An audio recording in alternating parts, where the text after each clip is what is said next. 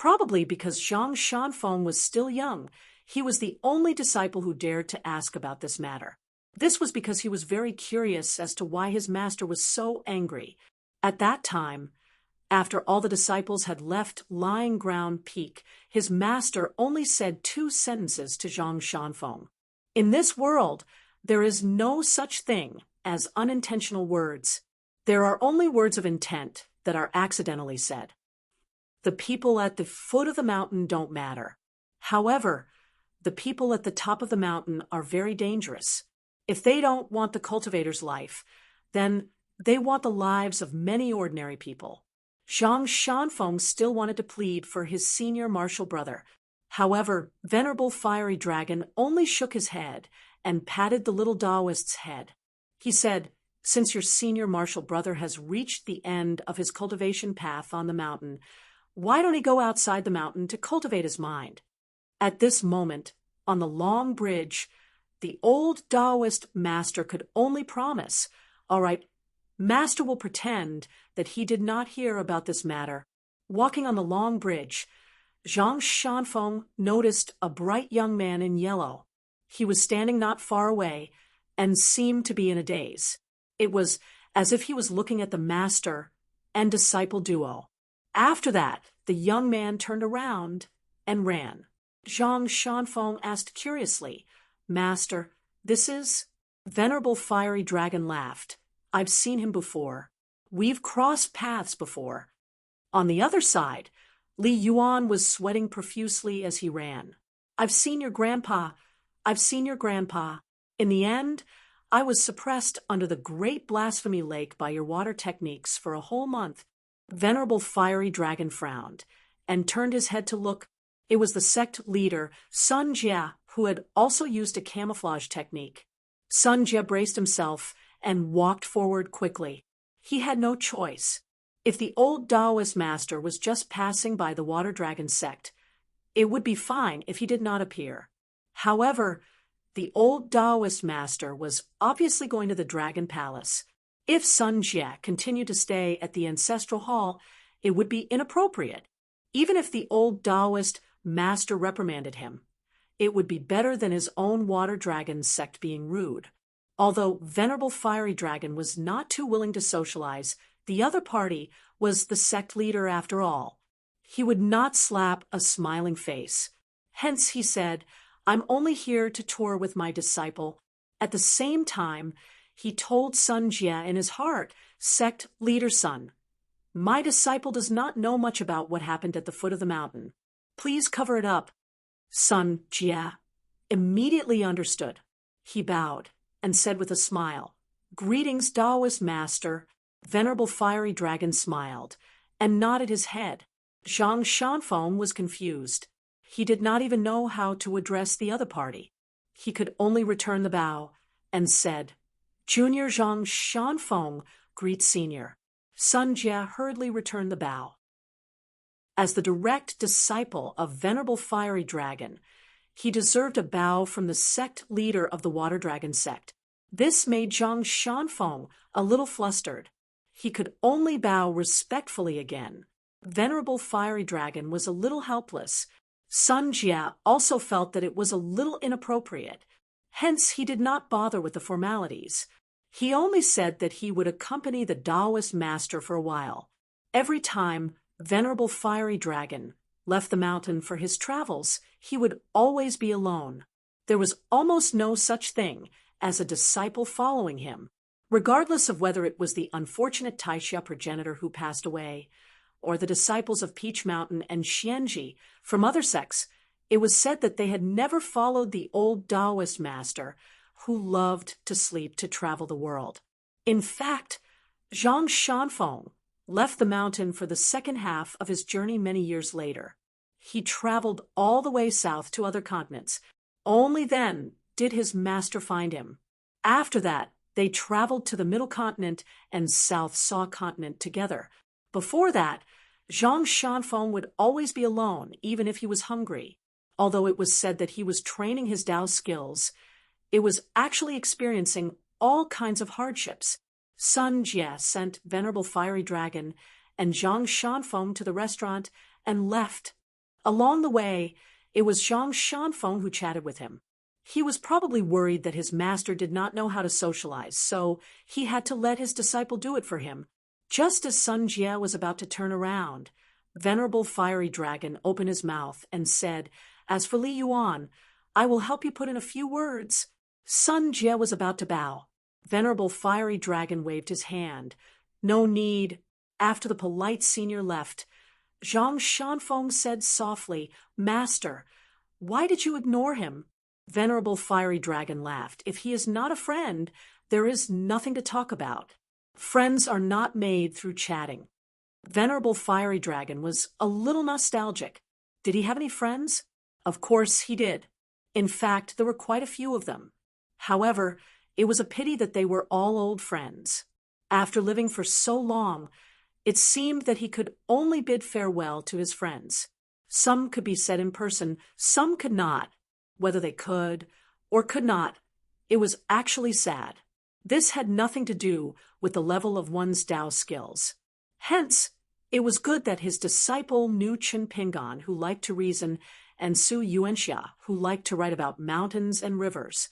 It was even better that Zhang Shanfeng and Chen Pingan respected the bearded ranger from the bottom of their hearts. They were like-minded and went through thick and thin together. Drinking water was better than drinking wine. Some of them called each other brothers and sisters, adding flowers to the brocade. There were knives hidden in the flowers. However, some of them sent charcoal in the snow by their friends. After sending the charcoal, they clenched their fists and waved goodbye. They only said that it was a small matter. When they were 34 miles away from the city gate, Zhang Shanfeng asked, "Master, how did you calculate Chen Pingan's location?" The old Taoist said, "This is a very difficult thing to do. However, Chen Pingan is deeply involved with you. For example, the Taoist seal and the ancient sword that you are carrying on your back were obtained by him first. He then gave you the opportunity to give me some clues. In addition, Chen Pingan happened to be in the North Continent. If he was in another continent, it would be even more difficult for me to predict his location. In fact, there was another secret that Fire Dragon Immortal did not mention to Chen Pingan. That was when they met in the alley of the village in the southeast of the Aquarius continent. As a return gift, the old Taoist gave Chen Pingan a meeting gift to help the child walk on the path of martial arts in the future. After all, this kind of relationship was not something that could be used as a topic of conversation. When they arrived at the entrance of the Dragon Palace, Zhang Shanfeng felt that the Water Dragon sect was a little black-hearted when he heard that he had to fork out 2 small coins. Zhang Shanfeng gritted his teeth and slowly took out 2 small coins from his sleeve and handed them to the Water Dragon sect cultivator, who was guarding the city gate. When they passed through the city gate, Zhang Shanfeng touched the door nail on the red lacquer door and did not forget to turn his head and say to the old Taoist, "Master, do you want to touch it too?" Back then, Chen Pingan said a lot of village customs. Among them, going to the city gate to remove all kinds of diseases, and passing through the city gate to touch the doornail can drive away filth and bad luck. Fire Dragon Immortal smiled and shook his head. "I'll pass." Zhang Shanfeng passed through the city gate and saw the white jade staircase that was 9,999 steps long. He immediately sighed. "Impressive, really impressive. It's worthy of being called a sect of immortals." There was only a winding path up the mountain in his crouching ground peak. The path was overgrown with weeds, but there were many wild fruits.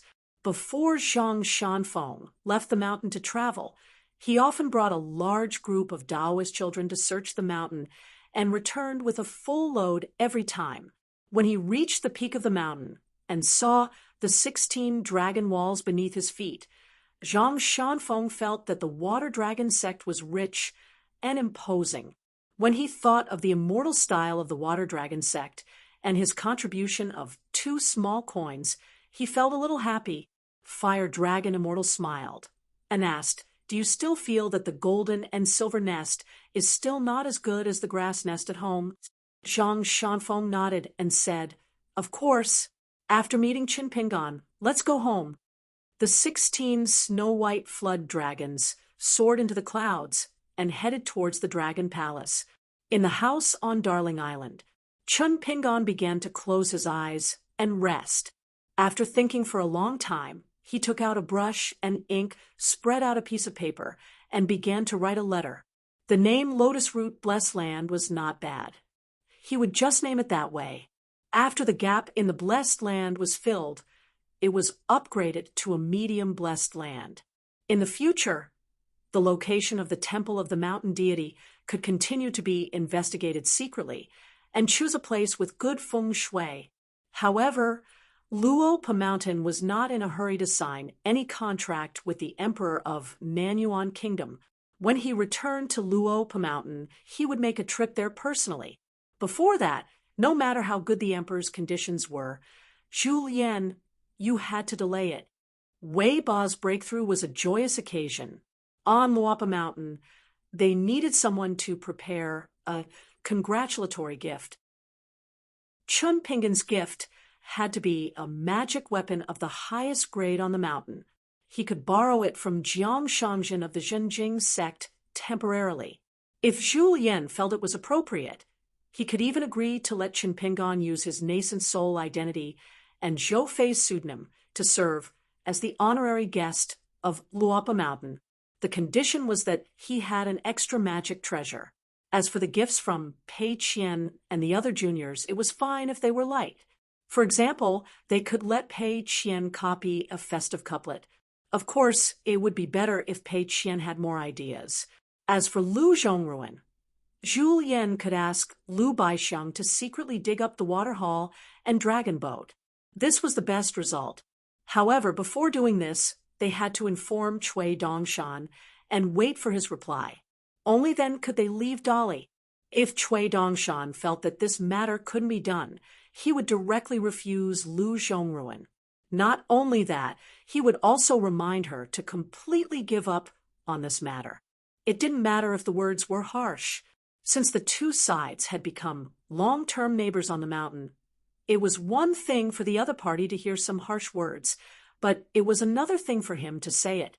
When he wrote the letter to this point, Qin Pingan stopped writing for a moment before continuing to write. If Lu Zhongruan insisted on taking risks, Luopa Mountain would take back the lease of the commissary. The consequences and compensation of breaking the contract would be borne by Luopa Mountain. Instead of being implicated by the cultivators of Pearl Hairpin Island in the future and being implicated by the unexpected disaster, it was better to cut off the relationship early. If Luopa Mountain wanted to operate in the long run, there were some trade-offs that had to be made. Instead of being destined to have a bigger falling out in the future, it was better to cut off the relationship early and let Pearl Hairpin Island, who had made a wasted trip, complain. If there was a real deadlock, he would need to do more secret compensation. For example, he would greet Jiang Shangjin and Guan Iran and let them help take care of Jade Slip Lake and Pearl Hairpin Island. There was no need to tell Lu Zhongruan about this. Luopa Mountain owed these two big favors first. When Chun Pingan returned to the Aquarius continent, he would deal with them later. As for Dong Shuijing, Luopa Mountain would try to help as much as possible, as long as it did not involve major issues. There was no need to pay attention to the gains and losses. However, any help to Dong Shuijing must not harm the interests of Pond Water City's garrison General Guaniran. This matter needed Julien to think carefully and be careful. As for the personal relationship between Dong Shuijing and County Chief Yuan and Supervisor Chao, Luopa Mountain could not be involved. However, Luopa Mountain could often interact with the new provincial governor Wei, Li of Huangting Country. This person was worth making friends with. However, Julien, you have to grasp the specific situation. There was also the newly appointed state city god, who appeared out of nowhere. Since the incense boy of the city god pavilion was already familiar with Pei Qian, then he could give Pei Qian a few words to continue to interact with the incense boy with a normal heart. In addition, Luapa Mountain and the state city god, who appeared out of nowhere, had some friendship, but they had to stop at a certain point. Because the other party could jump from a small piece of land to a state city god, his background must be extremely complicated. Now Luapa Mountain had to be stable, so as not to be affected by the fight of some immortals in the Great Li Temple. Now, the central area of the Great Li was definitely a dangerous scene with treacherous clouds and dense whirlpools. As for Old Dragon City's Fan Air and Sun Jiashu, when Zhu Lian was free, he had to trouble him to personally visit them. It could be considered as representing Chun Pingon to thank them.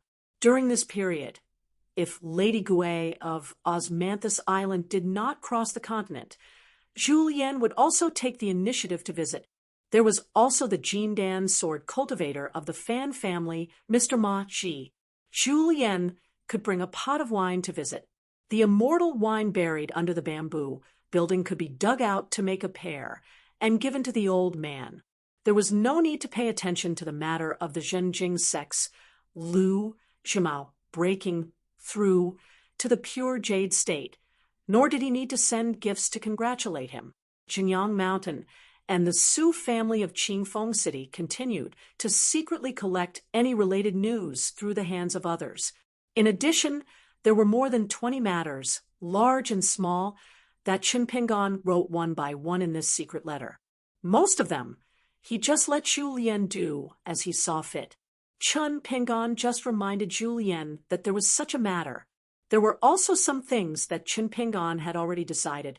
If Zhu Lian and the other two felt that the direction was wrong and needed to continue to consider, then they could send a letter to Li Lu because before returning to the Aquarius continent, he would definitely go to the Lion Peak first. In the end, Chun Pingon did not write a letter to Pei Qian alone, but at the end of the letter, he asked her to communicate more with her sister Baoping, and also to help him as her master to Chun Rushu, Chun Lingjun, and of course Zhou Mili, as well as Shiro, who was the shopkeeper of the shop in Dragon Riding Alley. One by one, he nagged Pei Qian again and again, telling him not to be mischievous at the school. If he felt that the teacher's teaching ability was not high, then he should learn how to behave like the teachers. If he felt that the teachers at the school were like ordinary people, then he should only learn from them. At the end of the letter, Chun Pingon promised Pei Qian that he had nodded and agreed. Under the recommendation of his first disciple, he would officially promote Mute Lake, Monster, Zhou Mili to the right protector of Luopa Mountain. He also allowed Pei Qian to personally announce this matter to everyone in Luopa Mountain. Even Chun Pingon himself didn't realize that he was writing down these words. His face was full of smiles and his eyes were warm. After writing this, Chun Pingon leaned back in his chair, held the back of his head, closed his eyes, and thought of the little lotus flower person who was said to not like to show her face. I wonder if the grass and trees on both sides of the mountain stairs in his hometown will be more lush than in previous years when spring comes next year. Every time after the gold script Dao Field, there would be a lot of rain in the Dragon Palace. Chun Pingon put away the letter, walked out of the house, picked up the oil paper umbrella, and continued to go out for a walk. After the walk, he planned to give the letter to Li Yuan to send to Luopa Mountain. Chun Pingon walked on the bluestone path adjacent to the mountains and rivers of Darling Duck Island. Suddenly, he turned his head and looked at a direction. He could vaguely see a talisman boat coming slowly. In the cave of Dragon Palace, he did not know anyone except Li Yuan and the Empress of Nan's Sunwater Hall. The talisman boat suddenly flew as fast as a flying sword and landed on the lake, steadily docking at the shore. Chun Pingon took a closer look and rubbed his eyes. Only then did he confirm that he did not see wrongly. He hurriedly controlled the jade plate, Junqing Yuxiang, to remove the mountains and rivers of Darling Duck Island. Fire Dragon Immortal had already removed the camouflage on the master and disciple. Zhang Shanfeng laughed and said, Chun Pingon. Chun Pingon smiled and asked, Why are you here? I was still thinking of going to Lying Ground Peak to look for you after we're done with this Jilu. Zhang Shanfeng strode forward and walked towards Chen Pingan. Chen Pingan handed the oil paper umbrella in his hand to Zhang Shanfeng, then bowed and cupped his fists. Junior Chen Pingan greets old immortal. Not old, not old. You can just call me immortal. Fire Dragon Immortal. And the young man smiled and nodded. The moment they landed from the talisman boat, the rain on Darling Duck Island stopped instantly. Zhang Shanfeng was stunned for a moment and kept his oil paper umbrella. He laughed and said, "Good omen, good omen." Then Zhang Shanfeng gestured to Chen Pingan's height and asked curiously, "Chen Pingan, why are you so fast?" It turned out that Chen Pingan was already taller than the young Taoist by about a fist. In fact, it had been many years since they parted ways. Chen Pingan then felt a little awkward. He was all alone on Darling Island and naturally had no connections. If it was just Zhang Shanfeng alone, it would be fine, and he would not be courteous. However, there was an old Taoist standing in front of him, and he was in a difficult position. There was wine, but it was obviously not suitable. There was also wine in the small wall of the Sparrow residence. However, it was a pity that he knew nothing about brewing tea, and did not have a tea set. Fire Dragon Immortal looked at the young man and joked, walking with a limp, "Are you in trouble?" Chen Pingan smiled bitterly and nodded. Under the eyes of the old immortal, Zhang Shanfeng used his elbow to hit Chen Pingan. Chen Pingan returned the favor. Fire Dragon Immortal turned a blind eye to this and walked slowly. The two young men walked beside him. The old immortal asked again, "Such a good literary gall, and it is compatible with your Tao. Why is it gone? If not, with the help of the three elements, you would not have to limp up the mountain." After Zhang Shanfeng heard this, he stopped greeting Chen Pingan. Chen Pingan replied, "I met with some problems and could not convince myself. There are some principles that cannot be used to restrict others." The old immortal smiled and asked, "I am a little curious. What principles did you talk about that required you to pay such a huge price?" Chen Pingan hesitated for a while and gave a rough answer. "It was a person that I could kill 1,000 times if I met him, but I could not kill him." Ooh. The old immortal nodded and said, "Once the literary gall is broken, the moral aura that you spent so much effort to condense will be scattered. Then what? When will it end?" Chen Pingan remained silent. The old immortal smiled and said, "Drink some wine and think carefully. It is not too late to say." Chen Pingan took off the blade's strengthening gourd. The glutinous rice wine in it was now from his hometown. He took a sip and passed it to Zhang Shanfeng. The latter gave a look to indicate that his master was here. The old immortal continued, "You are so selfish. Why can't you kill him? Since that is the case, in my opinion, if you don't break the literary gall, it will break on its own." Chen Pingan took another sip of wine. The old master smiled and extended a hand. "Did you use up all your tricks and all your knowledge in order to make it to where you are today? For example, using the Buddhist method of subduing the heart monkey, turning a certain thought of yours into a heart monkey and locking it in your heart, treating that damned person as an erratic horse and detaining him somewhere. As for how to correct the mistakes, that was even more complicated. The laws of the school of legalism, the ruler of the school of Taoism, the enlightenment of the school of Buddhism, the fasting of the school of Taoism, and the rules of the school of Confucianism had to be pieced together as much as possible to make up for the mistakes, right? Do you hope that one day in the future, you and that person will know your mistakes and correct them year after year and be able to repay the world?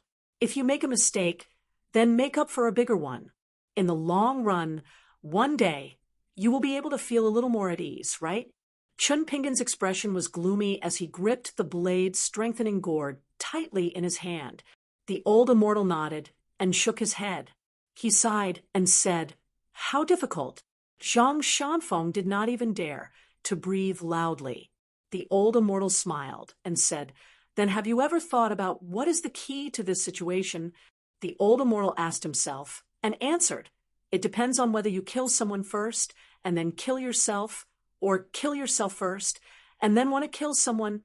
Chun Pingan was in a daze. He muttered, "Shouldn't we first look at right and wrong before talking about other things?" The old immortal sneered and said, "Then I'll ask you again.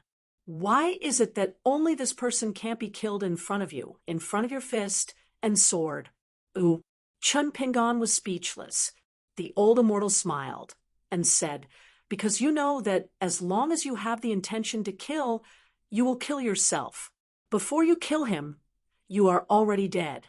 Chun Pingan, is this difficult to understand? You, Chun Pingan, are too smart. Your understanding of the human heart far surpasses that of your peers. Many of the choices in the unseen world are completely based on your heart. It has nothing to do with some of the principles that you believe in. That is the most fundamental thoughts and understanding hidden in the depths of your heart. Chun Pingan, there is no need for you to twist your brain at all. Therefore, you seem to be unaware, but in fact, it is real.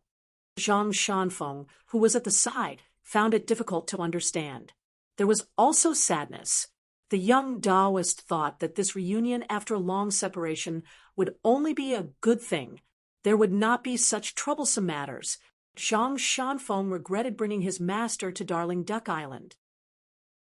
Venerable Fiery Dragon shook his head and said, "In your eyes, Chun Pingan, as long as you kill this person, everyone in Chun Pingan's life, from children to teenagers and later on, will all die. Everyone that you know and know you, especially those who are no longer in this world, seems to have died with you. They all die together. In the end, is it really not because of your selfishness? Chun Pingan, you are too afraid of death. Not only are you afraid of your own death, you are even more afraid of others dying for you." Chun Pingan stood where he was, the blade-strengthening gourd in his hand gently falling to the ground. Venerable Fiery Dragon smiled at Zhang Shanfeng and said, "Let's continue walking and let Chun Pingan think about it. There is no hurry." Zhang Shanfeng was so anxious that smoke was coming out of his throat.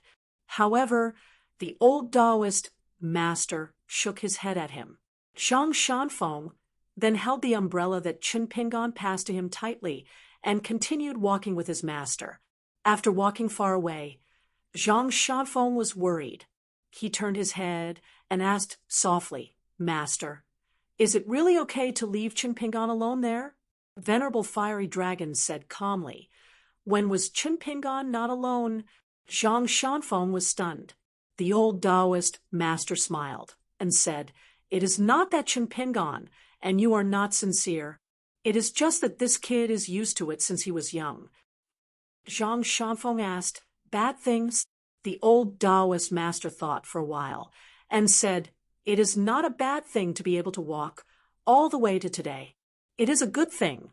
However, if it is still the same after today, then..." Zhang Shanfeng asked the same question again. "Bad thing?"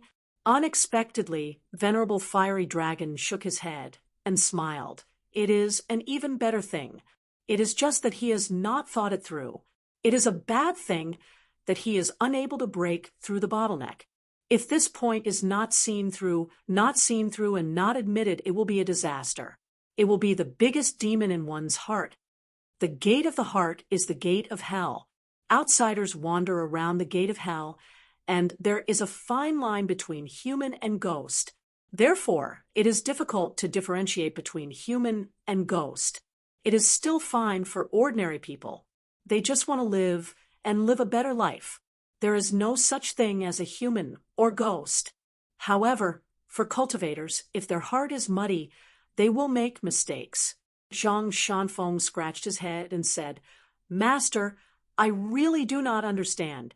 The old Taoist master smiled and said, "Because you do not need to understand. The difference between people is the difference between heaven and earth." Zhang Shanfeng asked, "Master, if you say that others are selfish, it is not my place to say anything. However, if you say that Chun Pingan is selfish, I feel that it is not right." The old Taoist master shook his head and said, It is not a derogatory statement. Therefore, there is no need to stand up for him. Zhang Shanfeng suddenly stopped and said, "Master, I will not leave. I will stay here and look after Qin Pingan. If not, I will not be at ease." The old Taoist master nodded and said, "Very good." Zhang Shanfeng grumbled, "What's so good about it?" The old Taoist master smiled and walked around the island alone. Furthermore, the old Taoist master was curious about the answer that the young man came up with. Zhang Shanfeng squatted on the ground. Although it was not raining, he had nothing to do. He held up an umbrella and looked at the mustard seed figure standing by the lake. Venerable Fiery Dragon continued to walk. However, Darling Duck Island was only 30 miles away.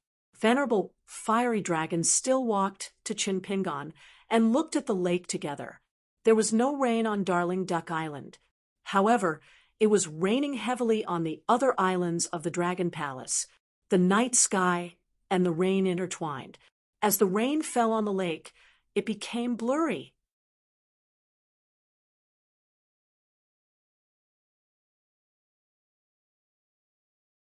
Before this, I had purposely thought that the world was more complicated and messy. As for myself, I would subconsciously feel that as long as my courage was broken, I could stop thinking about it. Actually, this was a form of avoidance. Actually, like what Venerable Fiery Dragon said, I was selfish. It was not scary to be so selfish. The scary thing was that I did things without knowing it. Once I knew it, there was no need to be afraid. Venerable Fiery Dragon shook his head and said, "It's not enough. I was very vengeful. There were many people that I wanted to kill, but failed to do so. I could only bear with it. However, I was not afraid of waiting. What I was afraid of was that after waiting for a long time, I would realize that my reason had changed, and I would not have a reason to kill. Therefore, I had always hoped that before the new reason appeared, I would have the power to kill." Qin Pingan thought for a while before saying, "Also, I have always been a timid person. When I was young, I was afraid of ghosts. After my parents died, it was not that I was not afraid of ghosts anymore. It was just that I changed my way of escaping.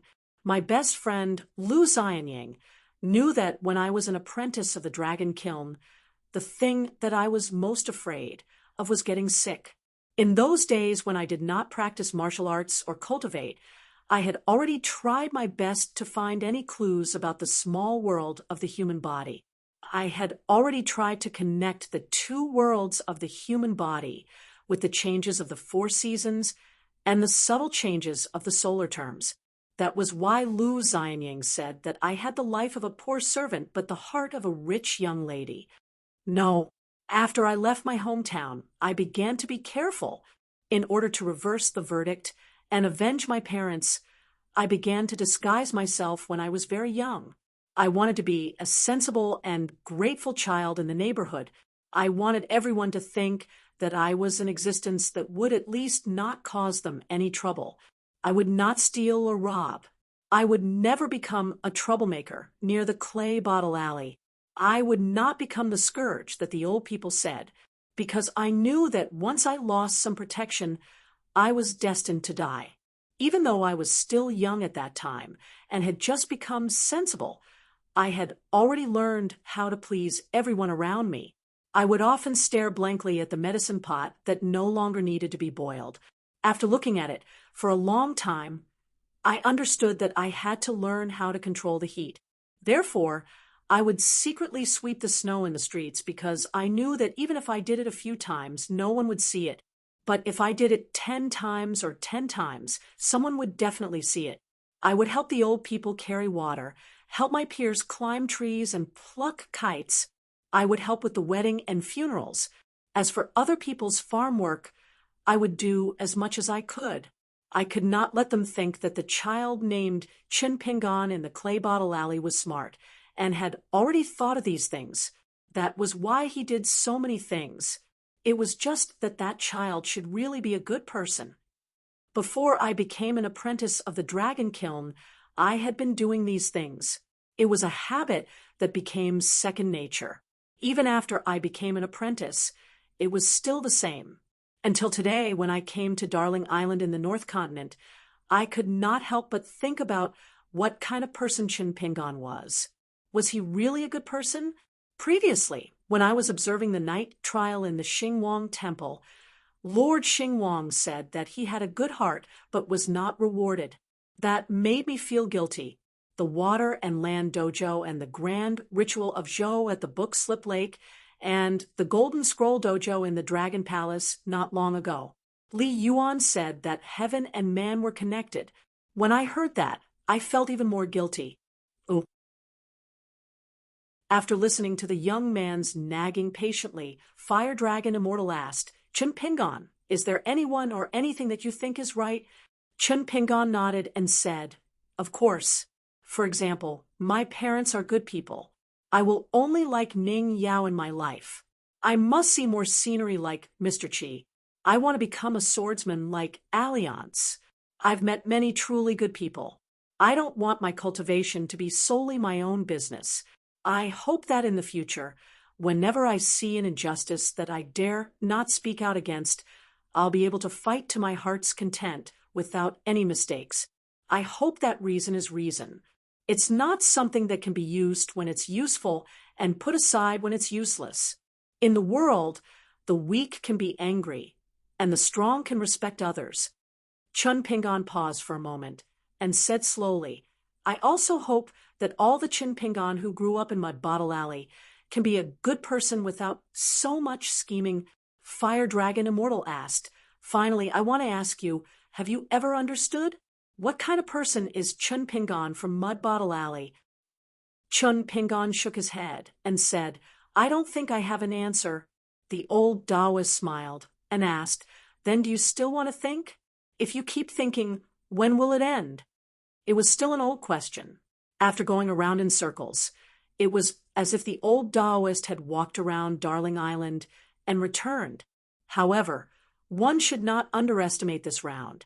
Taoism worshipped returning to one's natural state, seeking the truth.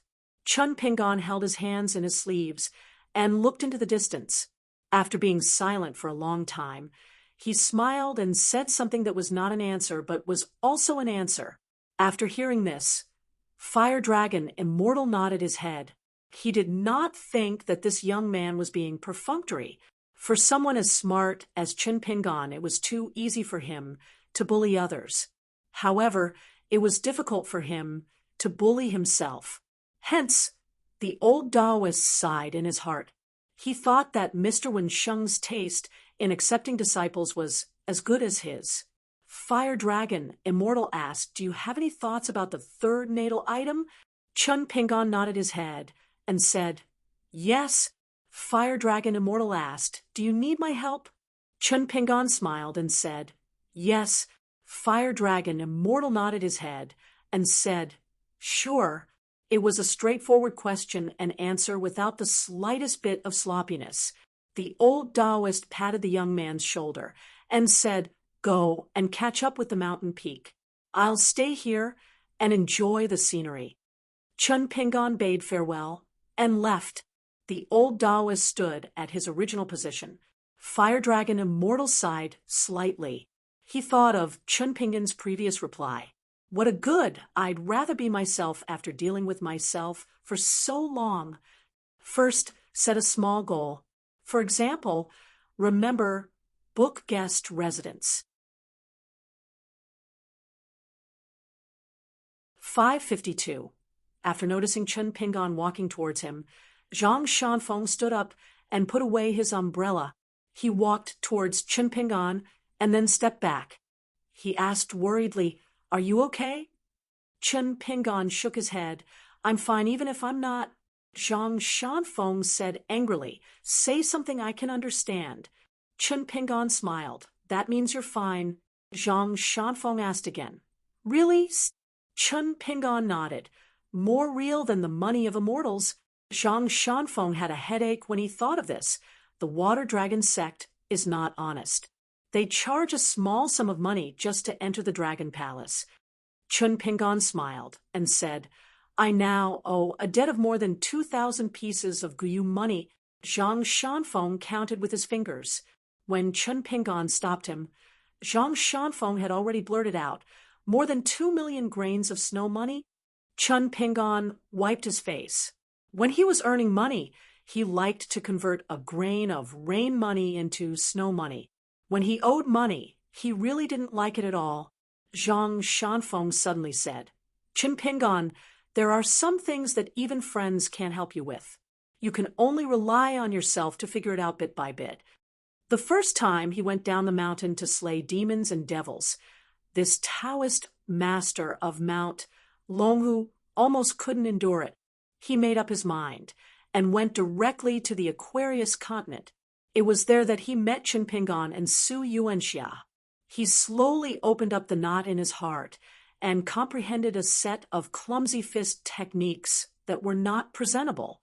Chen Ping'an nodded softly. The deepest part of the heart was the most heart-wrenching. Chen Ping'an's current state of mind was certainly not as relaxed as what he said and showed on his face. Zhang Shanfeng took out a porcelain bottle from his bag. "This bottle of water pills was given to me by a friend of my master from the Central Mirage Lake. My master said that you gave me the Taoist seal and Jinwu sword, so I have to return the gift." Chen Ping'an was stunned for a moment. He accepted the bottle without hesitation. Not only was his palm cold, but there were also some strange movements in his entire water residence. He couldn't help but ask, curiously, a gift from the Central Mirage Lake? The Lake Lord of Tsang, Yun Lake, had given him water pills before. Earlier, he had also seen the water hall elixirs that Lu Zhongruan kept. However, compared to this bottle of Mirage Lake water pills, it was like heaven and mud. That inverted mountain immortal book had mentioned the Mirage Lake before. It was a huge lake in the Central Plains. Could it be a water pill that the Lord of the Mirage Lake had refined with his natal water fate? Zhang Shanfeng nodded and said, "Yes, it's the Mirage water pill. However, Master said that its grade isn't too high. Master said that his relationship with the various water gods in the world is average, so he can't ask for the best water pill." Chen Ping'an did not know whether to laugh or cry. The best that venerable fiery dragon was referring to was the best in the entire vast heaven. The so-called not too good must be very good. The Mirage Lake was very famous in the central divine continent. It had a vast body of water, and there was a god of the upper 5 realms. The water residence of the Lake Lord was the famous Mianqi Palace. It was said that the winning item was the world's largest dragon king basket. There were many legends about the Mirage Lake. It was said that there was an unknown Taoist who went boating in the Mirage Lake on a moonlit night. A flood dragon escaped into the Mirage Lake. Lightning chains covered the sky, and the flood dragon escaped into the Taoist's sleeve. The Taoist easily repelled the lightning and helped the flood dragon escape. Hence, there was a beautiful poem in the future. When the lightning came, there was nowhere to hide. It escaped into the sleeves of the Taoist. Chen Ping'an held the bottle of water pills and turned to look. He said softly, "Zhang Shanfeng, you have a good master." Zhang Shanfeng was happy. "I knew it." Chen Ping'an smiled. "Old Chinren has a good disciple." Zhang Shanfeng shook his head. "There are many disciples like me in the Earth Flat Peak." Chen Ping'an said, "I don't think there are many." Zhang Shanfeng smiled. "You're just speaking the truth." Chen Ping'an put his arm around the young Taoist's shoulder. Zhang Shanfeng lowered his head and bent over. He wanted to put his arm around Chen Ping'an's neck. They bickered. Chen Ping'an brought Zhang Shanfeng into the mansion and into the house. Zhang Shanfeng glanced at the green bamboo, mountain staff, and the sword immortal on the wall. He smiled. "It's still the same." Chen Ping'an moved a chair for him, and the two sat facing each other. Zhang Shanfeng began to talk about what he and his master had seen in the Central Plains Divine Continent and the Southern Swirl Continent. Finally, he talked about Lu Xianyang, who was studying under the mellow scholar Chen family. Chun Pingon listened to Zhang Shanfeng's story quietly. His heart was calm, and the ripples gradually calmed. Zhang Shanfeng began to talk about his journey back home. Suddenly, he realized that the guy opposite him had fallen asleep while listening. Zhang Shanfeng was a little helpless. He stood up quietly and left the house. After closing the door softly, he squatted under the eaves and spaced out. The world was strange. Some people only focused on what others had and did not think about why. His master said that this was called being blinded by a single leaf. He also said that the world was even stranger. Thinking this way was not necessarily a bad thing. Zhang Shanfeng had always felt that he did not fit in with this world. It had nothing to do with his cultivation level. He could slowly cultivate on flat ground peak, or travel to Jianghu with Qin Pingon and Su Yuanxia.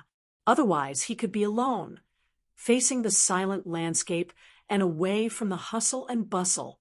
He would not make mistakes and harm others. Heaven and earth would not harm him. Only then would Zhang Shanfeng feel slightly better. Zhang Shanfeng asked his master if there was a problem with his Tao heart. His master said that there was no problem. He even said that the Confucians were doing addition, cultivating one's body, managing one's family, ruling one's country, and pacifying the world were all on one's shoulders. Taoism, on the other hand, was doing subtraction. One by one could draw a clear line and cut off all ties. One would forget about everything, and one would not have to worry about anything. In the end, one would walk to a peaceful place. Buddhism changed from Hinayana to Mahayana to Hinayana. Gradually, one would have an epiphany. The three leakless principles of precepts and wisdom were actually increasing and decreasing in order. The three sects seemed to have different roots, and their paths were very different.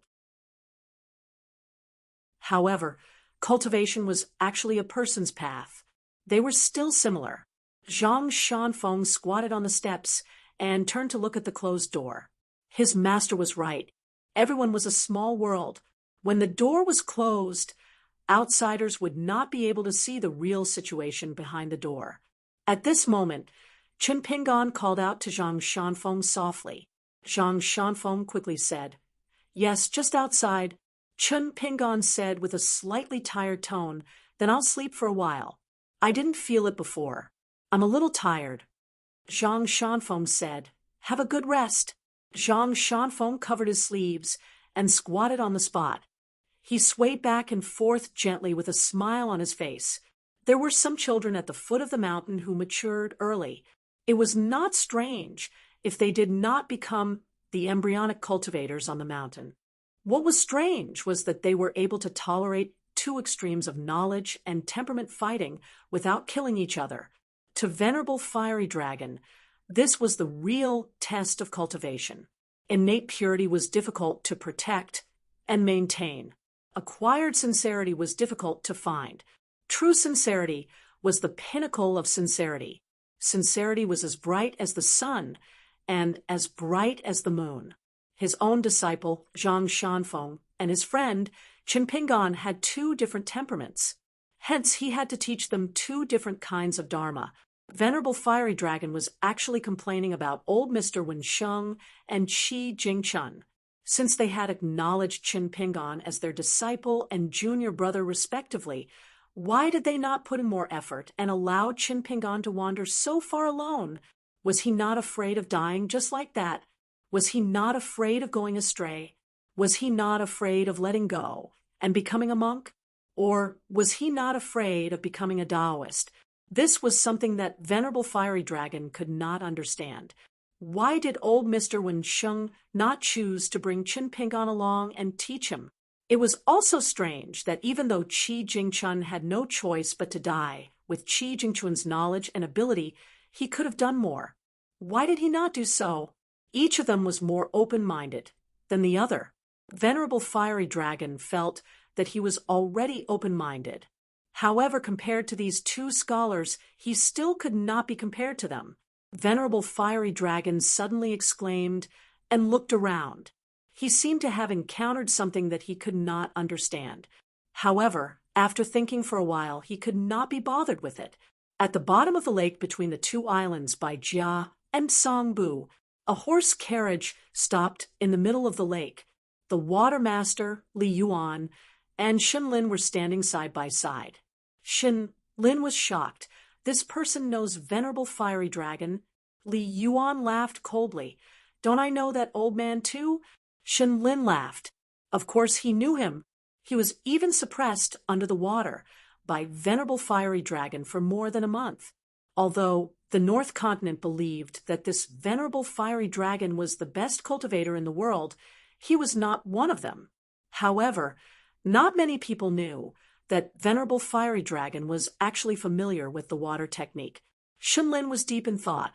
At this moment, Li Yuan's scalp went numb. It turned out that the Venerable Fiery Dragon was waving towards the horse carriage. Just as Li Yuan was about to dissipate into golden light, he dispelled the thought. This was because Venerable Fiery Dragon had already appeared beside the horse carriage.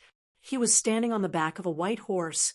Shun Lin immediately cupped his fists and said respectfully, Shun Lin, an old member of the Southern Sun Water Hall, pays my respects to Fire Dragon Jinren. Venerable Fiery Dragon was rather courteous to this water god. He smiled and said, everything is natural. Let fate take its course. Water god, whose face was like a shattered porcelain, was shocked. She said with a trembling voice, thank you for your teachings, Venerable. Venerable Fiery Dragon smiled and did not say anything. He glanced at Li Yuan. Oh, isn't this Uncle Li from the Temple of Salvation? Wherever I go, I can see you. It's really fate that can't be stopped. Li Yuan frowned and pretended to be deaf. So what if your Tao is powerful? You can't beat me up just because you don't like me, right? Venerable Fiery Dragon laughed. Li Shuaizhen, since you have nothing to do, why don't you chat with me? Li Yuan was confused. I'm busy. Very busy. Venerable Fiery Dragon shook his sleeves. Oh. Li Yuan immediately said, you can wait. An old Taoist and a young man left the horse carriage and traveled on the water. Shun Lin activated his powers and drove the horse carriage back to the summer palace. After Shun Lin left, Li Yuan immediately smiled and said, Brother Fiery Dragon, why didn't you greet us when you came to the Water Dragon's grotto heaven? You're treating me like an outsider. Are you looking down on this down and out little brother? Venerable Fiery Dragon nodded. Yes, I look down on you, Li Shuaizhen. Li Yuan felt that there was no way to chat. As the great blasphemy water master, he felt uncomfortable in the water, as if he was in a cage. After a long silence, the two of them swam at the bottom of the water. Their figures were ethereal like smoke. Venerable Fiery Dragon finally spoke. Ever since the Water Dragon sect was established, they have treated you well. Why are you still putting on airs? Do you have to place the seat of the Ancestral Masters Hall in the first place? Do you always remind the sect masters of the Water Dragon sect that the Ancestral Masters Hall is your territory? Are they just tenants? Is there something wrong with your brain? Do you really think you are the leader of the pugilistic world? How dare you be so arrogant? Li Yuan said weakly, if you want to condemn someone, you can always accuse him. Old Taoist, whatever you say. I'll admit it. Venerable Fiery Dragon laughed coldly. Even a huge relationship can't withstand your squandering. The weather in the Water Dragon's grotto heaven is good. What does it have to do with you? It's all Shun Lin's work. Back then, when the sword immortal stole the Water Dragon's treasure. Why did you stand by and do nothing? He can deceive the busy Shun Lin and the Nan Sun Water Hall, but can he deceive you, who is always strolling around? Li Yuan pursed his lips. The Water Dragon sect didn't say anything. Of course, Venerable Fiery Dragon knew that there were more twists and turns in this. It was not a simple matter of good and evil. However, everything in the world could be roughly seen. And the result was often the cause of the next karma. Just like the ripples on the lake, it was difficult to see the entire water. However, As a cultivator, if he could not see the rise and fall of every ripple, how could he cultivate the Tao? The old Taoist said in a low voice, "If I did not have an old relationship with that person, do you think I would be willing to talk nonsense with you?" Li Yuan sighed, no longer pretending to be a fool. His face was bleak as he said helplessly, "I've watched the rise and fall of the Water Dragon sect and the increase and decrease of their incense offerings for many years. Many of my hopes have died. Now, I feel that it's meaningless. This generation's sect leader, Sun Jie, is not bad. But what can he do? It's not like I haven't thought about having the Water Dragon sect refine the Temple of Blasphemy, but the two people I thought highly of weren't able to become sect master. One of them was killed by me and the Water Dragon sect. The Water Dragon sect is under someone else's roof. They have been disgusted by me for years. They asked for it.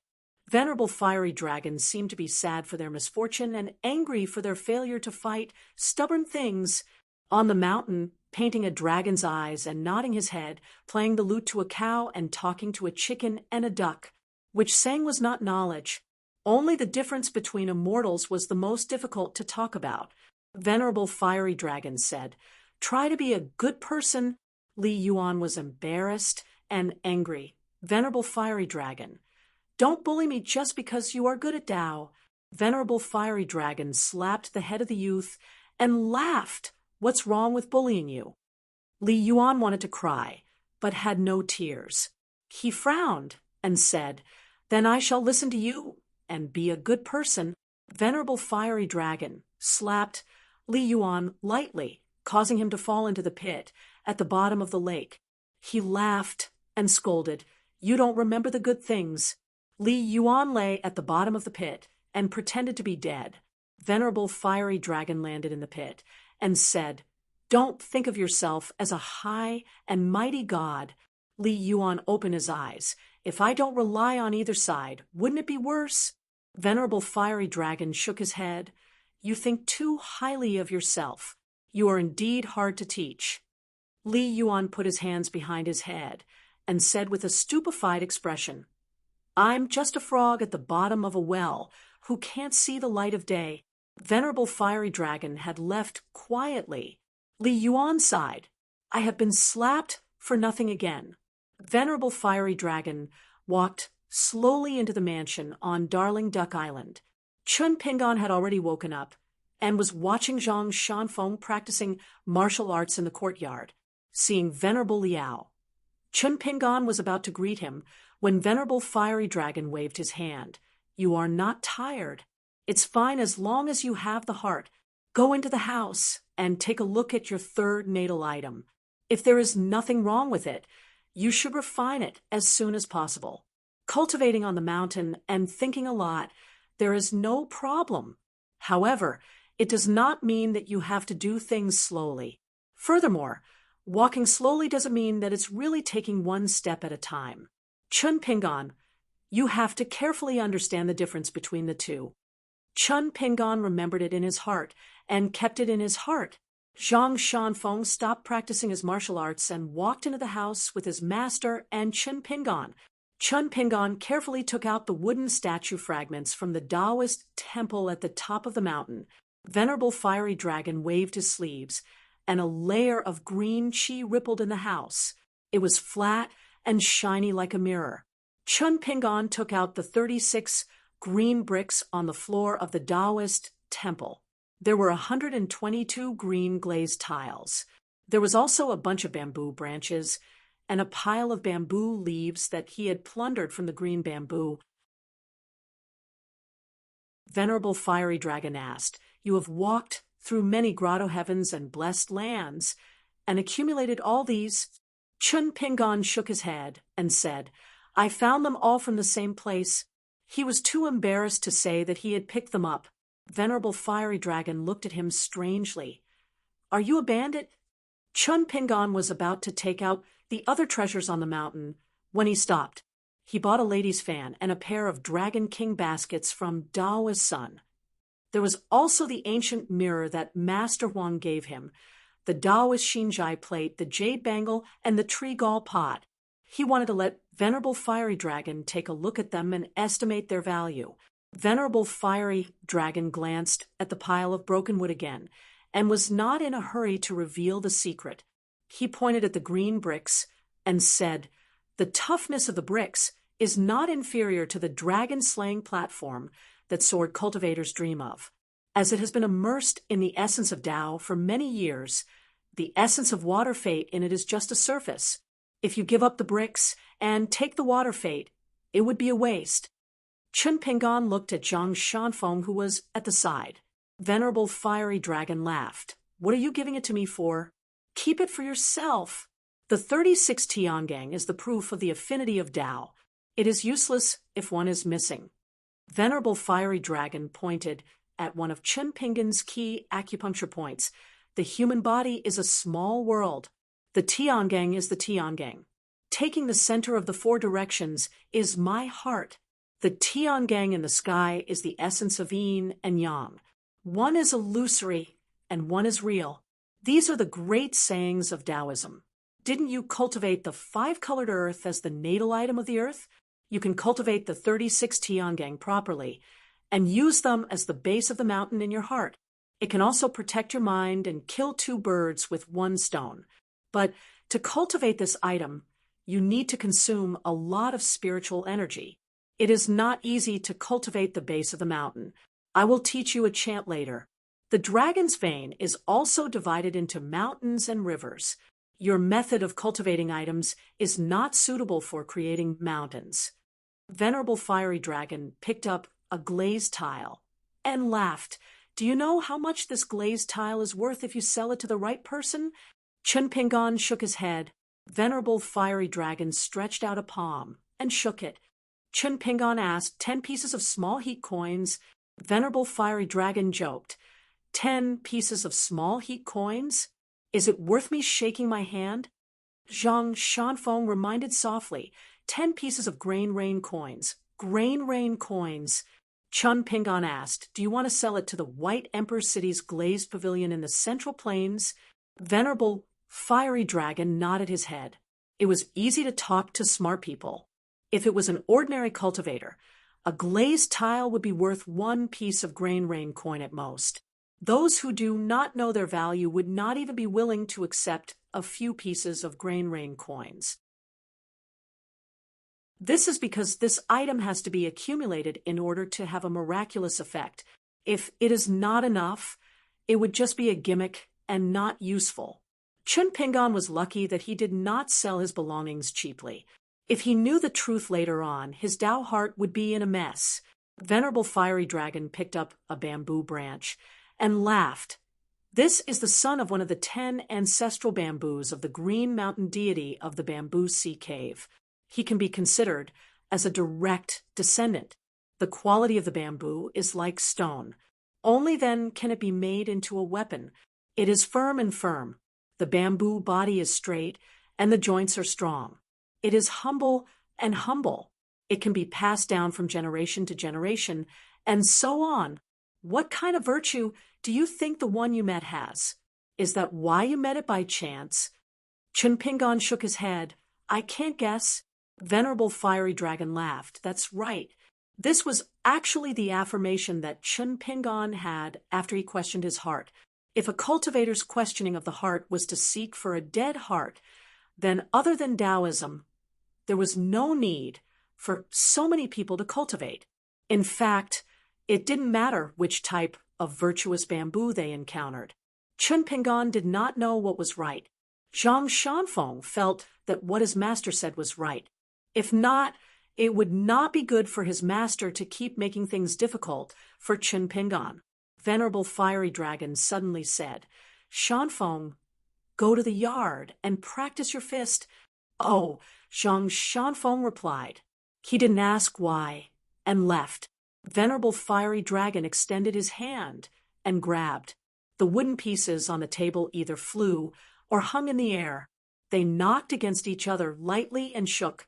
Finally, a middle-aged Taoist statue was formed. It was like a reconstructed golden body of the mountain deity. Looking at this middle-aged Taoist, Venerable Fiery Dragon sighed. Then Venerable Fiery Dragon kept his thoughts and looked serious. He said in a deep voice, "Chun Pingon, where did you get this statue from?" Chun Pingon roughly described his experience of searching for treasures in the mountains. He skipped over the many things that happened to Daoist's son in the ruins of the immortal residence. However, Chun Pingon still underestimated Venerable Fiery Dragon's knowledge and skills. Venerable Fiery Dragon stared at the wooden statue and said slowly, "This person was killed by the second Taoist brother who wore a Taoist robe and wielded a celestial sword. Among the direct disciples, there was a person called Song Maolu who surpassed his master. He was a rare talent in the Qingming world. With his strength alone, he gathered almost 60% of the Taoist sects outside the Baek Okekyung building. Think about it, in our vast world, if there was someone who could go against half of the Confucian school, what would that be like?" Chun Pingon could not imagine such a thing.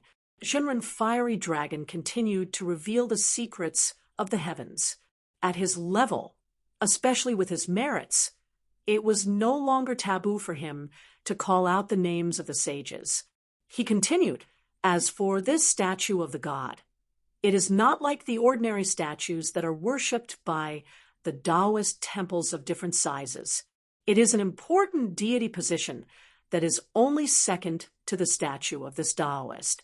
You can understand it as the out-of-body in spirit of a cultivator. This wood was cultivated from the ancestral peach tree of the Xian Du Temple." Venerable Fiery Dragon laughed. "The temple master of the Xian Du Temple is the senior brother of this wooden statue. He has always been in the top 10 of the Qingming world and is known as the unshakable fifth person. The Taoist sword celestial lineage can be said to be supported by this temple master." Venerable Fiery Dragon then asked, "Can you be sure that there will be no repercussions?" Chun Pingon nodded his head and said, "Yes." Venerable Fiery Dragon laughed. "Good fellow, you have struck it rich." If it was an ordinary junior who dared to say such words, Venerable Fiery Dragon would have advised him to think twice before doing so. But since it was Chun Pingon, there was no need for that. Moreover, since Taoist's son of the Xian Du Temple was willing to leave this item behind, it was a form of recognition towards Chun Pingon. Venerable Fiery Dragon paused for a moment and looked at Chun Pingon. At this moment, he seemed to have understood something. He could vaguely guess Qi Jingchun's intentions, but he did not know if he guessed correctly. Venerable Fiery Dragon asked directly, "Do you have the heavenly treasures that are used to cultivate the earth natal item?" Chun Pingon nodded his head and said, "Yes." Venerable Fiery Dragon nodded his head and said, "That's enough. There's no need to do anything else." Chun Pingon heaved a sigh of relief. After all, he only had one chance, unlike Cui Dongshan, who had prepared 3 portions of the 5-colored soil. Initially, he wanted to seek for a stable and suitable timing. This was also the reason why Chun Pingon was hesitant to cultivate this item in the hollow of the Dragon Palace. Venerable Fiery Dragon looked at this young man who liked to ponder and laughed. If it was a wild cultivator, he would not care about anything else. Once he got it, he would cultivate it first. If it was an immortal master, he would have the help of the elders in the sect. He might even be more meticulous than the disciple. Venerable Fiery Dragon reminded him, "Before you cultivate it, calm down first." Venerable Fiery Dragon joked, "Do you have any other treasures? Take them out for me to take a look." Chun Pingon did not stand on ceremony and took out the treasures one by one. Finally, he took out the page of scripture, which was a Buddhist scripture. At first, Venerable Fiery Dragon felt that after seeing the page of scripture, he understood. Venerable Fiery Dragon helped to appraise the treasures on the mountain. During this period, he picked up the exquisite round fan and shook it gently, as if he was shaking off dust. He smiled and passed it to Chun Pingon. "Take a look again." Chun Pingon took the round fan and saw that it was still a painting of a court lady holding a fan. However, upon closer inspection, he discovered that there was a painting of a court lady holding a fan on top of the small round fan in the hand of the court lady. After a moment, Chun Pingon hurriedly closed his eyes, stretched out his hand into a fist, and gently pressed it against his forehead. Venerable Fiery Dragon laughed. "Keep it and treasure it well." Venerable Fiery Dragon kept the pair of bamboo baskets in his sleeves. "It is too dilapidated. I will help you to repair it. I am not boasting, but this is no longer a matter of a few celestial coins. Only by mixing water and fire and cultivating it carefully can it be repaired and not hurt its foundation. It is best that you do not sell this pair of baskets. In the future, if there is a flood on your mountain, you can use it as a water dragon. You have to be clear that the Dragon King baskets are not only used to suppress victory, they are also small dragon palaces in the world. If a cultivator uses it, it is a weapon. If a water dragon occupies it, it is a natural residence." Chun Pingon thanked him. After Chun Pingon kept all the items, Venerable Fiery Dragon wanted to say something but stopped. Venerable Fiery Dragon laughed. "It should not be a family matter. I understand now. Are you curious about the style of my flat earth peak?" Chun Pingon braced himself and said, "Venerable Fiery Dragon, if I may be so bold as to say, you can teach Zhang Shanfeng some profound Tao techniques." Venerable Fiery Dragon laughed out loud. If one were to talk about the realms of a cultivator, it would be the most tangible thing in the world. However, Venerable Fiery Dragon's flat earth peak did not allow any disciples to talk about their realms. The reason behind this was not to be told to outsiders. However, the young man in front of him was not considered an outsider. Hence, Venerable Fiery Dragon laughed and asked, "Are you curious why I am hiding it from you?" Chun Pingon nodded his head. Venerable Fiery Dragon turned around and walked towards the sword, celestial, hanging on the wall. He smiled and said, "When I take in disciples, I only look at their temperament and not their potential."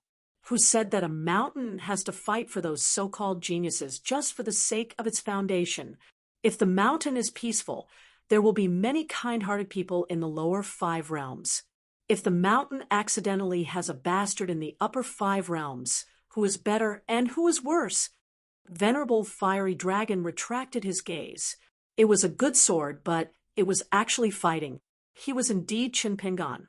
Venerable Fiery Dragon turned his head and laughed. "It is not because I have reached such a realm that I can say these words. It is because I have always been doing things according to this logic.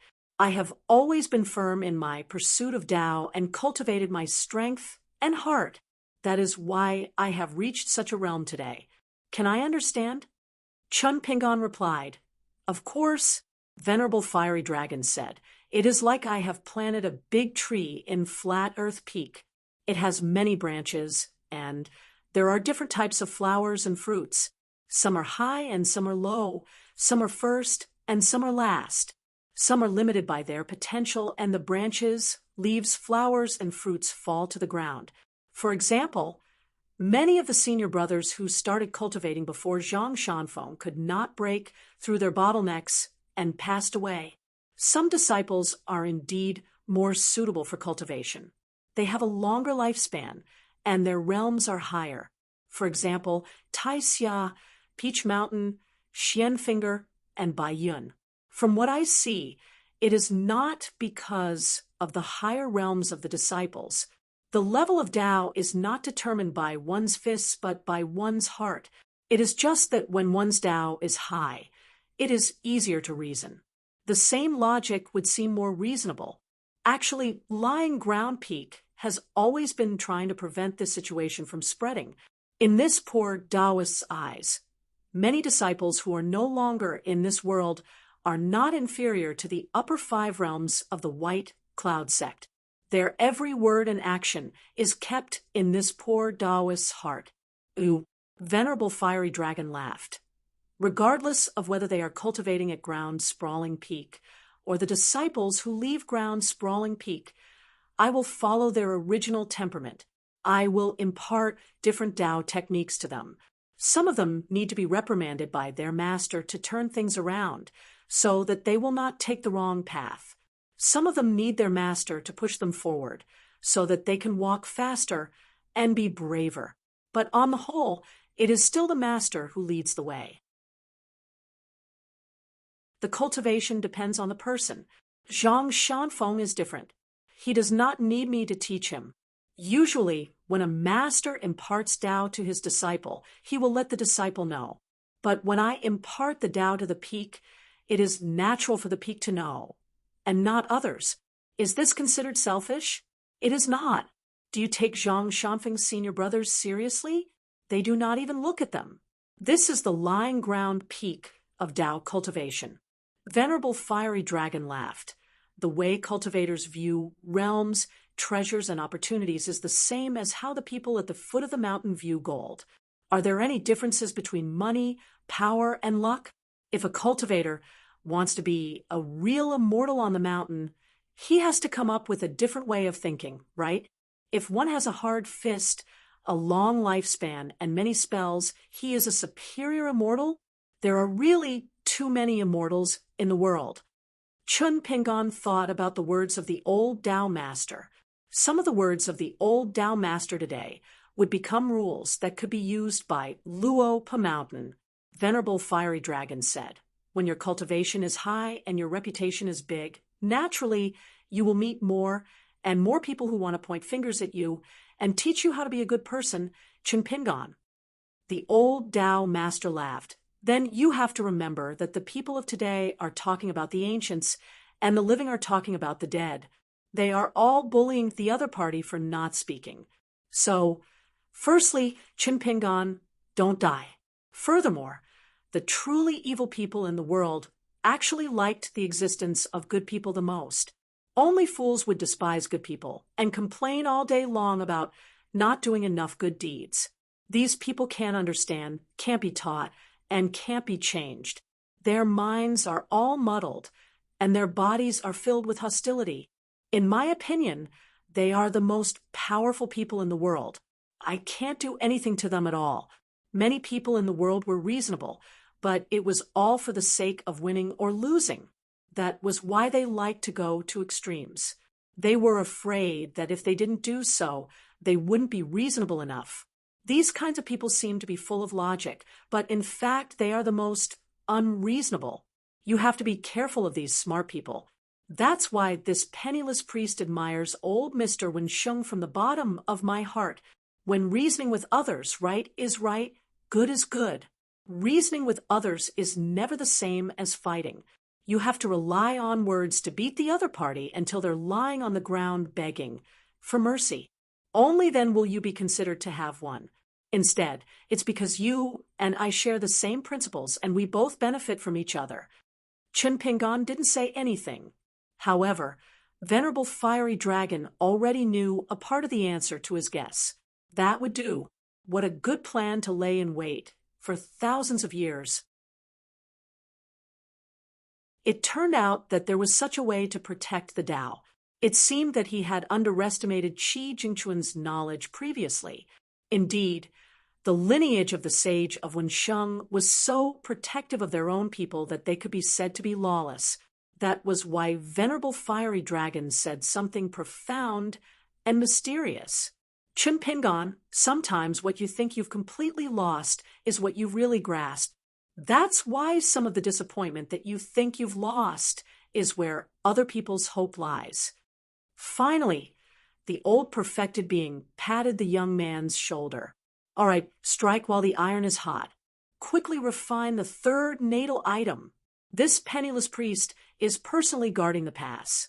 This treatment is something that ordinary cultivators wouldn't even dare to think about. If not, how can a third realm Qi refinement warrior have the cheek to go out and wander around? Chun Pingon smiled bitterly.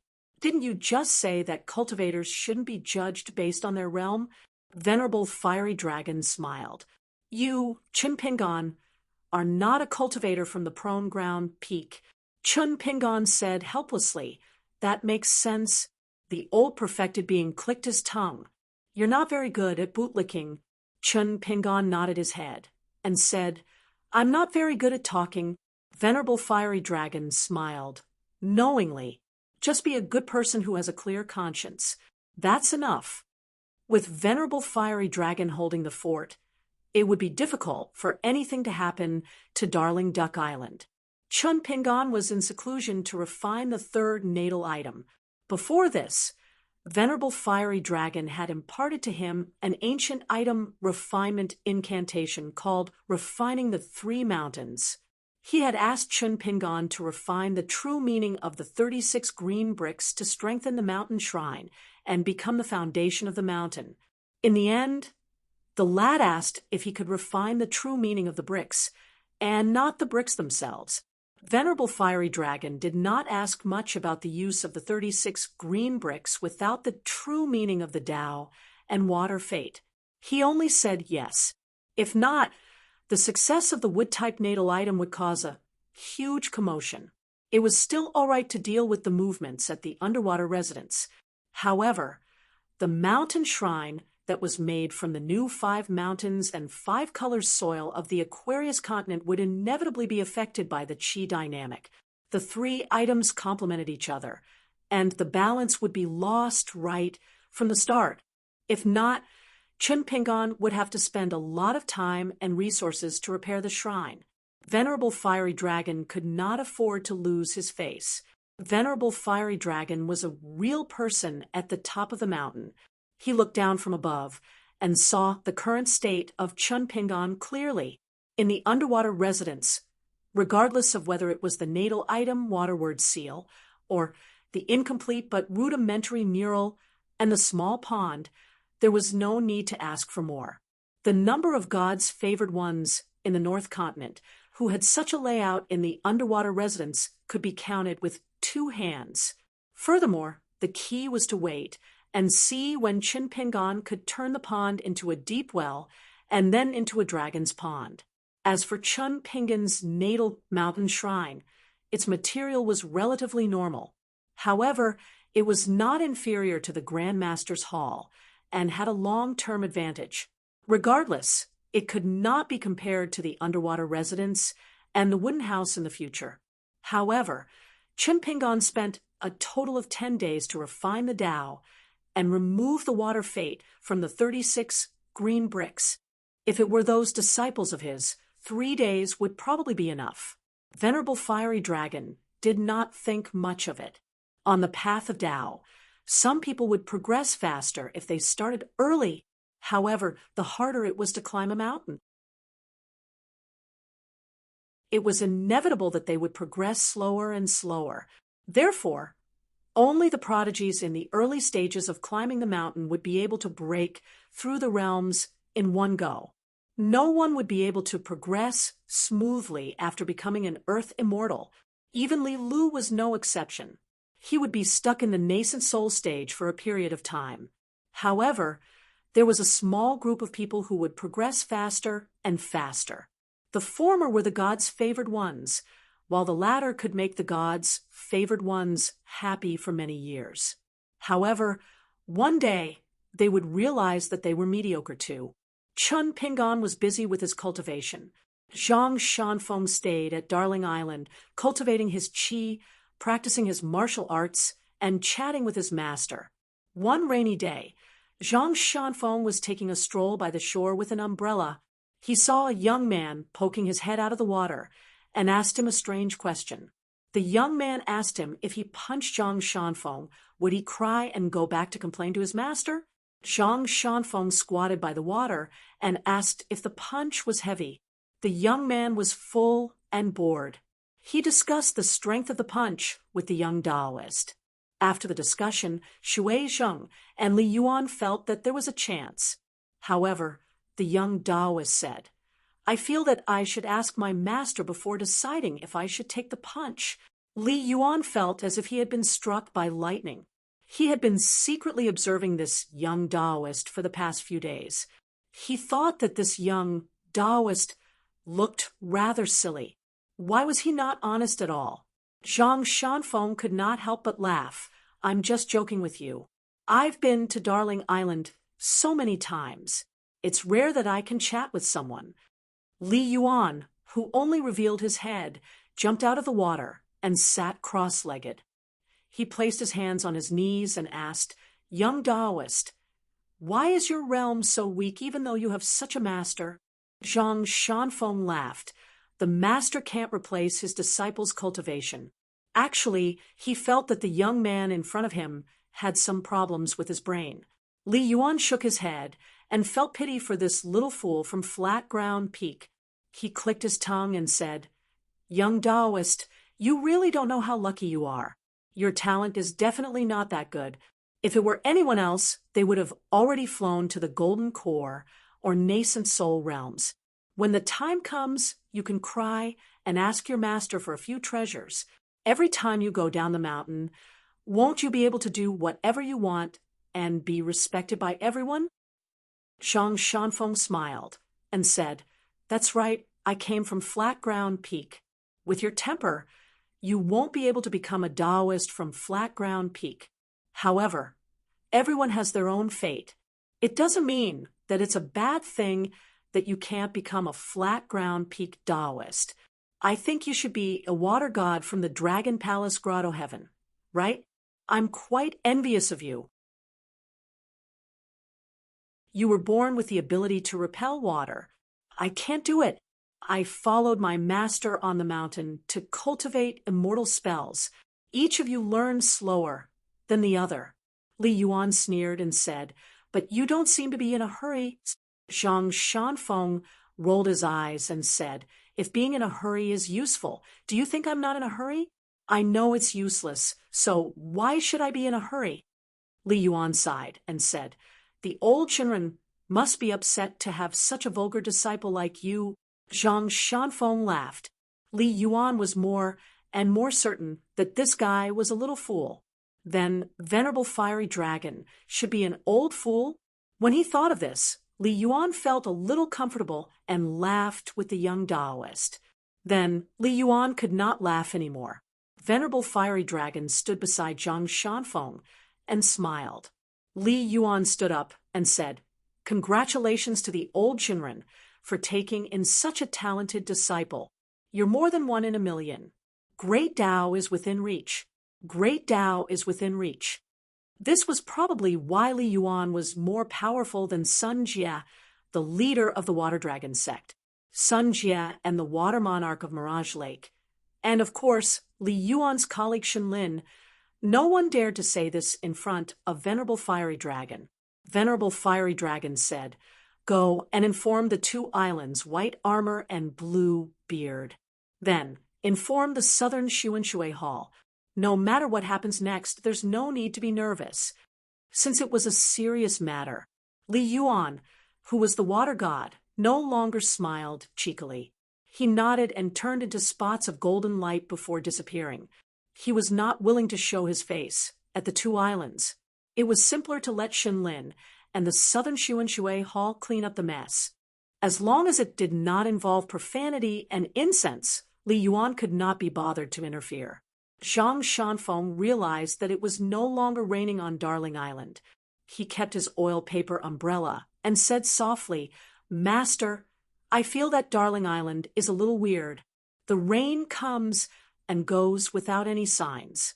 Venerable Fiery Dragon nodded and said, "Shanfeng, you're very meticulous and observant." Zhang Shanfeng laughed and said, "I learned it from Chinpingan." Venerable Fiery Dragon laughed and asked, "Did Chinpingan learn anything from you?" Zhang Shanfeng thought carefully and said, "Complaining about being poor and hungry." Venerable Fiery Dragon laughed and said, "Not bad." After about half an hour, Zhang Shanfeng and Venerable Fiery Dragon sat on the talisman boat that they rented from the Water Dragon sect and headed towards the Sea of Clouds.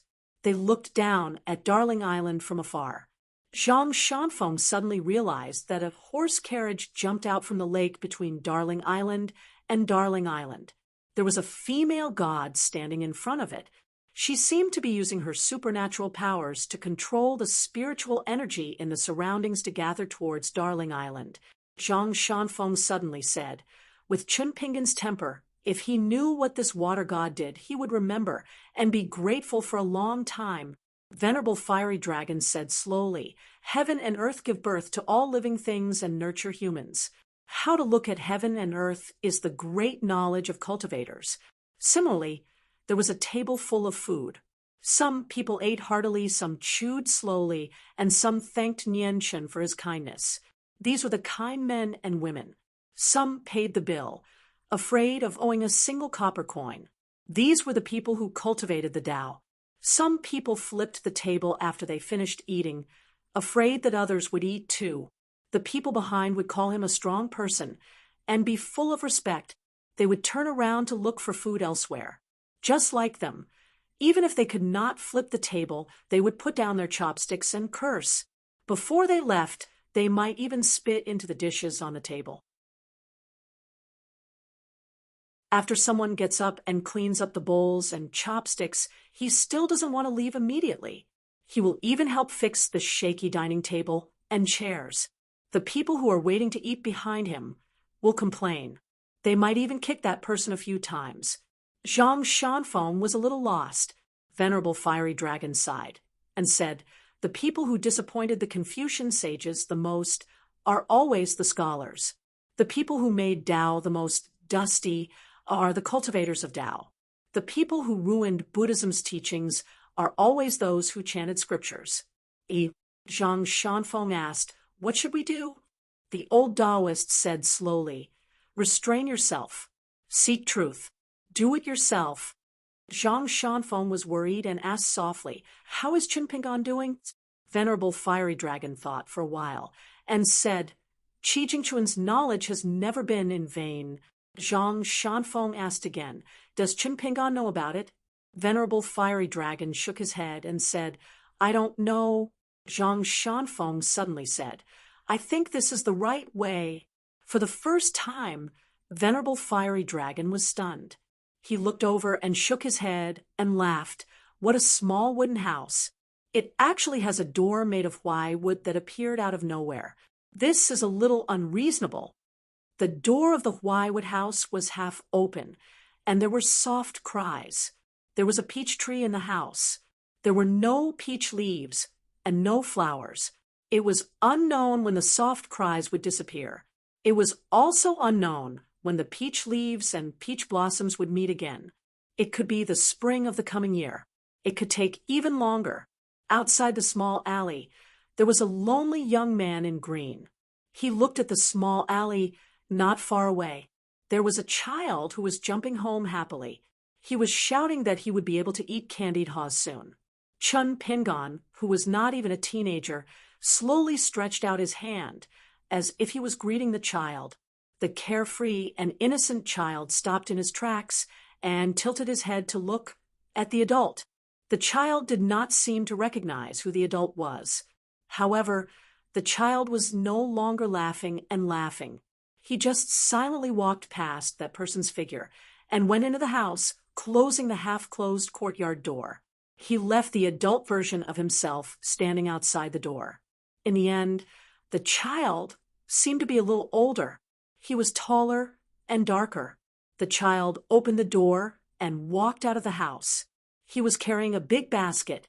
There were pots and pans, pots for boiling medicine, and shabby spring festival couplets. The child lowered his head and held the rope of the basket tightly. He walked out of the house and the alley and did not return home.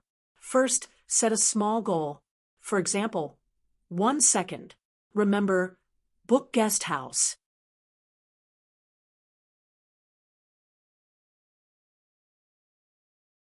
"5:53. There was a huge commotion at Darling Island. The water god, Shun Lin, had to personally drive the water transport to Darling Island. Luckily, the cultivators of White Armor and Graybeard Island had received a warning from the Southern Xuanshui Hall that there was an expert on Darling Island who was about to break through. 2 of the water god's most trusted followers, one of the Southern Xuanshui Hall's lamp bearers, and one of the water vane inspector were staying on White Armor and Graybeard Island as guests. They were giving face and also supervising the troops. Above the sea of clouds, Zhang Shanfeng asked, Master, how long has it been? The natal item has already been successfully refined. Why is Chun Pingon still in a daze? Venerable Fiery Dragon said, It's that simple to think about things behind closed doors. Smart people won't find it easy to get out of a dead end. Either they retreat step by step, or they break through the dead end and start anew. Li Yuan sat cross-legged at a distance. He held his cheeks with both hands and breathed in and out like a fish blowing bubbles. There was no one else who could be as bored as Ji Xian and Xue Zheng. Venerable Fiery Dragon turned around and asked, Uncle Li, are you still playing? Do you know what you've missed? Li Yuan replied, I didn't miss out on the fun. I've been watching from the start.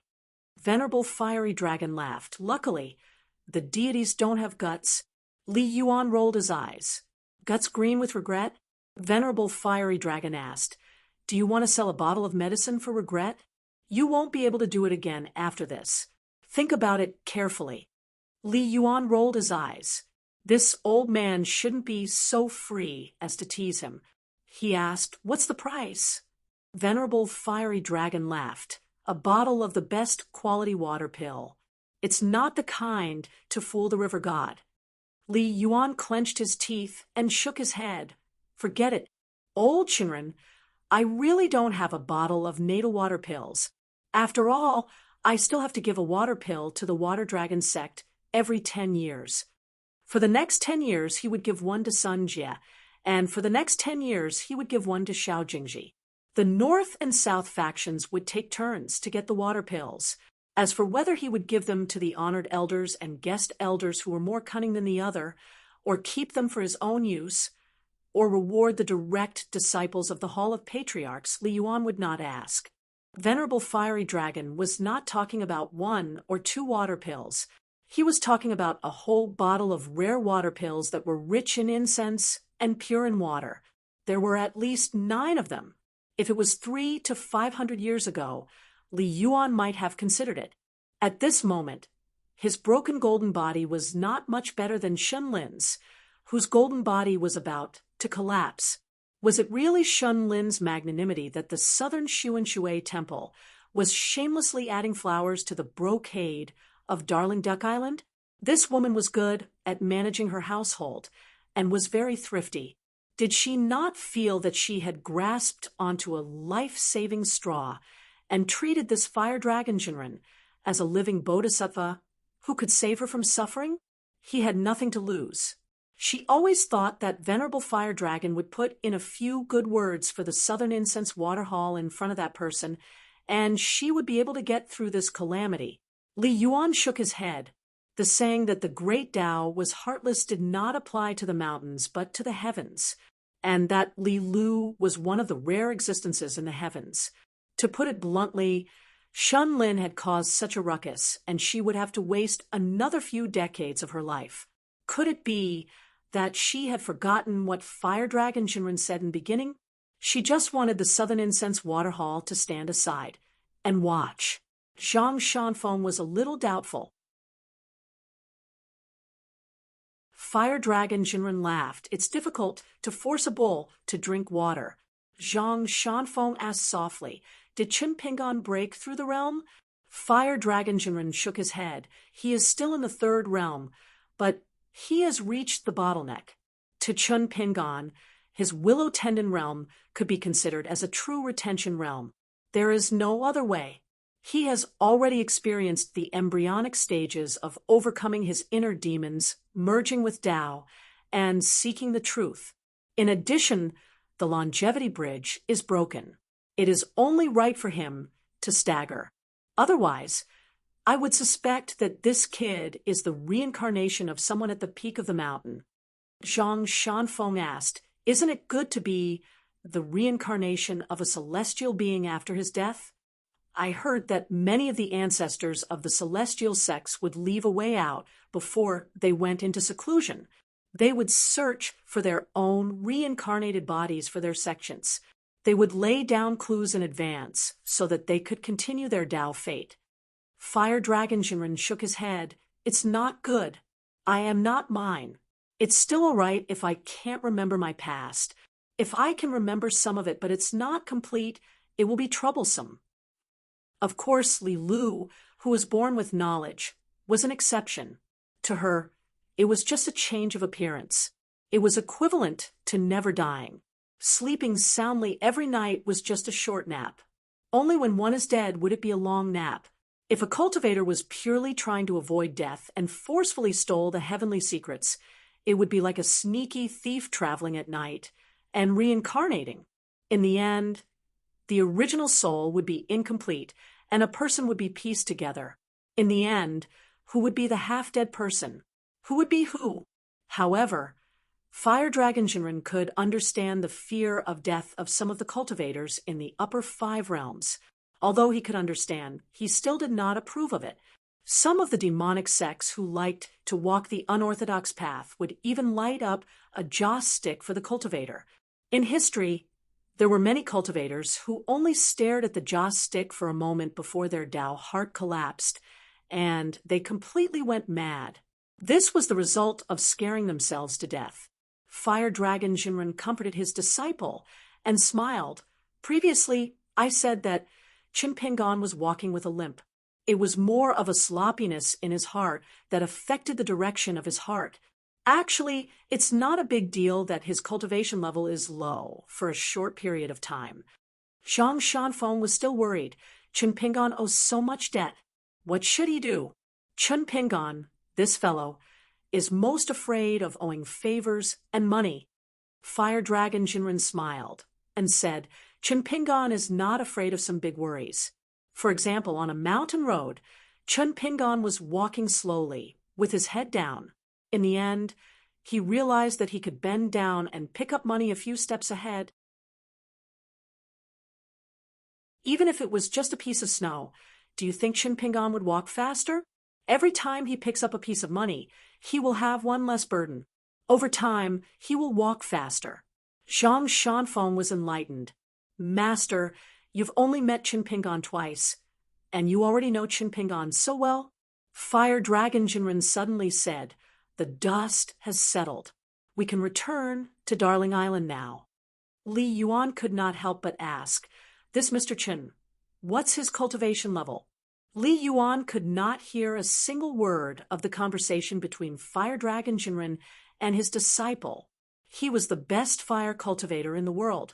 He should be in the top 10 in terms of water cultivation. Don't forget, Fire Dragon Jinren was a celestial master of Dragon Tiger Mountain. What kind of place was Dragon Tiger Mountain? The cultivators on Dragon Tiger Mountain had always revered all spells in the world. Thunder spells were the most important spell in the world. The 5 thunders authentic art of 5 thunders of the Taoist Master's Mansion was the orthodox art of thunders. How could Fire Dragon Jinren's thunder spell be weak? Normally, the celestial masters of Dragon Tiger Mountain, who did not have the Celestial Master Seal and the Divine Sword, could study all the spells of Dragon Tiger Mountain. That was why Fire Dragon Jinren could be so extraordinary in the North Continent, where sword cultivators were as common as the clouds. Fire Dragon Jinren ignored Li Yuan and brought Zhang Shanfeng down from the cloud and into his residence on Darling Island. Qin Pingan had already come out of seclusion. His divine aura was restrained, and his skin was lustrous. However, because he had just refined his life source item, he hadn't completely stabilized his chi palace. Therefore, the spiritual aura overflowed from his body, making him appear more and more ethereal. Once the wooden house stabilized, he would be able to freely restrain and release his immortal aura. Fire Dragon Jinren nodded and praised. When I was in the lower 5 regions, I did not have such an aura. Qin Pingan clasped his fists and thanked him. Fire Dragon Jinren did not mind Qin Pingan's excessive formalities this time. On the path of cultivation, one had to guard the formation for others. When someone in seclusion had successfully exited, he still had to do some superficial things. Fire Dragon Jinren said, since it's done, Shanfeng and I shall not stay any longer. There are still a lot of things to do at Flat Ground Peak. Zhang Shanfeng mumbled. Sleeping anywhere is the same. Fire Dragon Jinren was not annoyed by his disciple's words. Instead, he laughed and explained, "Of course, it's more comfortable to sleep at home." It was not without reason that cultivators occupied the famous mountains and rivers in the world and distanced themselves from the mortal world. Celestial beings had moved into the mountains. There were many worries in the mortal world. Hence, it was better to enter the famous mountains. Both the body and the heart would be peaceful. Zhang Shanfeng nodded. "I do miss my seniors and juniors," Chun Pingon said. "I might have to trouble you with something." Zhang Shanfeng said. "No trouble, no trouble." Fire Dragon Jinren laughed and did not speak. Zhang Shanfeng was afraid that his master would think that he was siding with an outsider. He hurriedly said, "Master, Chun Pingon knows his limits. If it's troublesome, it shouldn't be too troublesome. This means that we have taken a favor from him. He will definitely visit us before returning to the Aquarius continent from his travels in the North Continent.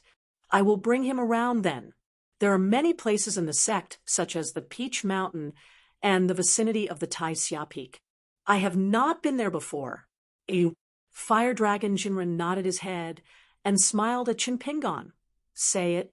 Chun Pingon then said that he wished to keep only 2 of the 122 dark green glazed tiles. He would have to trouble the old Taoist to sell the rest to the White Emperor's city of the Central Divine Continent.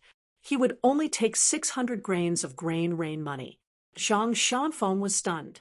Just as he was about to speak, he was stopped by Chun Pingon's gaze. Fire Dragon Jinren seemed to be weighing the pros and cons. He laughed and did not speak. Chun Pingon waited quietly for him to continue. Distant water could not quench the present thirst. Luopa Mountain was in dire need of divine money. There were holes everywhere that needed to be filled, and each of them was not small. Upgrading the Lotus Root blessed land to a medium-level blessed land was a matter of utmost importance. If he did not count the income from the third night banquet of the mountain and river's deity, if he could sell that pile of glazed tiles, he would immediately earn 600 pieces of grain rain money. Not only would he be able to make up for all the shortfalls, he would still have about 200 pieces of grain rain money left over. He would send half of the grain rain money to Julien as Luopa Mountain savings so that he would not be strapped for cash. For some favors, since there was no choice, then he might as well owe a big favor, but the number of times had to be small. It was far better than switching between small favors and not being able to return them. Then there would be no need to talk about favors. It would purely make the friend feel that they had met a bad person. Furthermore, he had always cheated Wei Pai. As the righteous god of the North Mountain, how could he do such a thing in his own territory? Rabbits were particular about not eating the grass near their burrows. Think about me, Chun Pingon. I am a bag shop. Even if I carry a case on and run far away, how can it be the same? Chun Pingon could keep 100 grains of grain rain money for himself to buy 2 or 3 sword immortal imitation swords from Sword Hatred Mountain. If it was really cheaper than expected, he could buy a few more and give them away. Besides, the construction and operation of Luopa Mountain's protective mountain formation was not a small expense. The selection and placement of the winning items for the many new mountains, including Mount Grey Mist and Ao Bay Mountain, was the third matter. Actually, Jiang Shangjin had used the excuse of thanking Chun Pingon for helping the True Realm sect to have an additional sword immortal worshipper. He had to make up for his absence from Wei Pai's 2-night banquets. In fact, there were already 3 winning items. The Dragon King basket that Immortal Fire Dragon used to repair was also counted. As for the rest, Luopa Mountain would have to continue paying for it. Therefore, Chun Pingon only kept 2 green glazed tiles as a memento. After all, this item was hard to come by. Leaving it at Luopa Mountain was a good omen for good things to come in pairs. Immortal Fire Dragon laughed. 600 grains? 50% discount? Chun Pingon, this is not a good deal for you. Chen Pingan laughed. It varies from person to person. If it were a rich man, I would sell him 2,000 grains of grain rain money without batting an eyelid. According to a mortal fire dragon's estimation, 120 glazed tiles could be sold for 1,200 grains of grain rain money at White Emperor City's glazed pavilion. However, some accounts were not calculated in this way. It was already a huge surprise to accidentally pick up such a large pile of glazed tiles. Otherwise, according to Chen Pingan's own thoughts, coupled with the attitude of the old immortal Huan Yun, who was uncertain about the price of the glazed tiles, Chen Pingan would definitely be overjoyed if he could sell one glazed tile for 1 grain of grain rain money in the North Continent, according to Immortal Fire Dragon's words. He might not even keep the last 2 glazed tiles. 50% discount at Cootie Peak by making such a choice. Firstly, he could immediately exchange for an unimaginable amount of Guyu money. Secondly, he could express his gratitude to the Fire Dragon Jinren for his guidance and guarding the pass. Thirdly, he could avoid many accidents when doing business with the White Emperor City of the Central Region. In the end, Chen Pingan still hoped that in the future, before returning to his hometown, he would pay a visit to Crouching Earth Peak and look for Zhang Shanfeng.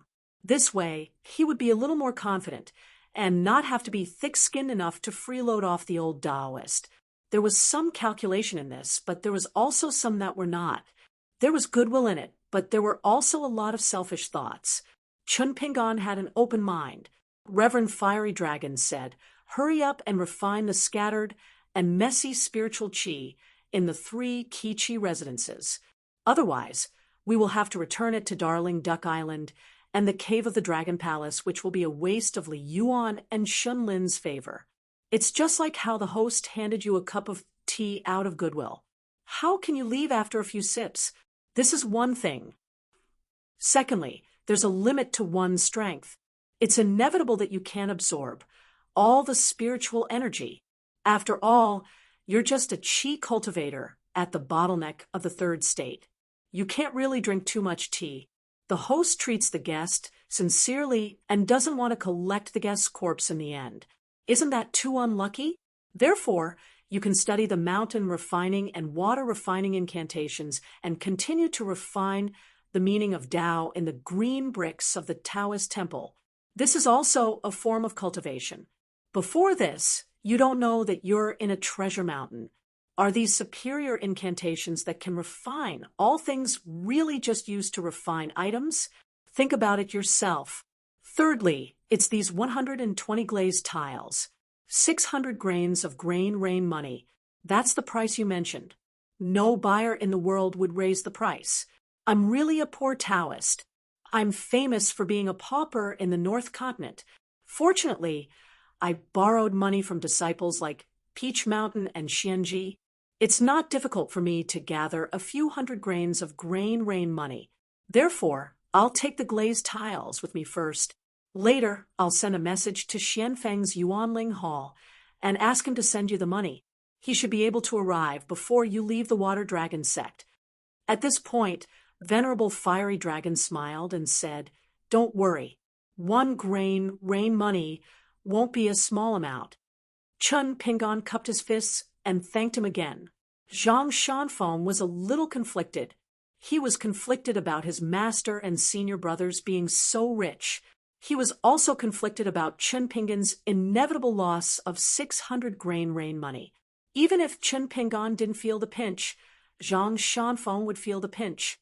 After all, his master had earned 600 grain rain money. Was this the so-called keeping the goodies within the family?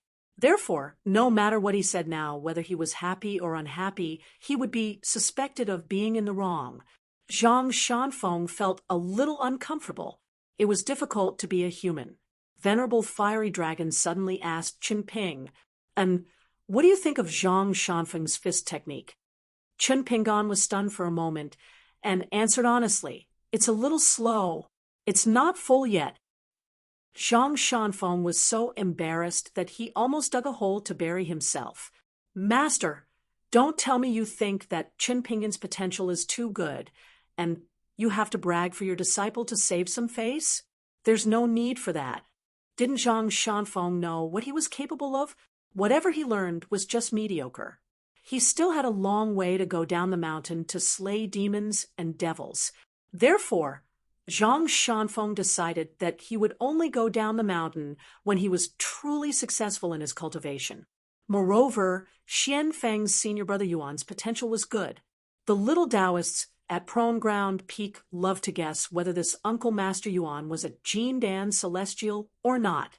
Venerable Fiery Dragon said, Chen Pingan, you made the right choice to go down the path of martial arts first. Chen Pingan laughed. Actually, I didn't choose it. Initially, I didn't have a choice. If I don't practice martial arts, I won't be able to survive. It's even harder for me to go far. Venerable Fiery Dragon nodded his head. No matter what, you have to be kind to yourself to be kind to others. For this matter, you have to think it through. After that, you have to ask yourself if you need to do good deeds in this world. Anyway, I don't think it's necessary.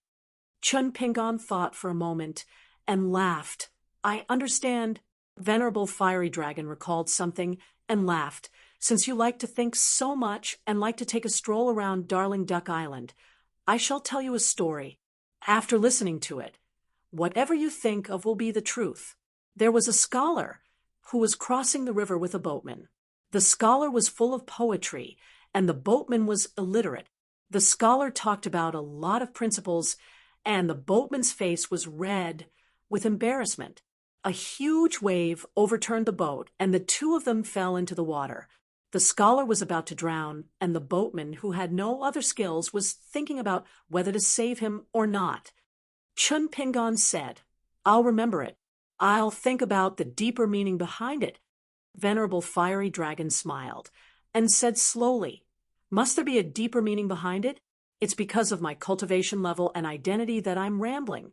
You have to listen carefully and think about it. Chen Pingan was about to say something. Venerable Fiery Dragon waved his hand. I'm from the shore. There's no need for me to listen to the answer of the boatman. Finally, Reverend Fire Dragon waved his sleeve and casually collected all the green glazed tiles which flew into his sleeve. It was said that the cultivators at the peak of the mountain had a huge space in their sleeves. Chen Pingan was a little envious. With this mystical ability on the mountain, he would be like a fish back in water when he was the bag shop. Venerable Fiery Dragon took the lead and went to the shore. The talisman boat floated quietly at the port and moved along with the waves. Zhang Shanfeng and Chen Pingan slowed down and walked side by side. Chen Pingan said, I can only see the meaning of your fist technique. When you reach ground flat peak, don't forget about this fist technique other than cultivation. Zhang Shanfeng smiled and asked, Then am I considered as half a master of your fist technique? Chen Pingan said, Scram. Zhang Shanfeng said softly, Don't worry. I'll help to urge Senior Yuan of Xian Peak to come to the Dragon Palace Hollow as soon as possible. Although Senior Yuan's cultivation level is high, he has a good temper. Venerable Fiery Dragon laughed in front. It was hard to say if his disciple Yuan Linghall had a good temper. In his early years, he was the most mischievous one. He fought his way to the next level. However, he was forced to seclude himself in the Peach Mountain Grotto for 10 years. After he came out of seclusion, he was grounded for 60 years. Chen Pingan stood at the port and watched as the talisman boat rose into the sky and sailed into the sea of clouds. He planned to take the initiative to visit the southern Xuanshui Hall and thank the water goddess. However, he had to ask Li Yuan about how to go. Li Yuan waited for a long time. When the talisman boat finally left, he immediately appeared at Darling Duck Island. Without Venerable Fiery Dragon, the Dragon Palace Hollow looked cute and amiable. After hearing that Chen Pingan wanted to go to the southern Xuanshui Hall, Li Yuan said that it was easy. He then used his water spells and brought Chen Pingan to swim away through the water. He was not so despicable that he could not bear to see Mr. Chen and Shun Lin befriend each other. Shun Lin had been working hard for so many years to maintain the operation of the summer palace. Li Yuan just thought that he was a little lazy. In addition, he had his own responsibilities and would not cross the line.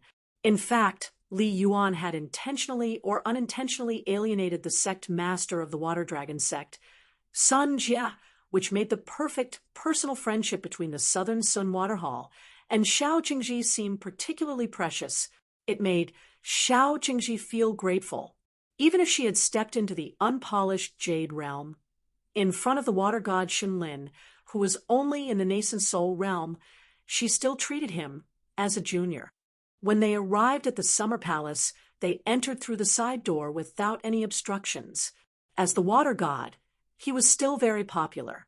Moreover, those young ladies in the southern Xuanshui Hall had always been close to Li Yuan. They were family. What's more, in this southern Xuanshui Palace Hall, where the rules were strict, Li Yuan's slightly lewd jokes from the marketplace were even more popular.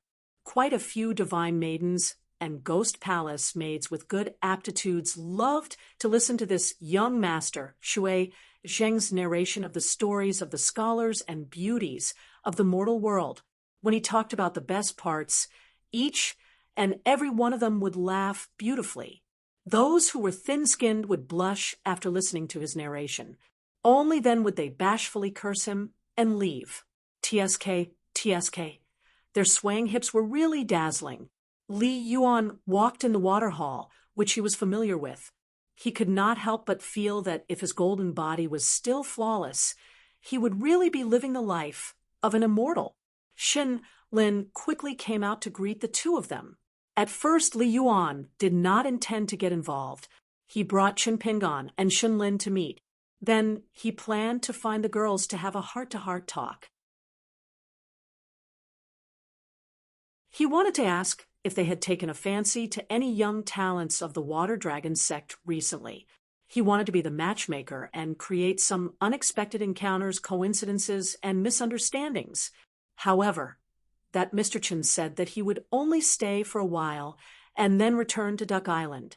Li Yuan could only be filled with guilt and temporarily put the embarrassing stories he had heard from the rumors to his stomach.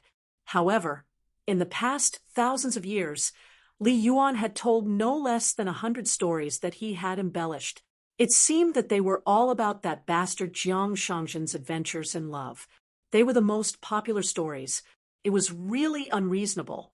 Chun Pingan held a small xianbai tea cake in his hand.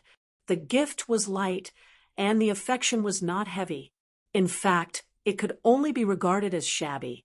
It could not be helped. Chun Pingan really did not have any suitable gifts to thank him for his visit. However, Shun Lin was very happy. When she heard that it was a small xianbai from the Sparrow Mansion, she asked Chun Pingan and Li Yuan to stay. She personally brewed tea in the pavilion beside the flower bed and asked Child Chen not to be offended. After receiving the gift, she would serve it to the guests. This time, Shun Lin did not show her real face. She cast a spell to cover her face, which was filled with cracks. Chun Pingan sipped the tea and felt a little emotional. She was obviously a spiritual being of the mountains and rivers, but she knew how to conduct herself. Shun Lin also had some thoughts. This young cultivator who was able to be guarded by the fire dragon immortal should be from a sect or a rich family, just by looking at the way he drank the tea. Chun Pingan then asked about the method to refine the water pill and how he could reduce the expenditure. Shun Lin naturally did not hide anything and explained many of the key points. Chun Pingan gained a lot from this. This was the difference in the path of cultivation with no guidance from a master. Perhaps a mountain cultivator could also snatch many opportunities from an immortal master. However, how to take the opportunities, treasures, and eventually succeed, whether it was 70 to 80%, 90%, or 100%, the key was the 8 words orderly inheritance, continuous mana meridians. Many small differences accumulated over time could directly lead to the difference of a realm. This was especially true for the difference between the Dragon Gate and the Orus Core. It was truly a world of difference. From the beginning to the end, Shunlin did not ask a word about Chun Pingan's background. She did not even try to probe. After drinking the tea, Chun Pingan bade farewell and rushed back to Darling Island. It was Li Yuan who personally escorted him. Chun Pingan arrived at the mansion on Darling Island. He sat on the futon and began to plan the next steps of his cultivation. Li Yuan returned to the southern Xuanshui Hall and met Shunlin, who did not even pack the tea set, at the pavilion. Li Yuan actually did not like to drink tea. However, since Shunlin had brewed tea again, he did not mind. Leisurely drinking tea was better than drinking water, wasn't it? After Venerable Fiery Dragon came and left, Shunlin seemed to be more relaxed. Both of them chatted about the recent happenings in the North Continent. For example, Jiyu and Guyu perished together. Lu Jinglong of the Taihui sword sect started to cultivate in seclusion. The female sect leader of the Qingliang sect actually had a Taoist partner. When Li Yuan talked about sect leader, he beat his chest and stomped his feet. He said that it would be great if such a beautiful fairy was not tainted by a dirty man for the rest of her life. Shunlin looked at Li Yuan. She seemed to be in a daze. He was a little envious of Shui Zheng, who had nothing to do all year round. As a deity, he played around in the human world. At Darling Island, Chun Pingan felt that from today onwards he would not be free for a moment. The Tao intent contained in the 36 green bricks was only the first step. It could barely be considered as inviting the deities to the mountain and to take root in the mountain temple. The next step was to completely refine it into the mountain root. Otherwise, it would only be for show. However, it was difficult to refine the Tao will, compared to peeling the strands of water from the cocoon and transporting them to the water mansion. It would take more time. There was no shortcut in this matter. He could only rely on the clumsy technique of dripping water to penetrate a rock and slowly refine it. Chun Pingan roughly estimated that it would take a full month to completely refine the first green brick. It would take at least 12 hours a day. Perhaps as time went on, the refinement of the remaining 35 green bricks would be faster. However, it would take at least 2 to 3 years. Moving the green bricks up the mountain and transporting water into the residence would take a long time. The good thing was that Chun Pingan knew that he was training his fists to the point of death. He could cultivate with more peace of mind as a qi refinement warrior. Actually, he did not have to deliberately pursue the number of stances a day. As long as his fist intent flowed continuously, he could just let nature take its course. As for whether he could reach the golden body realm as the strongest sixth realm, it was not that he did not want it, but that he did not want it. If it came, he would take it easy. If it did not come, so be it. There was no need for him to blindly train his fists to the point of having an additional martial arts fate for Pei Qian. If he took the wrong path, how could he be the master of his first disciple? When had he, Chun Pingan, ever asked for martial arts fate? Could it be that the disciple must have a shortcut in martial arts when the master did not insist on it? There was no such logic in the world. It was not as if Pei Qian was Chun Pingan's disciple and deserved such a good thing. Moreover, Chun Pingan had a vague feeling that after Senior Guyu's martial arts fate dissipated, it would be difficult for him to reach the strongest sixth realm. Actually, Senior Gu's gift had nothing to do with Chun Pingan's pursuit of the martial arts fate that he deserved. However, the world was full of mysteries.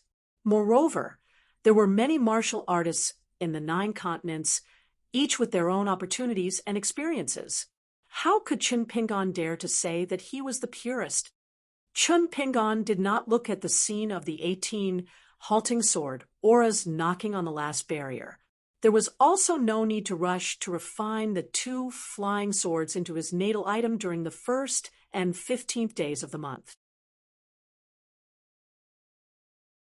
Next, he would stay on Darling Island and refine the rich spiritual energy accumulated in the 3 acupuncture points, according to what the old perfected one said. It was raining outside again. Chun Pingon thought for a while, then stood up from the futon and went out with an umbrella. Mountains and rivers were still mountains and rivers, and there were still problems in his state of mind that he needed to reflect on. However, Chun Pingon felt that there was one good thing about him. As long as he did not fall into the state of being at a loss and took the first step, he could still bear the hardships. Chun Pingon walked slowly in the rain. Once one understood a fundamental thing, one would be able to understand everything. Parting the clouds, one would see the blue sky and the bright moon. If there were many flaws in one's heart, all he needed to do was to fix them. For example, if one had the intention to do good, then so what if one did not reward them? If a good thing happened to others, then it was not a good thing? If one had the intention to do good, then there was no way to correct more mistakes to make up for them and to accumulate merit for the ghosts that died in vain. Then one would have to find a way to correct one's mistakes. Over the years in the mountains and in the water, there were many paths that were not taken. Chun Pingon had always believed that a gentleman did not expect to be repaid for his kindness. Could it be that he was just using it to deceive himself and others? And now that it had landed on his head, he would feel uncomfortable? If this self-deceiving selfishness continued to spread, would it really not deceive others and harm others? When the time came, the more so-called principles he had in his basket, the more he would not know that he did not know the truth. The knot in his heart was untied. His state of mind was relaxed, and his shoulders were heavy. However, Chun Pingon did not feel anything. Even if he did not wear straw sandals, he was still Chun Pingon. For all the poor families in the world, there was one thing that they did not need to mention, and that was to endure hardships. To be able to endure hardships, one would be able to enjoy blessings. Chun Pingon walked around Duck Island and returned to his residence. He sat on the praying mat and began to meditate, slowly refining the spiritual energy in the wooden house. The spiritual energy of heaven and earth was the greatest source of income for cultivators. He would just treat it as a change of method to earn money, while waiting for Xian Finger Peak and Yuan Ling Hall to arrive at Duck Island. Chun Pingon did not forget to draw talismans on how to absorb the spiritual energy to the greatest extent, apart from refining for 12 hours every day. Chun Pingon also did not forget to eat and sleep. He only cultivated for 12 hours a day. On this day, a skinny middle-aged Taoist came to Duck Island. He did not ride a talisman boat, but directly broke through the sea of clouds and rode the wind. The Taoist smiled and looked at Chun Pingon, who came out to greet the guest. The Taoist bowed and said, "Xian Finger Peak and Yuan Ling Hall. I am Zhang Shanfeng's 5th senior brother. Young Master Chun, you can call me Yuan Jishuan." Chun Pingon quickly returned the greeting. Naturally, he would not address him as Yuan Jishuan, but as Senior Yuan. He brought this Taoist immortal who did not look old and had high Taoist skills to his residence. Zhang Shanfeng did not know the true background of his sect, but Chun Pingon wanted to know more. Before he traveled to the North Continent, Wei Pai had told him about many interesting stories of Kuti Peak. There were no hidden secrets. As long as he was interested, he could find out. Of course, it was difficult to find out about Kuti Peak's Taoist from the Mountain Landscape Bulletin. Kuti Peak and those Taoists who could build their own residences were not the kind of cultivators who liked to show off. The Xian Finger Peak expert beside him was not the disciple of Venerable Fire Dragon with the highest realm. However, the North Continent recognized him as a Taoist immortal who could be used as an immortal. After Yuan Ling Hall handed over 600 pieces of grain rain money to Chun Pingon, he invited Chun Pingon to Kuti Peak and Xian Finger Peak as a guest. There was no more small talk. It was not that this Xian Finger Peak immortal looked down on Chun Pingon, who was a third realm cultivator, but there was nothing to talk about. Therefore, he came and left in a hurry. Chun Pingon sent Yuan Ling Hall to the island's ferry. Yuan Ling Hall smiled and said, "Young Master Chen, I still have to thank you for taking care of the mountain." Chen Pingon said, "You are too kind, Senior Yuan. I don't care whether you're being serious or not." Yuan Ling Hall smiled and took out a small peachwood box from his sleeve. "There is an imitation sword made by Hateful Sword Mountain inside. I hope young Master Chen doesn't think the gift is too light." Chen Pingon was a little shocked. However, it did not delay him from accepting the gift. Was it stupid to pretend to be polite with these immortals? Yuan Ling Hall turned into a rainbow and left. Chen Pingon held the peachwood box and stood where he was. He thought that if he ever bought an imitation sword from Hateful Sword Mountain, even if it was a little more expensive, he would buy 2 more. Just in cash alone, Chen Pingon now had more than 100 pieces of grain rain money on him. His back was very strong. As for the debt, he would let Zhu Lian have a headache first. As for the remaining 500 pieces of grain rain money, it was not that Chen Pingon was worried about Li Yuan sending it to Lapa Mountain, but he really did not want to disturb him too much. There had to be a limit to ordering people around. Therefore, he would talk about it when he reached Lion Peak. It was the end of winter. Chen Pingon left Darling Island. He had already written a letter and sent it to Lion Peak. He placed it on the desk. At the same time, he left Li Lu's 3 feet of sweet rain Qi dragon tablet on top of the letter.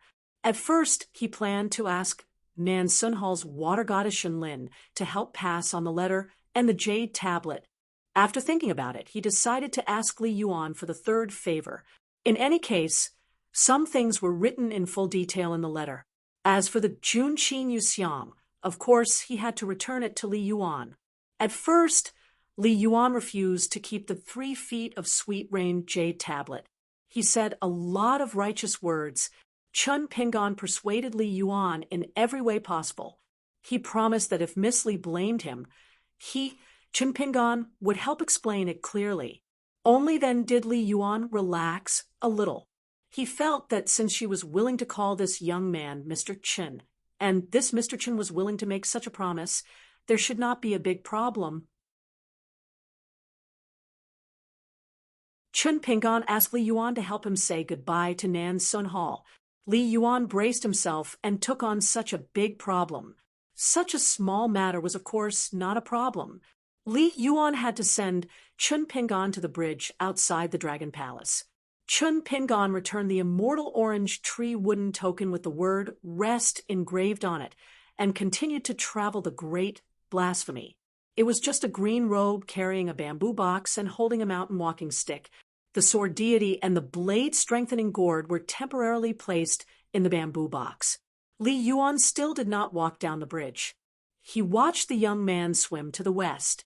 Li Yuan returned to Darling Duck Island. He did not dare to touch the jade tablet.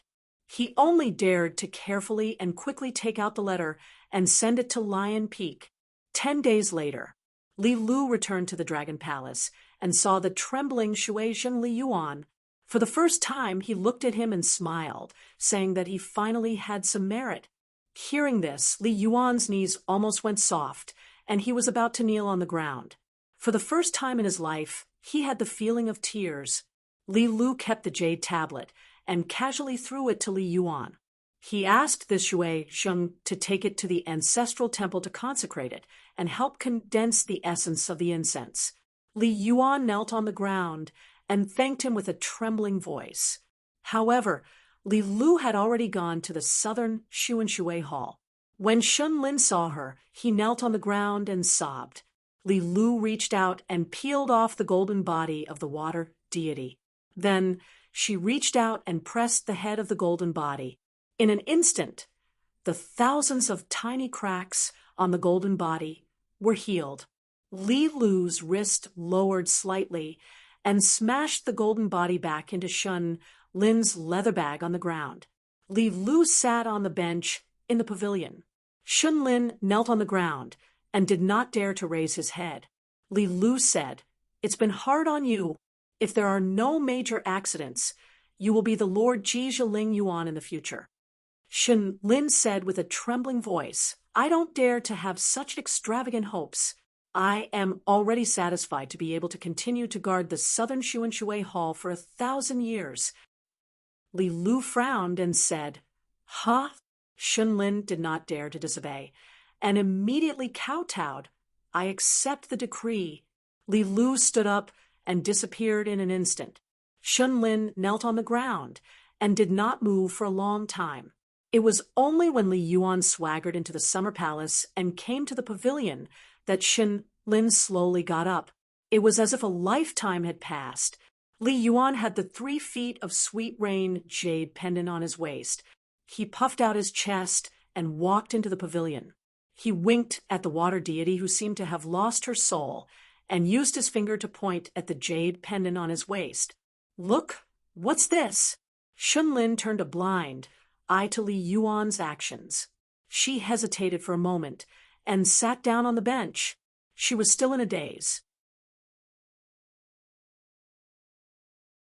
She muttered, Li Yuan, I might be disrespectful to Lord Ling Yuan. Do you believe me?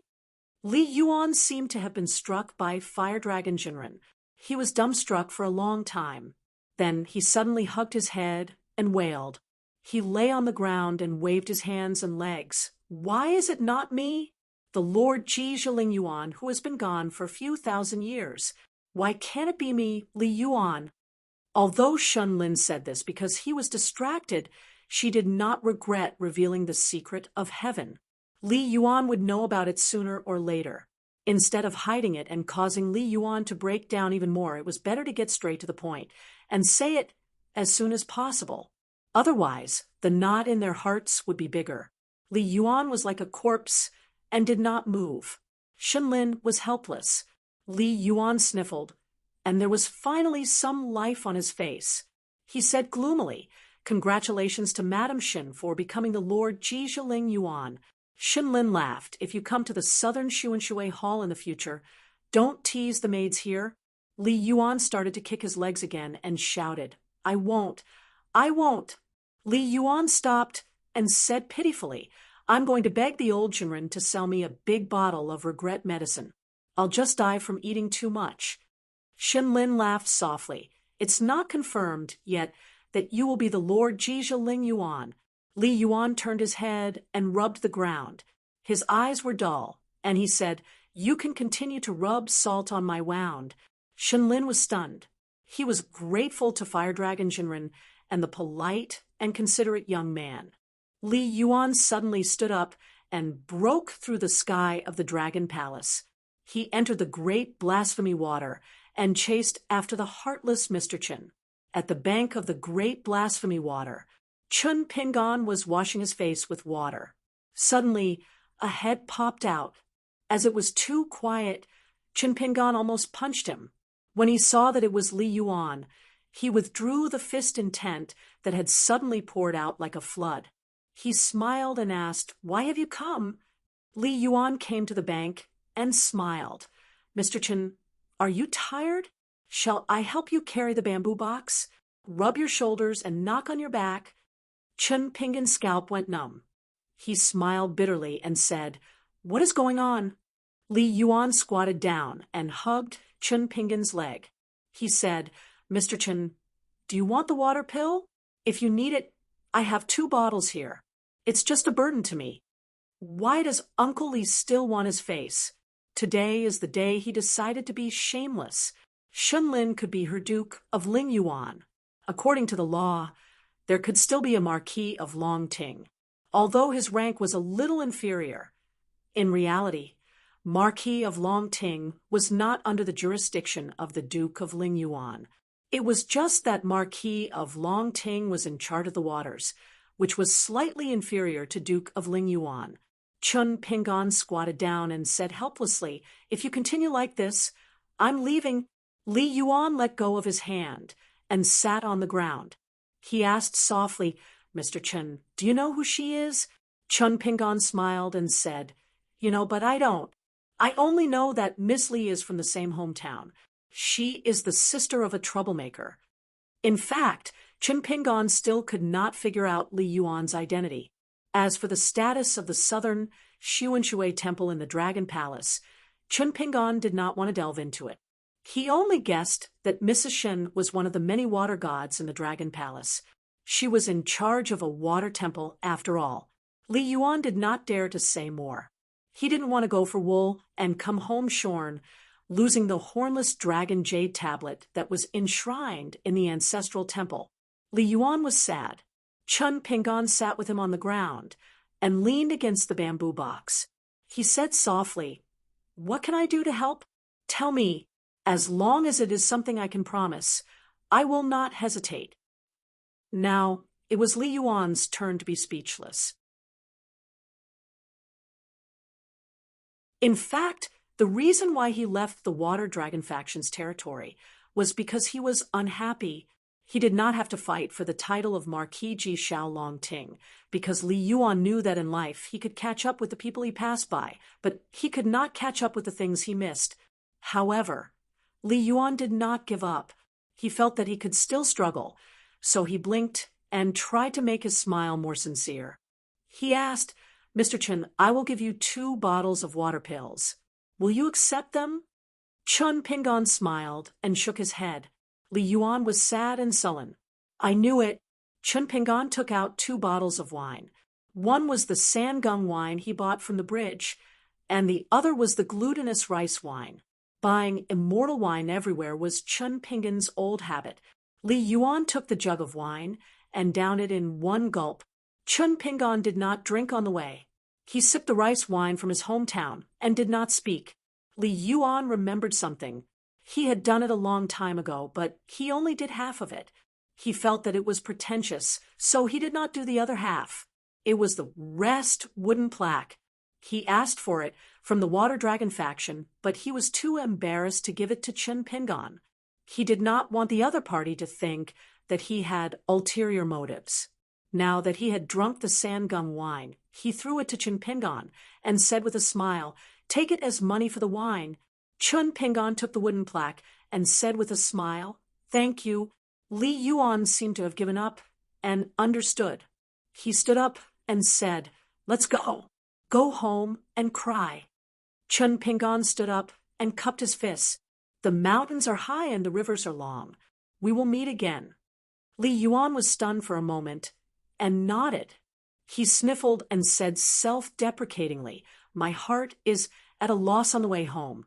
Countless mountains and rivers hit the sky. Chun Pingon was also stunned. Could it be a poetry competition?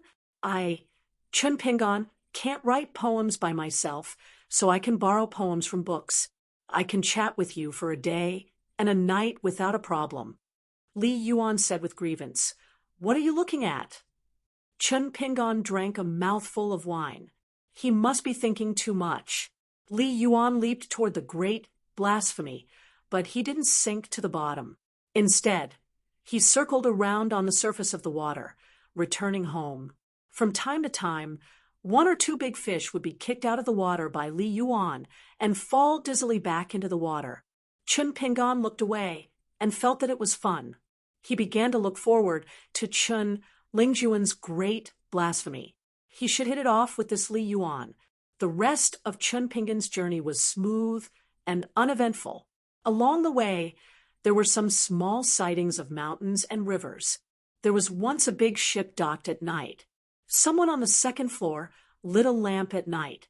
Chun Pingon saw a woman from an official's family take off her head and put it on the table. She held an ivory comb and gently combed her hair.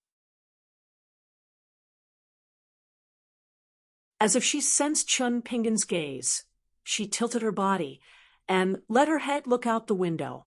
When she saw the man in green, she seemed to blush with embarrassment. She put down the comb and put her head back on her neck. She didn't dare to look directly at the man in green on the shore. Her pearl hairpin fell at an angle, and her posture was graceful.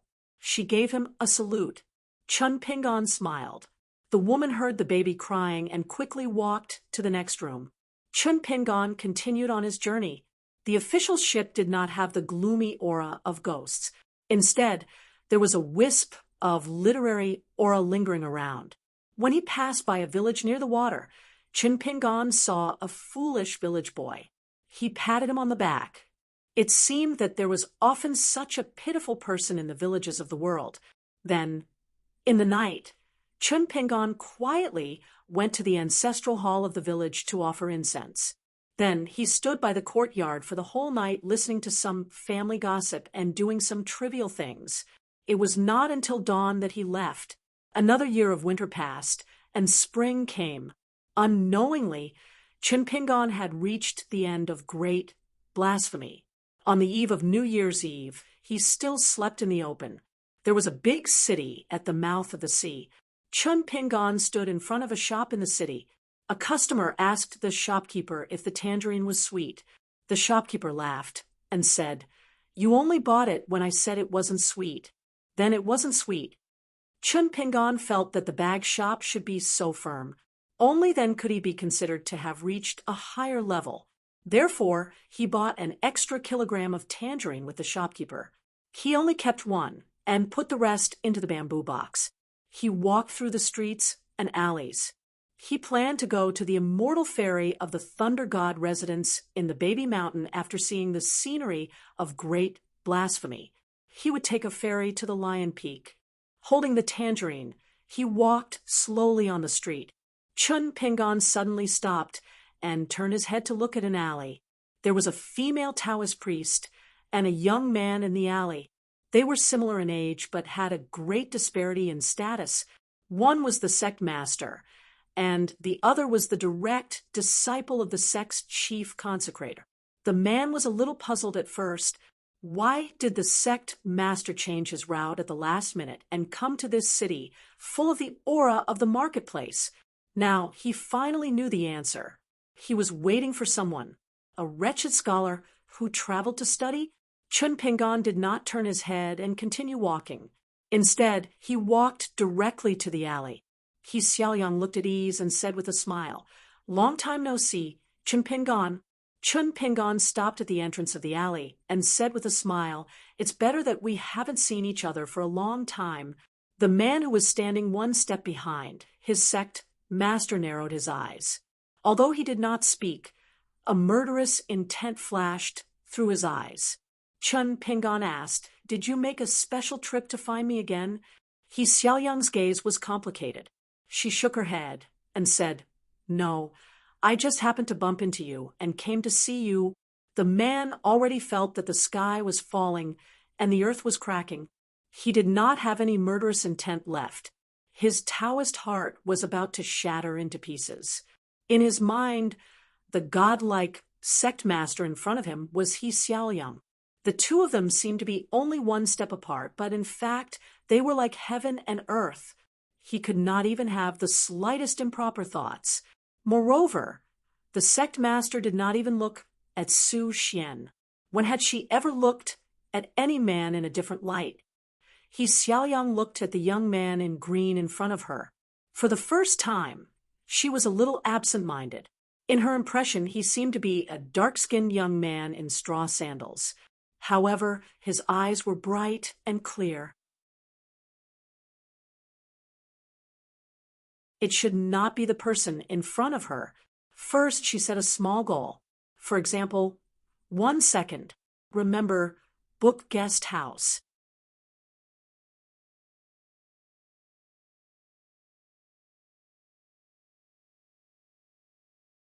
"554.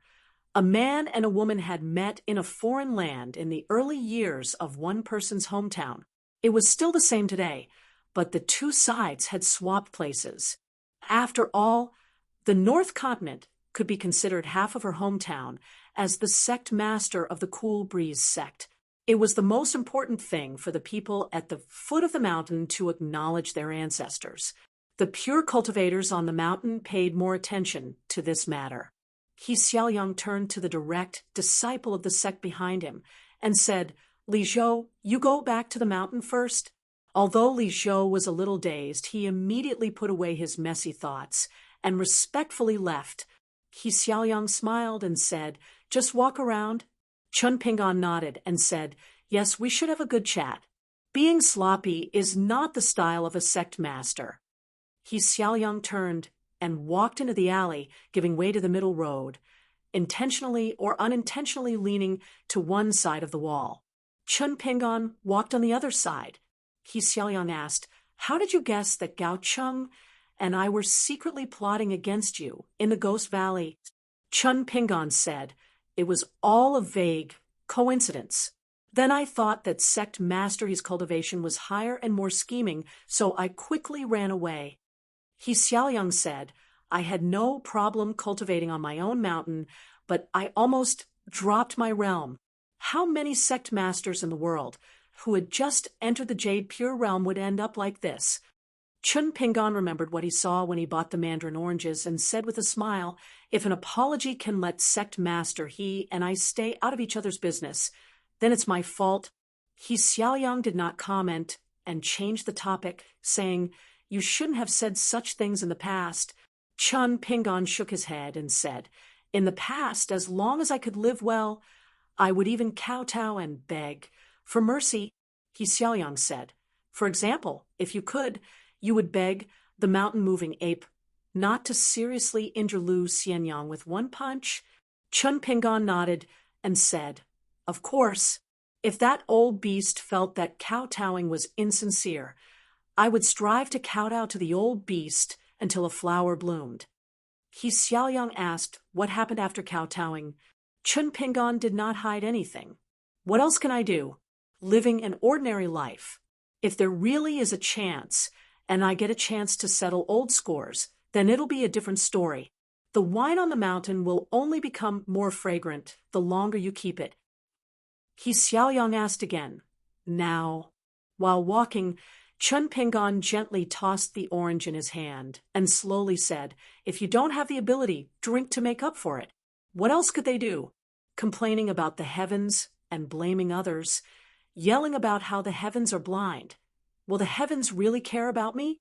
He Xiaoyang was about to ask again. If that was the case in the past, then what about now? Her master, Lu Chen, had once led her through an even more complicated river of time. Because of that, she was able to see all kinds of Chun Pingon in the future. Only Chun Pingon wasn't included in the list of many Chun Pingon. There's no need to reminisce.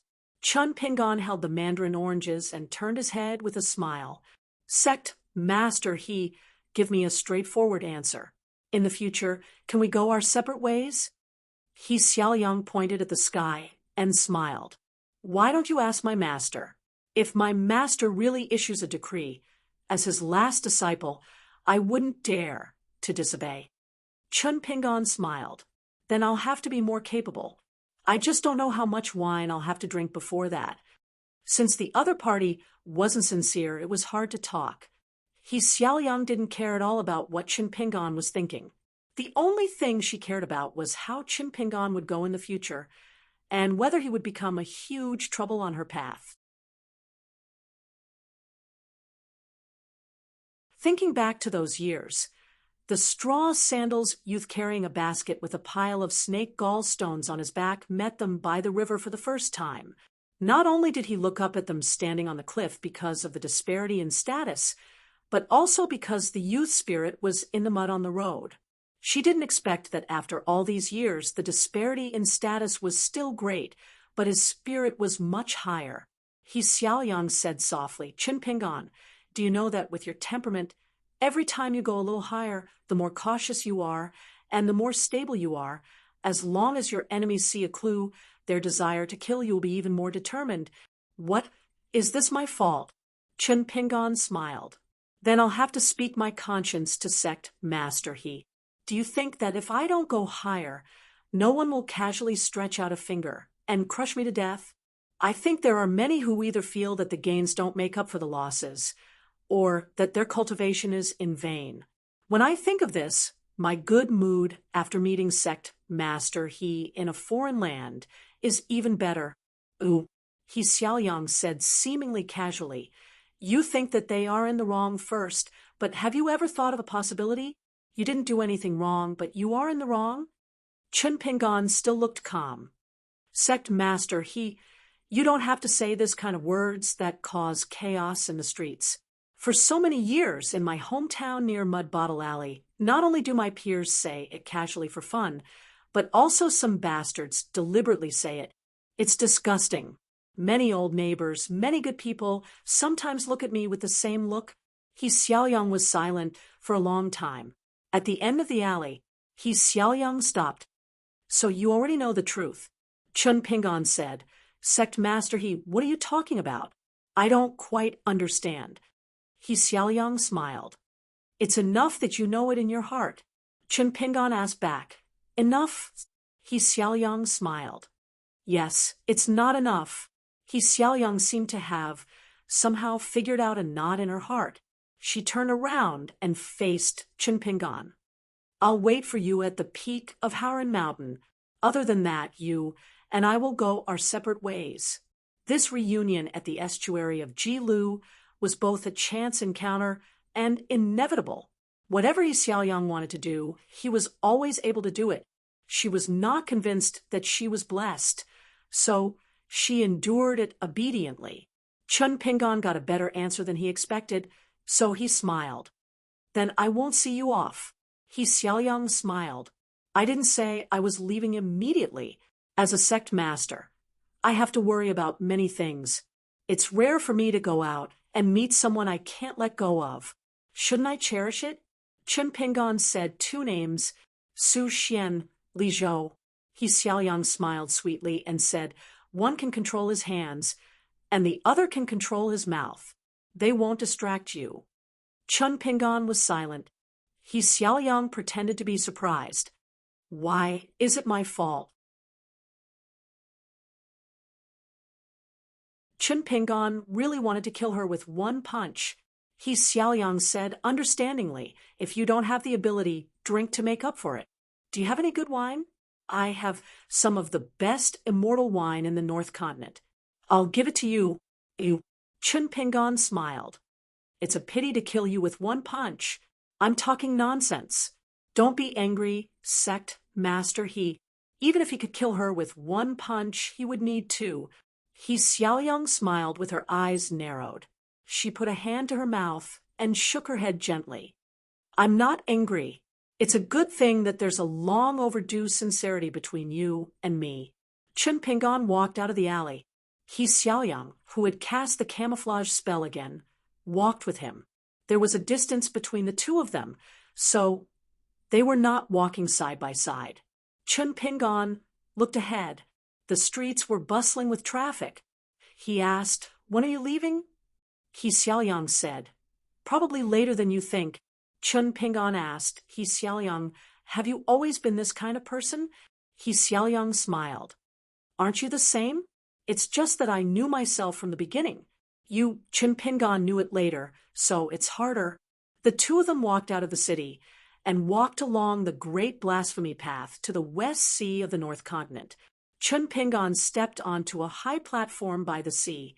He suddenly said, Xiaoyang, the Taoism that you've been searching for is like the Ning Yao in my heart. Can you understand me? Xiaoyang nodded. Of course, it's not difficult. But the problem is that I don't want to accept this result. Chun Pingon looked into the distance and did not speak. Xiaoyang hesitated and squatted beside him. She asked, since it's on the way, why don't you go to the academy? She had just left the academy not long ago. Chun Pingon's mouth twitched. He clenched his fists and placed them on his knees. His sleeves hung naturally. If Lu Qin died because of you, would you go to the Baek Okekyung building and the other great roads of the three branches to take a look? Xiaoyang was silent for a long time before he said slowly, Chun Pingon, actually, it wasn't until today that I felt that becoming Dao companions with you wasn't a barrier at all. So it turns out that this is already the best marriage in the world. Chun Pingon took down the bamboo box and took out the blade-strengthening gourd. He sat cross-legged and drank slowly. He said without reason, the great Tao should not be so small. Xiaoyang changed her mind. She stood up and left the place. Before she left, she turned to Chun Pingon, who was leaning against the bamboo box, and said, the love between a man and a woman is a small matter. Chun Pingon said calmly, for this matter, not to mention your master Lu Qin, even the Taoist ancestor has no say. He Xiaoyang laughed involuntarily and flew away with the wind. At the end of last winter, after Yuan Ling Hall left the cave of the Dragon Palace, he went north with the wind. He suddenly fell and went to the peak of a green mountain where there were few people. It was not a celestial mountain, but a secluded place with ordinary spiritual energy. Over there, Yuan Ling Hall saw his master and a lady playing chess. Both of them used the mountain root that they had casually refined as the black chess piece and condensed the water fate as the white chess piece. Yuan Ling Hall bowed to both of them and stood beside Fire Dragon Jinren. He did not look at the situation of the chess game for fear of disturbing his Tao heart. There were no real zither, chess, calligraphy, or painting at the foot of the mountain because they were all lingering on the word technique. Even among the 100 schools of thought on the mountain, the 9 schools were divided into upper, middle, and lower levels. The zither, chess, calligraphy, and painting were still okay. After all, they had been determined by the sages and were related to merit. Other than that, calligraphy was the worst. Those who played chess looked down on those who painted, and those who painted looked down on those who wrote. Those who wrote could only use the great merit of the sages to create words. They were noisy and embarrassed since ancient times. Fire Dragon Jinren picked up a chess piece and gently placed it on the crisscrossing chessboard. He asked, "You only gave an imitation sword of the hateful Sword Mountain?" Yuan Ling Hall nodded and said, "I did not do much." Yuan Ling Hall knew his master's intentions. He had been a pure martial artist in his early years and had even reached the far wandering state as the strongest golden body state cultivator. However, after receiving guidance from his master, he had given up the gift which could be considered as accumulating martial arts fate for the North Continent. In the end, with great perseverance, he gave up on martial arts and focused on Tao. Although it was bumpy, he still managed to reach the upper 5 states. Yuan Ling Hall knew that his master wanted him to give some pointers to the other party's fist technique. However, Yuan Ling Hall was not interested. Moreover, he did not think that his pointers would be useful on the flat ground peak. Unless Fire Dragon Jinren explicitly said that the disciples should do whatever they wanted, there was no problem for the other disciples to do whatever they wanted. Fire Dragon Jinren did not say anything. Although he had lost the chess game, he suddenly laughed and said, "It is indeed difficult to seek life in the midst of death." Li Lu said, "The chessboard is so small. If you have the intention to do so, you are seeking death." Li Lu destroyed the mountain root and water fate and returned it to the heavens and earth. Fire Dragon Jinren also kept the Tao chessboard. Fire Dragon Jinren then asked, "What was written in the letter that you intercepted from the Lion Peak?" Li Lu did not answer his question and said, "Just like what you said, it was sent by the water Lordly Yuan." He did not ask for help from the Southern Xuanshui Hall, nor did he not write a letter. He sent the letter directly to the Lion Peak. Fire Dragon Jinren laughed and said, "Since you have chosen this path, you have a long way to go. It is not like others only have one lifetime. You, Li Lu, have accumulated so many lifetimes. You know the most, and you are the most correct. Very good. You have lost the chess game. Outside of the chess game, you have helped me regain my dignity." Li Lu did not mind winning or losing the chess game. It was the same both inside and outside the chess game. She had experienced too much, and she did not even care much about this life. She saw it more as a journey through mountains and rivers. Since Li Lu was born with knowledge, she knew more than others. Not only did she know about the affairs of the world, she also knew about the human heart. Most of the statues in Taoist temples and temples were gilded with gold.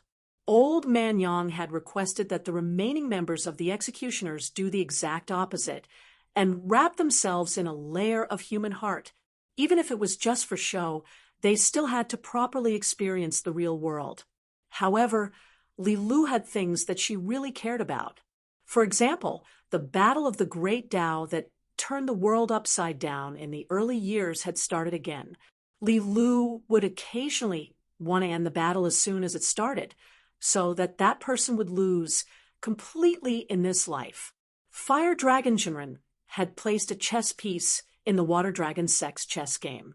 Apart from Chen Pingan, he had his own intentions. Shun Lin's actions naturally helped the leader of the Water Dragon sect, Sun Jie, to say a few words about the Water Lord Li Yuan. However, it was true that Fire Dragon Jinren had helped the three parties to overcome their difficulties. He hoped that Li Lu would listen to some of Li Yuan's actions after his aperture opening. After all, in terms of being a human, even Li Lu, who had lived for thousands of years, was still a junior. It was a pity that Li Yuan did not listen. Hence, Fire Dragon Jinren did not want to interfere too much. Yuan Lingjian was a little emotional. His master had already sensed the abnormality of the martial arts fate in the ancient battlefield of the Jinjia continent in the Central Plains. To Chun Pingan, if he could obtain the martial arts fate, he would win the chess game. Then Chun Pingan and the girl of the same age in the Central Plains would be in a subtle game of chess. Because of the addition of the unintentional Chao Ci, things became more complicated. If Chao Ci did not go to the ruins of the battlefield, Shi Zaishi, who was the strongest in the world at the 5th level and had reached the 6th level of the martial way, would have broken through the realm. However, she would not be the strongest because of Chun Pingan, who was in the North Continent. His realm was more stable and his fist aura was stronger. But after Chao Ci appeared, Shi Zaishi was full of fighting spirit. Due to her competitive nature, she, who was talented, forcefully raised the level of her martial arts bottleneck. She was determined to fight Chao Ci from the 6th level to the 7th level. Even if it was just one punch, she was willing to break through the realm. On the other hand, Chen Pingan, as compared to the girl, had a higher level of his martial arts bottleneck. Of course, he had to be stubborn and slowly break through the realm. One delay, one slow. This formed a game of chess where both parties were unknowingly playing chess. Fire Dragon Jinren only knew that Shi Zaishi was at the ruins of the Jinjia continent where the statue collapsed. He heard that Chao Ci went there.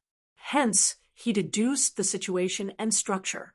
Fire Dragon Jinren laughed. If Shi Zaishi was wholeheartedly and did not think about the word strongest, she would have an extraordinary aura. For other pure martial artists, it might be a bad thing because of their mentality, but for her, it was like seeking life in the midst of death. Her fist aura had obtained great freedom. I believe this is what Chao Ci wanted to see. Hence, she did not leave the ruins and took the initiative to feed Shi Zaishi. Although Chao Ci is only in the golden body stage, to the proud Shi Zaishi, she is the best whetstone in the world. Otherwise, facing the training of a peak stage cultivator, she would not have such an effect. Yuan Lingjian nodded. Shi Zaishi's previous bottleneck was not in her fist, but in her heart. Then Yuan Lingjian smiled and said, "Actually, as long as Chen Pingan's luck is good, he can continue to delay and not break through before Shi Zaishi breaks through. He will still be the strongest 6th level cultivator and will still be able to obtain a martial arts fate gift. From what I see, it is a little uncertain." After Venerable Fiery Dragon came to a conclusion, he turned his head and looked at his disciple. "The reason why I asked you to send the money to Darling Island is because I want you to tell Chen Pingan the truth personally. Martial artists speak their own language. It is much more meaningful than an old Taoist talking to a cultivator of the 3rd realm about the principles of the fist. I wanted to see if Chen Pingan would take a chance and show signs of slowing down for the martial arts fate, or would he seek life in the midst of death, which is different from Shi Zaishi's method. Chen Pingan's death in training was not due to laziness. He had fought many battles with others and was almost flawless. He could have comforted himself with the fact that there was nothing he could do. Why did he have to break the walls of the alley? when he reached the decapitation alley to open up a path for his mentality. Yuan Lingjian laughed bitterly and felt guilty. It is my fault for holding you back. Shall I return to the Dragon Palace now? Fire Dragon, Jinren laughed. Forget it. Let nature take its course. Do you think it will be a good thing after you mentioned it? Chun Pingon will be able to fight for the strongest one? Do you think there will be no repercussions after trying so hard to walk the path of the heart? If a person does not accept his fate and thinks that it is good to pursue the extreme, he will die on the path of cultivation. If I fight for the strongest 6, I will fight for the 7th. If I get the 7th, the 8th will be mine. If the 8th is mine, who dares to fight for the 9th? Does he deserve to die? Is it because of the battle of the great Tao? Along the way, I am just gritting my teeth in anger. Since when did martial arts become so low? Li Lu shook her head. Your logic is too extreme. Fire Dragon Jinren also shook his head. Pure people should be beaten to death by extreme logic.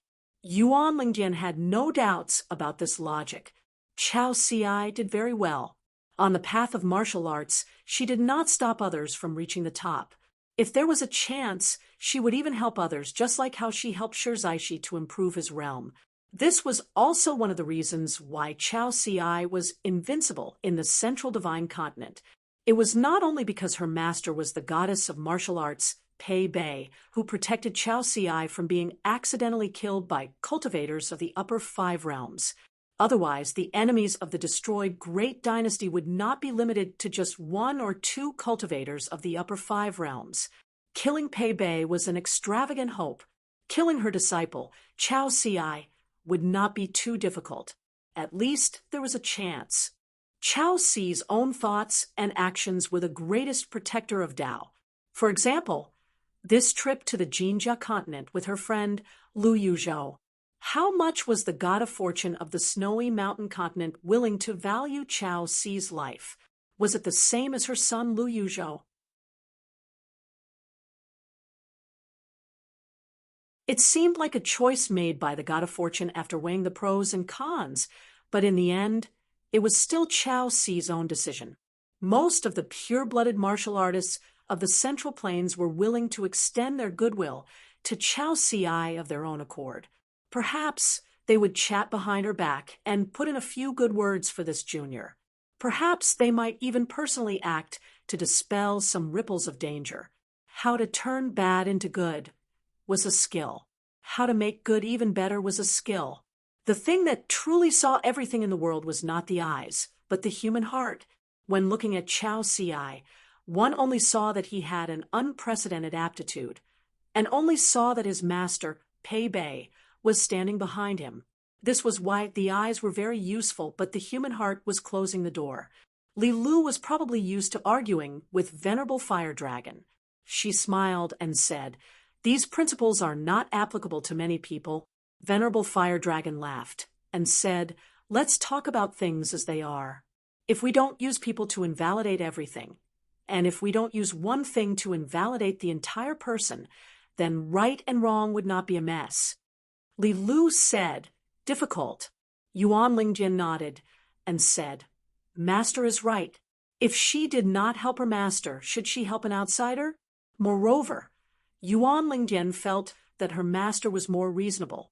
In the end, Venerable Fire Dragon smiled and asked, "Then let me ask you, when and where do you think this Chao Ci and the current number, one of the younger generation in the North Continent, will be facing the conscience game?"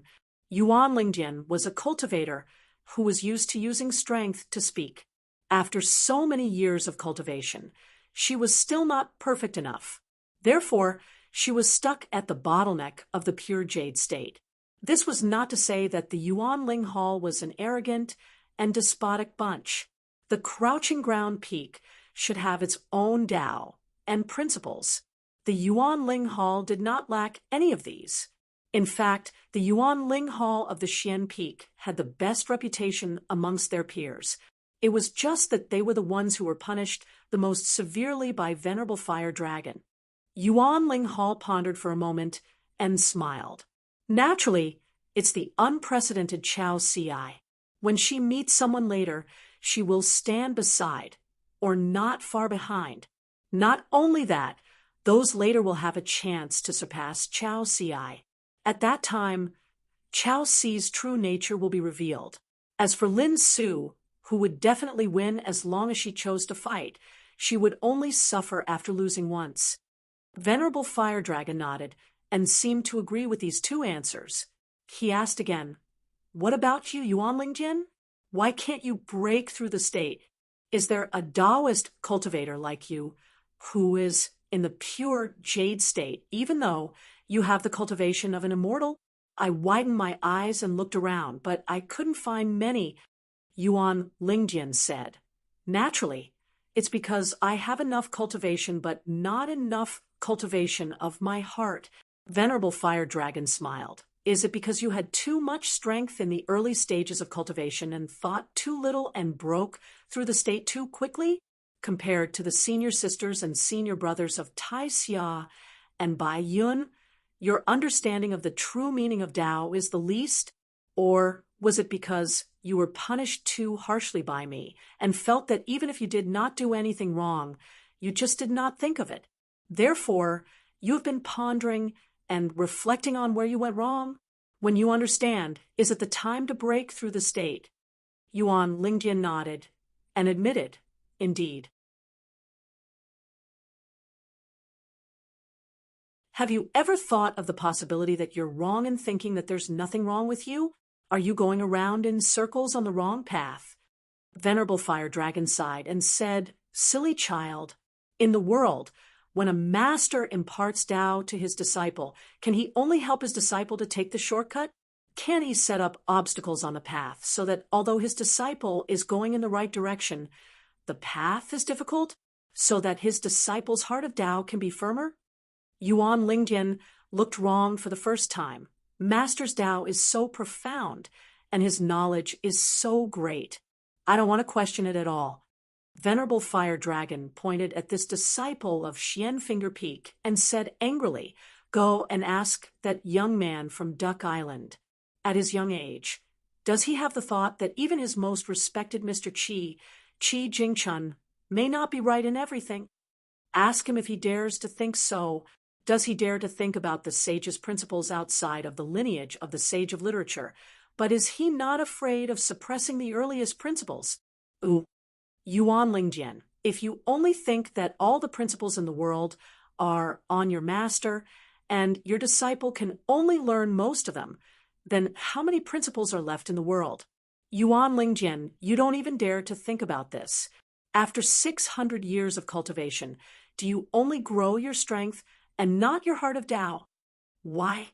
My Lai Di Peak needs to move mountains, carry soil, chop firewood, and burn charcoal, but Yuan Lingjin has a body of muscle? Yuan Lingjin glanced at his master's slightly swaying sleeves and said carefully, "Master, don't be angry. Let's talk nicely." Li Lu said. Yuan Jishuan said that he is unwilling, but he did not say that he does not dare. Venerable, don't just be reasonable and wrong Yuan Jishuan. Yuan Lingjin was so angry that he almost died. Li Lu was not as helpful as him. Yuan Lingjin knew his master's temper very well. After all, Yuan Lingjin had been beaten the most among all the disciples.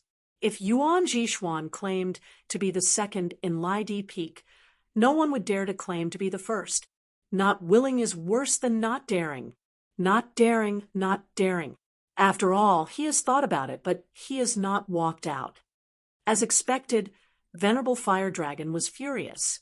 Finally, he said coldly, "Go to Peach Mountain Grotto and practice in seclusion for 10 years. Come out when you have thought it through." Yuan Lingjin was silent for a moment. Then he sighed in his heart. 10 years was nothing. He just needed to take a nap, close his eyes, and open them again, and it would be over. However, he felt embarrassed. After his master left the mountain and returned, he was the only one who had to pack up and go to Peach Mountain Grotto. Then senior brothers Bai Yun and Peach Mountain would have to go out of the grotto every now, and then to leisurely drink tea. And they even asked if he was thirsty. Yuan Lingjin suddenly had an idea. He said softly, Master, I have made an appointment with Xishuan. We will pick a time to go down the mountain together and help him fulfill his wish. Venerable Fire Dragon's face was no longer tense. He smiled and said kindly, although it was his fault, he did not want to win or lose. With senior brother's help, he would not be careless. On the surface, he admitted that the small world of the human body is inferior to the big world outside. In fact, his heart would not lose to the will of the heavens. This is the clear mind that a cultivator should have. Very good, very good. Since this is the case, Lingdian, you don't have to go to Peach Mountain Grotto. Stay by Xishuan's side and protect him. Remember not to reveal your identity. You will only travel at the foot of the mountain. Yuan Lingjian bowed and said, Master, don't worry. Oh, now it should be by Yun and Peach Mountain's turn to be envious of him. Yuan Lingjian was afraid that his master would go back on his words. He immediately turned into a rainbow and left. Li Lu said, Yuan Jishuan has thought it through. He will go down the mountain. The day he returns should be the day he secludes himself to break through the realm. Venerable Fire Dragon nodded and said, So it doesn't matter whether he goes to Peach Mountain Grotto or not. Venerable Fire Dragon wanted to use Yuan Lingjian's most acceptable principles to guide Yuan Lingjian and clear his doubts. Otherwise, Venerable Fire Dragon would only guide his disciple as a master. It was not impossible for him to teach Yuan Jishuan at the peak of the ascendant state. However, it would not be very useful, and there would be many hidden dangers. Principles were not as simple as a few words. After the listener heard it, he would really open the door to his heart. Beyond the few words of others, he would think more about it, and finally get the right path. Li Lu smiled and said, Yuan Jishuan's comprehension is very high.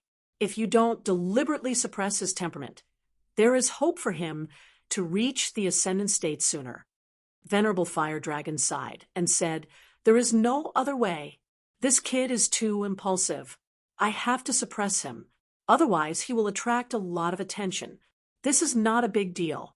If Yuan Lingjian breaks through the realm too quickly, besides his own state of mind, the rest of the brothers will inevitably be affected. This is a big deal. Venerable Fiery Dragon was already a huge burden to him. Now that Yuan Jishuan was here, anyone would feel uncomfortable. Moreover, there is no need for Kudi Peak to let Yuan Lingjian appear so quickly just to have one more ascendant state. What should be his will not run away. Otherwise, when I am no longer at Kudi Peak with Yuan Lingjian's temperament, he will take the initiative to take on the burden. If his cultivation heart is not enough, the rest of the brothers will have less reason to do so. Both the speaker and the listener will subconsciously think so.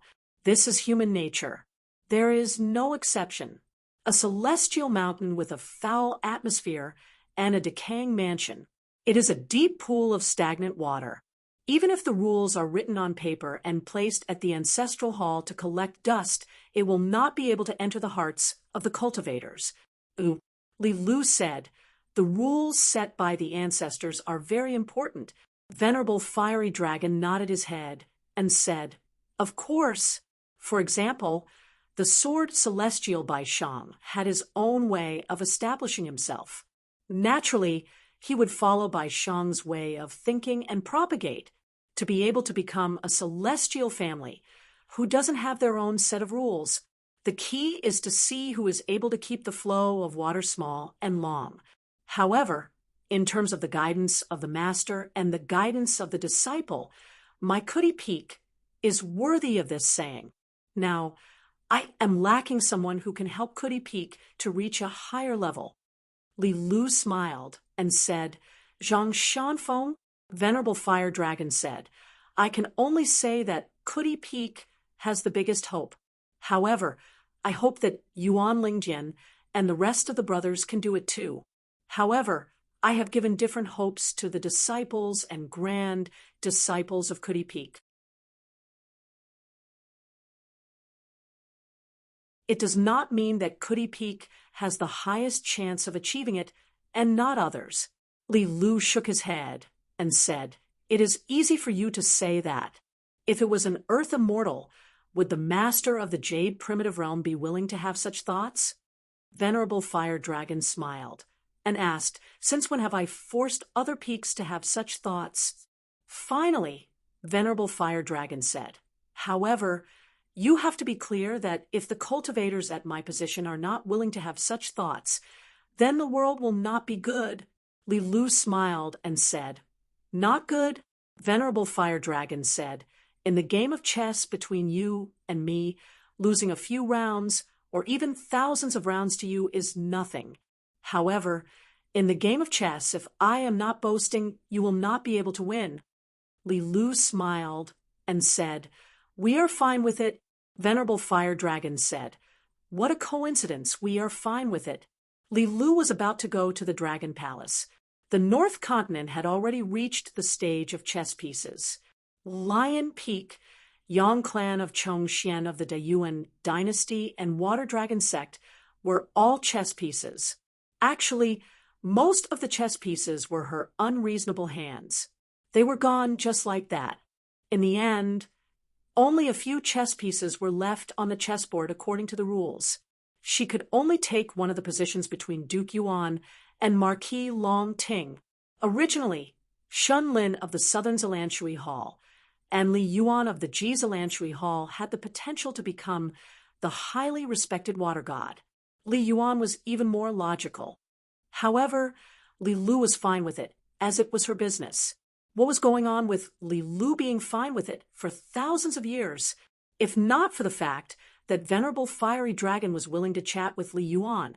She would have smashed Li Yuan's golden body into pieces when she went to the cave of the Dragon Palace. She would have turned Li Yuan's golden body into water fate and returned to Jida.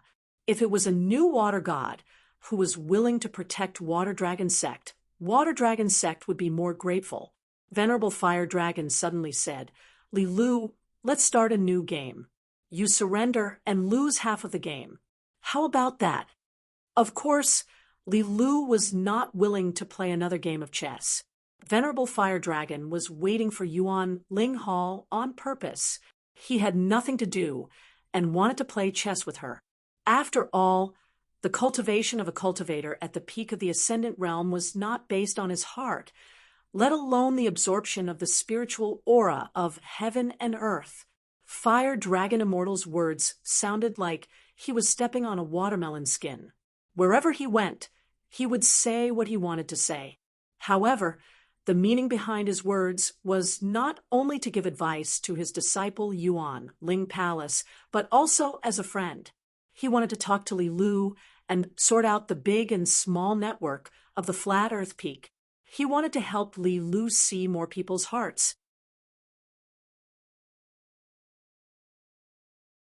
However, this was the first time that Venerable Fire Dragon had directly pointed out the true relationship between them.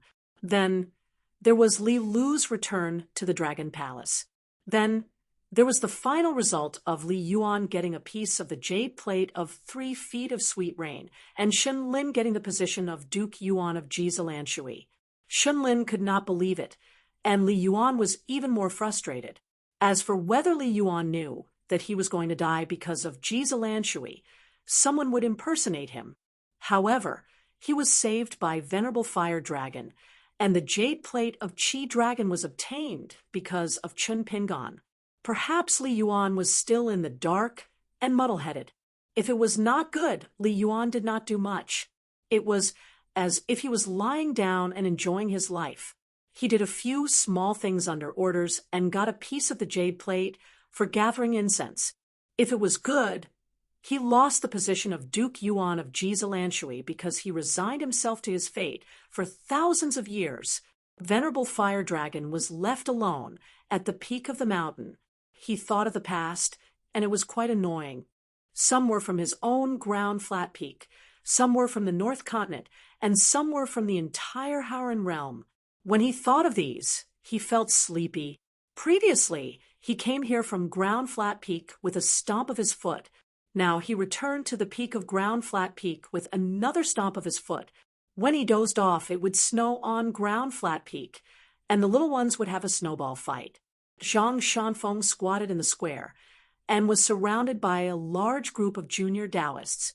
Most of them were new faces, but Zhang Shanfeng had always been familiar with them. At this moment, the young Taoist was telling them how difficult it was to slay the demons at the foot of the mountain. The little fellows were all listening to him. They pricked up their ears, widened their eyes, and clenched their fists. Each of them was more anxious than the other. Why did their martial uncle only talk about how powerful those demons were, and how amazing their methods were? He had not talked about how the peachwood swords flew around, and how satisfying it was to behead the demons. Zhang Shanfeng stopped telling the story and raised his head. He smiled and said, "Master, you're back?" The little Taoist children were all in high spirits as they bowed to the Grandmaster Grandpa. One of the bolder ones secretly tugged on the sleeve of his junior uncle's Taoist robe. Zhang Shanfeng looked around, and all of them nodded their heads vigorously, signaling him with their eyes. Zhang Shanfeng then said, "Master, it's almost the new year at the foot of the mountain. It's not right that it doesn't snow in winter." Venerable Fiery Dragon walked to their side and touched the head of a little Taoist. He smiled and said, "Grandmaster, do you want to take a nap? Pray to the heavens for a heavy snow in your sleep." These childish little Taoists were all pecking at the rice like chicks pecking at the rice. When Grandmaster dozed off, it would snow on the mountain. This was an old rule passed down by word of mouth from the generation of Lying Ground Peak's master, as well as the older senior brothers. Venerable Fiery Dragon smiled and said to Zhang Shanfeng, "After Senior Yuan returns, he will go down the mountain with you to fulfill his wish." Zhang Shanfeng was stunned.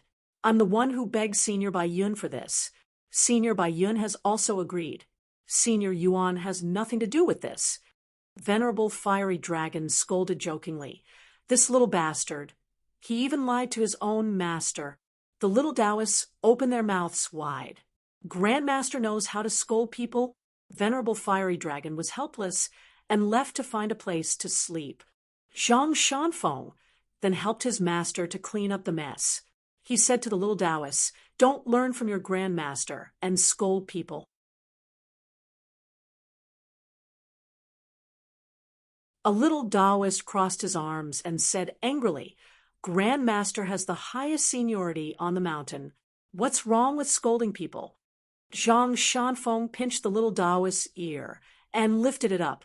The little Taoist cried out in pain and stood on his tiptoes, begging for mercy. "Little Uncle Master, please don't hit people. I know I'm wrong." Zhang Shanfeng smiled and let go. The little Taoist said angrily, "My master said that if I don't respect my elders, my buttocks will bleed. Little Uncle Master, you have to be careful." Zhang Shanfeng squatted down and continued telling the story of the foot of the mountain. The little Taoist listened attentively and suddenly complained, "Little Uncle Master, are the demons and ghosts at the foot of the mountain all good? If that's the case, why did Grandmaster, senior uncles, and senior uncles allow them to do bad things?" Zhang Shanfeng smiled. "Well, of course there's a reason. When my friend comes to our house as a guest, Little Uncle Master will get him to tell you. There are many interesting stories about the mountains and rivers at his place." A little Taoist shook his head vigorously. "I think it's definitely not as good as Little Uncle Master's." Zhang Shanfeng waved his hand and smiled brightly. "You're just telling the truth. When it snows, let's have a snowball fight. Little Uncle Master will form an alliance with you." The little Taoist rejected immediately. "Dream on." According to his senior brothers, Little Uncle Master was the one who suffered the most during a snowball fight. Because he was the tallest and ran the fastest, he would not get angry even if he was hit. Zhang Shanfeng tugged at the collar of his Taoist robe and said seriously, "How dare you not respect Little Uncle Master? Aren't you afraid that your master will spank your buttocks?" The little Taoist frowned and said softly, "Master left last year Zhang Shanfeng was stunned and sighed. Then he pointed at the little Taoist and chuckled. Actually, he didn't leave. Don't you still remember, Master? The little Taoist lowered his head, and his eyes were red. He nodded and said, when Master left, he said the same thing. He told me not to cry. He said that as long as I miss Master, Master will not leave. I don't have to miss him all the time. It's good enough to think of him occasionally. He also said that when I think of Master and stop being so sad, I will have grown up. When that time comes, I can go down the mountain to slay demons and devils. Little Uncle Master, it's been so long. It's been more than a year, and I'm still very sad. Zhang Shanfeng thought about it, but could not say anything to comfort him. When he was young, the days seemed to pass by as he counted his fingers. When he was older, it would be month by month. Then a year would pass. If he became a cultivator on the mountain and reached a high level, 10 or 100 years would pass by in the blink of an eye. How many people could he remember?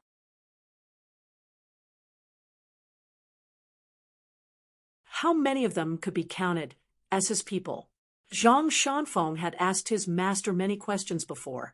However, Venerable Fiery Dragon often said that there were no answers to the questions. The questions themselves were the answers. Many of the answers that seemed to be the answers were actually the next question. Zhang Shanfeng did not feel that his master was patronizing him. Therefore, he was even more confused. Was his master's Tao skills high? Of course not. That was because his master's Tao skills were not on the mountain but in the sky. They were in the human world at the foot of the mountain. A little Taoist boy asked, curiously, Little Uncle Master, what are you thinking about? Zhang Shanfeng was about to speak. A little fellow said softly, he must be secretly thinking of the beautiful lady at the foot of the mountain. Another little Taoist boy said, you're just speaking nonsense. Zhang Shanfeng laughed. I'll not talk about the story of slaying demons and devils for now. Let's listen to the next story. Little Uncle Master will tell you a more exciting story. Unexpectedly, a little Taoist boy immediately said to his companions, don't be afraid. Little Uncle Master is definitely trying to scare us with a ghost story. Zhang Shanfeng looked at this group of little bastards who were getting smarter and smarter. The little Taoist boys around him seemed to be harder to please than those little junior nephews. Before he left the mountain, Zhang Shanfeng had no choice but to use his trump card and shouted, Master, why isn't it snowing yet? The old perfected one was napping at the edge of the cliff in the distance. He smiled and said, you have to eat your fill before going to the toilet. All the little Taoist boys looked at their little Uncle Master pitifully. They felt that their little Uncle Master's brain was not very bright. Zhang Shanfeng stood up. Forget it. I'll teach you boxing. Boos sounded everywhere. They all ran away. If it did not snow, there would be no story. There were no wild fruits on the mountain in the winter. The masters did not make anyone's buttocks bloom. Little Uncle Master was useless. Zhang Shanfeng suddenly realized that a little fellow had stopped in his tracks and did not leave. Zhang Shanfeng was already satisfied. He smiled and waved his hand. Okay, okay, okay. Little Uncle Master will teach you boxing. The little Taoist boy chuckled. He threw a few punches and then ran away after saying, Little Uncle Master, have you learned it yet?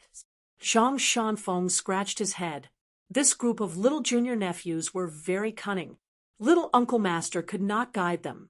At dusk, in a small town at the foot of Lion Peak, a young outsider in a green robe and a bamboo box walked into a cloth shop that was doing well. A woman who was greeting customers turned her head and saw a guest. She smiled and said, Hey, handsome young man, are you here to pick silk for your wife to make a beautiful dress? Chun Pingon smiled in his hometown dialect. Annie Lou, my name is Chun Pingon. I live in Mud Bottle Alley. The woman was stunned. The Chun Pingon that my white child always talks about. Chun Pingon nodded. He was carrying bags of gifts in his hands. They were all bought from the town's shop. The woman hurriedly put down the business at hand and let a few well-off women from the small town choose their own fabrics. She then carried a long bench for Chen Pingan and said, "Sit, quickly sit. Li Huai's father has gone up the mountain. We can't be sure when he will come back. However, as long as there are no fox spirits on the mountain, he will definitely come back before the sky turns dark at the latest. However, in my opinion, even if there are fox spirits who have become spirits, they will not be interested in this wooden block, right? I was blinded by lard back then. That's why I fell in love with him." The woman sat at the end of the bench. She was not unfamiliar with Chinpingan at all. "I know Mud Bottle Alley. It's close to Iron Lock Well. It's a small alley with not many people. There is a young widow at the end of the alley. She looks slightly worse than me. It's not far from Mud Bottle Alley. You should know Witch Ma and Apricot Blossom Alley, right? This old woman, the older she gets, the more insidious her mouth is. TSK, TSK, TSK. In my opinion, she can even make a dead person come back to life. Even the young widow of the Gu family in Mud Bottle Alley can't compete with this old woman." Chun Pingan gently put the gifts behind the counter. He had already taken the bamboo box and placed it beside his feet. He tilted his mountain staff and leaned to one side. He quietly and patiently listened to the woman talk about her hometown with a smile. The woman suddenly slapped her thigh. "My Li Lu is so heartless. Have you seen her? Sigh, Chun Pingan, you don't know that our daughter rebelled. She became a servant girl serving tea for that immortal on the mountain and immediately forgot about her parents. She would run out from time to time and hasn't been home for a long time. Anyway, if she was really abducted by someone with a glib tongue outside, I wouldn't feel bad. I'll just take it that I've raised such a daughter for nothing. It's just that my poor Li Huai won't be able to count on his sister and brother-in-law anymore." Chun Pingan smiled at the woman and said, "Li Huai will be successful in his studies. I know that Li Huai is not a fast learner, but he has stamina. Most importantly, this child has a good heart. He takes after his uncle and aunt. They are all kind-hearted. This is not something that can be read from books. In addition, Miss Li has become an immortal on the mountain. She doesn't have to worry about food and clothing. At least she doesn't need to use them. I believe that in the future, she will find a good family to talk to. It's not that I'm being courteous here. Aunt Lu is really lucky. For us commoners, we have to look at the future to see who's better and who's better. Today we'll add some bottles and jars. Tomorrow we'll build a square table for 8. We'll slowly add things to our house. Once everything is the same, we'll naturally live well." The woman beamed with joy. This young man was handsome and knew how to talk. Moreover, he didn't say those flowery words. He was speaking the truth that even she felt was reasonable. Moreover, to be able to protect Li Huai so attentively all the way, how bad could this person be? Although looking at his clothes, this young man in her hometown didn't look like the kind of person who had made a fortune. As long as he was honest, he could treat Li Huai so well when he was not his brother-in-law. In the future, when he became Li Huai's brother-in-law, wouldn't he be even more sincere and help Li Huai wholeheartedly? Why not set up Chun Pingan with her daughter?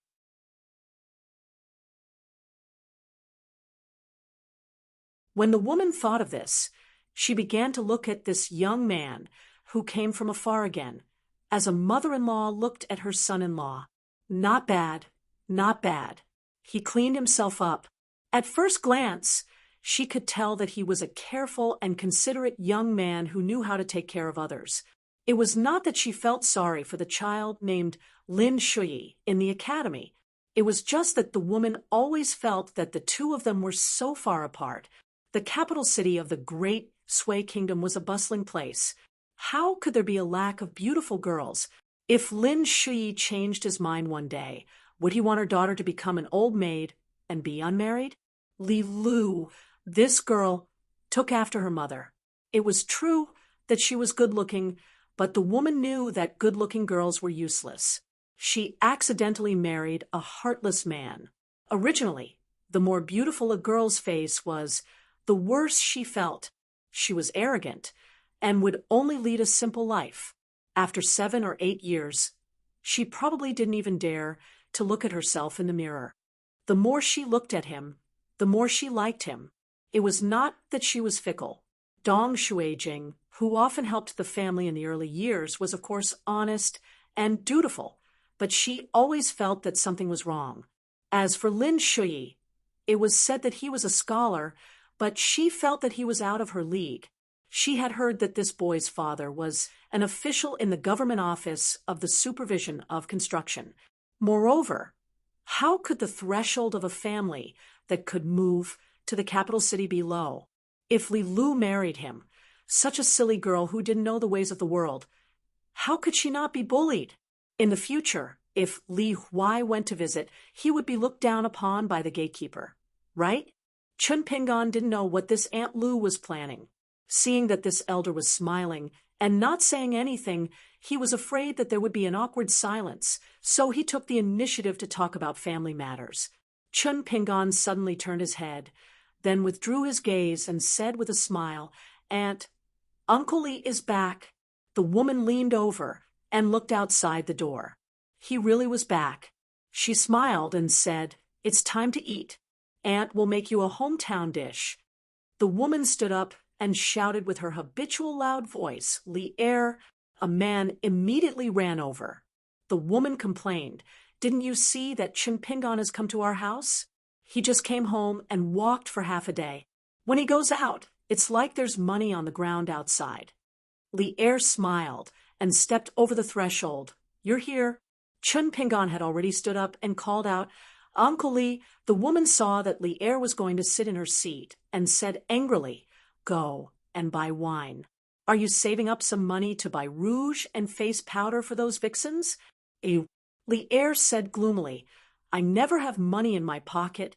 The woman slammed the counter, take the money from the drawer, and quickly go and buy 2 bottles of good wine. After buying the wine, let Chun Pingan stay in the room, prepared for Li Huai. See if there's anything missing. When you buy the wine, buy everything together. When she turned to look at Chun Pingan, the woman's face changed into a smile. "Chun Pingan, when you're here, it's like you're at home. If you're too polite, Aunt will be angry." Chun Pingan smiled and said, "I won't be polite with Aunt. A plate of fried pork with winter bamboo shoots is a must." The woman smiled and said, "Yes, of course." Li Er took the money and left the shop with Chun Pingan. They were all neighbors and fellow villagers, and they were at the foot of Lion Peak. There was no need to worry about the shop not being watched. The two of them walked on the gradually deserted street. Chun Pingan asked softly, "Uncle Li, do you know where Li Shishing from Falu Street, Li Baoping's elder brother, is now in the North Continent?" Li Er said, "I know."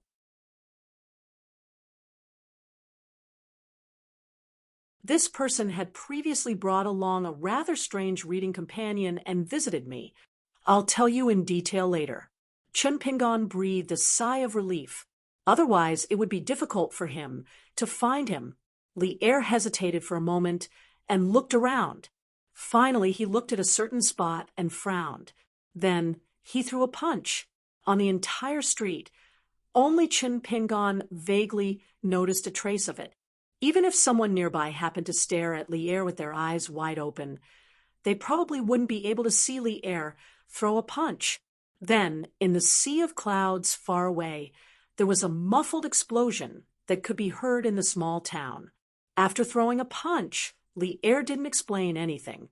He only said, "Li Shishing wanted me to tell you that before you look for him, I have to tell you something first. The peach talisman he gave you back then was not something he did on the spur of the moment. Of course, you didn't accept it in the end. Then he drew a talisman for the bamboo house on Luapa Mountain. It was to sever a significant karma related to you. So Li Shisheng wants you to not be grateful. If you can't do it, then don't look for him. Chun Pingan nodded and said, Okay. Lier went to a wine shop on the corner of the street and bought 2 pots of the most expensive wine from the shopkeeper. He said, It's all thanks to you. A young drinker smiled and asked Lier, Your Li Lu didn't go down the mountain? Could it be that Miss Li is used to staying in the immortal's mansion on the mountain and looks down on the dog's kennel at the foot of the mountain? Lier ignored him. On the way back, Lier nodded and smiled. Your 6th realm is very solid. Chun Pingan didn't have too many taboos around Lier. He said, I was taught 3 punches by Senior Guyu in a place east of Jibu. Lier nodded, but quickly said, 3 punches is still a bit too little. Chun Pingan said, It can't be helped. At that time, Senior Gu had to rush to meet Senior Jiyu of the Ape Crying Mountain. Lier didn't join in the fight because there was no need. Lier said, It's okay. I don't lack food here. Even fish. Chun Pingan thought for a while. Let's talk about it after we're full. Lier showed a rare, serious expression. He turned and asked, I have to know something first. What do you want? The word strongest? Chun Pingan shook his head and smiled. I haven't asked for this since the first day I started practicing. During that time, because of other people, I also thought about the word strongest and martial arts fate. But in the end, I realized that the 2 weren't related to fighting. Lier continued to look at Chun Pingan. Chun Pingan continued, If I only rely on myself to practice, be it chi of heart, strength, or fist intent, I can certainly ask for it once since I know Uncle Li. I don't care about martial arts fate, but I have to break through with a stronger fist intent.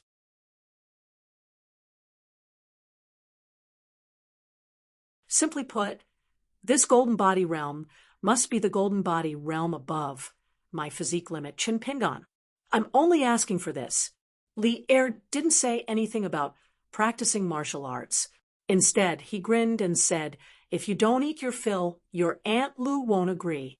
If she doesn't agree, I don't even dare to leave the table to clean up. Chun Pingan smiled softly. That's great. Lier patted Chun Pingan's shoulder. Eat your fill and feed me your punches before saying this.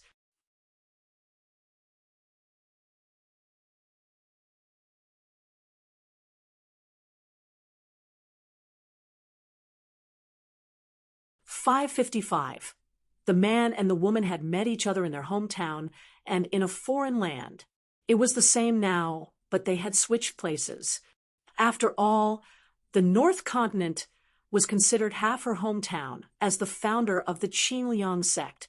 It was the most important thing for the people at the foot of the mountain to return to their roots. The cultivators on the mountain who had pure hearts and few desires paid more attention to this matter. He Xiaoyang turned to the official disciple of the sect behind him and said, Li Zhou, go back to the mountain first. Although Li Zhou was a little dispirited, he immediately put away his messy thoughts and respectfully accepted the order and left. He Xiaoyang smiled and said, Walk around. Chun Pingan nodded and said, Yes, we should have a good chat. Being sloppy is not the way a sect master should do things. He Xiaoyang turned and walked into the alley, giving way to the middle of the road. He intentionally or unintentionally leaned towards one side of the wall, and Chun Pingan walked on the other side. He Xiaoyang asked, How did you guess that Gao Cheng and I were secretly plotting against you in the Ghost Domain Valleys? Chun Pingan said, It was just some vague coincidences. I thought that sect master his Dao skills were higher and that you were more scheming, so I quickly ran away. He Xiaoyang said, I had no problems cultivating on my own mountain, but my cultivation level almost dropped. How many sect masters who had just ascended to the jade, unyielding realm in the vast world would end up like this? Chun Ping and recalled what he had seen and heard when he was buying oranges. He smiled and said, If an apology can make Lord he and I mind our own business from now on, then I was wrong. He Xiaoyang did not comment and changed the topic. He said, "You probably wouldn't have said such things in the past." Chun Pingon shook his head and said, "In the past, as long as I could live well, I would have kowtowed and begged for mercy." He Xiaoyang said, "For example, if you could, you would have begged the mountain-moving ape not to severely injure Lu Xianying with one punch." Chun Pingon nodded and said, "Of course, if that old beast felt that kowtowing was not sincere, I would have kowtowed to him until a flower bloomed." He Xiaoyang asked, "And after kowtowing?" Chun Pingon did not hide anything. "What else could I do? Living a plain and ordinary life. If that happens and I get a chance to settle old scores, then that's a different story altogether. The wine on the mountain will always be more fragrant the longer it is kept." He Xiaoyang asked again. Now, while walking, Chun Pingon gently tossed the orange in his hand and slowly said, "If you don't have the ability, then drink to make up for it." What else could he do? Complaining about the heavens and others, yelling and complaining that the heavens are blind. Will the heavens really care about me? He Xiaoyang was about to ask again. If it had been like this in the past, then what about now? Her master, Lu Chen, had once led her through an even more complicated river of time, allowing her to witness the future versions of Chun Pingon. Only the Chun Pingon before him wasn't one of the many Chun Pingons. There's no need to reminisce. Chun Pingon held the orange in his hand and turned around with a smile. "Sect Master," he give me a straightforward answer. "In the future, can you walk your own path, and I'll walk mine?" He Xiaoyang pointed at the sky and smiled. "Why don't you ask my master? If my master really wants to issue a decree, as his last disciple, I don't dare to disobey." Chun Pingon smiled. "Then I have to be more capable. I just don't know how much wine I have to drink before that." Since the other party wasn't sincere, it was hard to talk. He Xiaoyang didn't care about what Chun Pingon was thinking.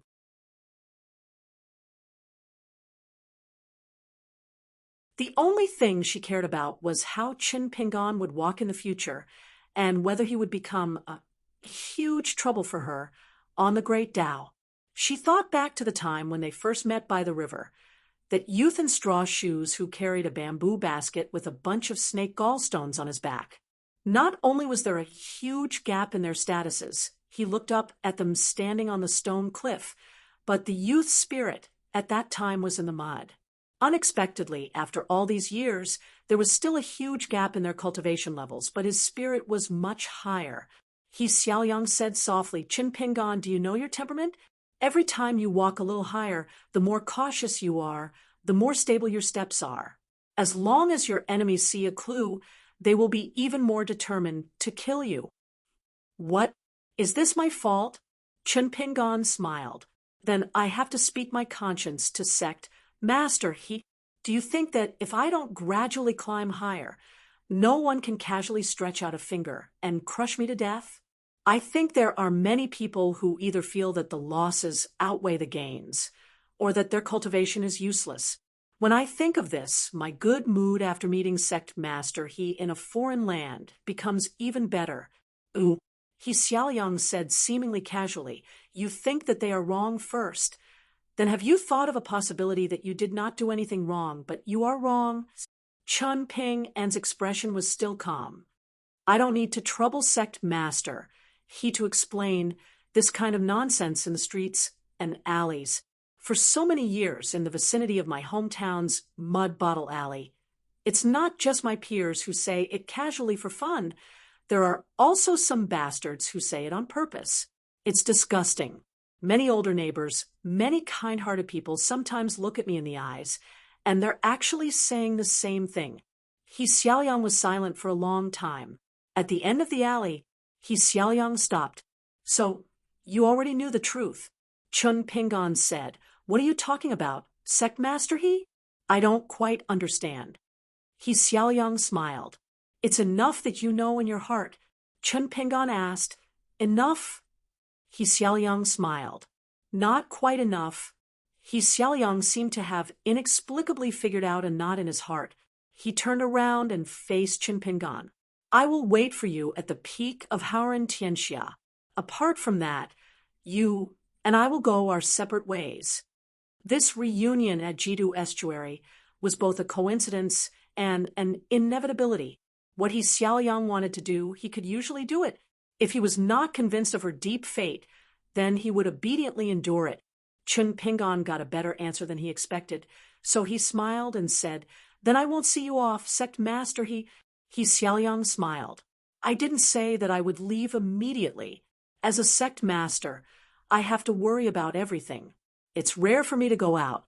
Now that I have met someone I can't let go of, shouldn't I cherish it?" Chun Pingon said two names, Su Xian Li Zhou.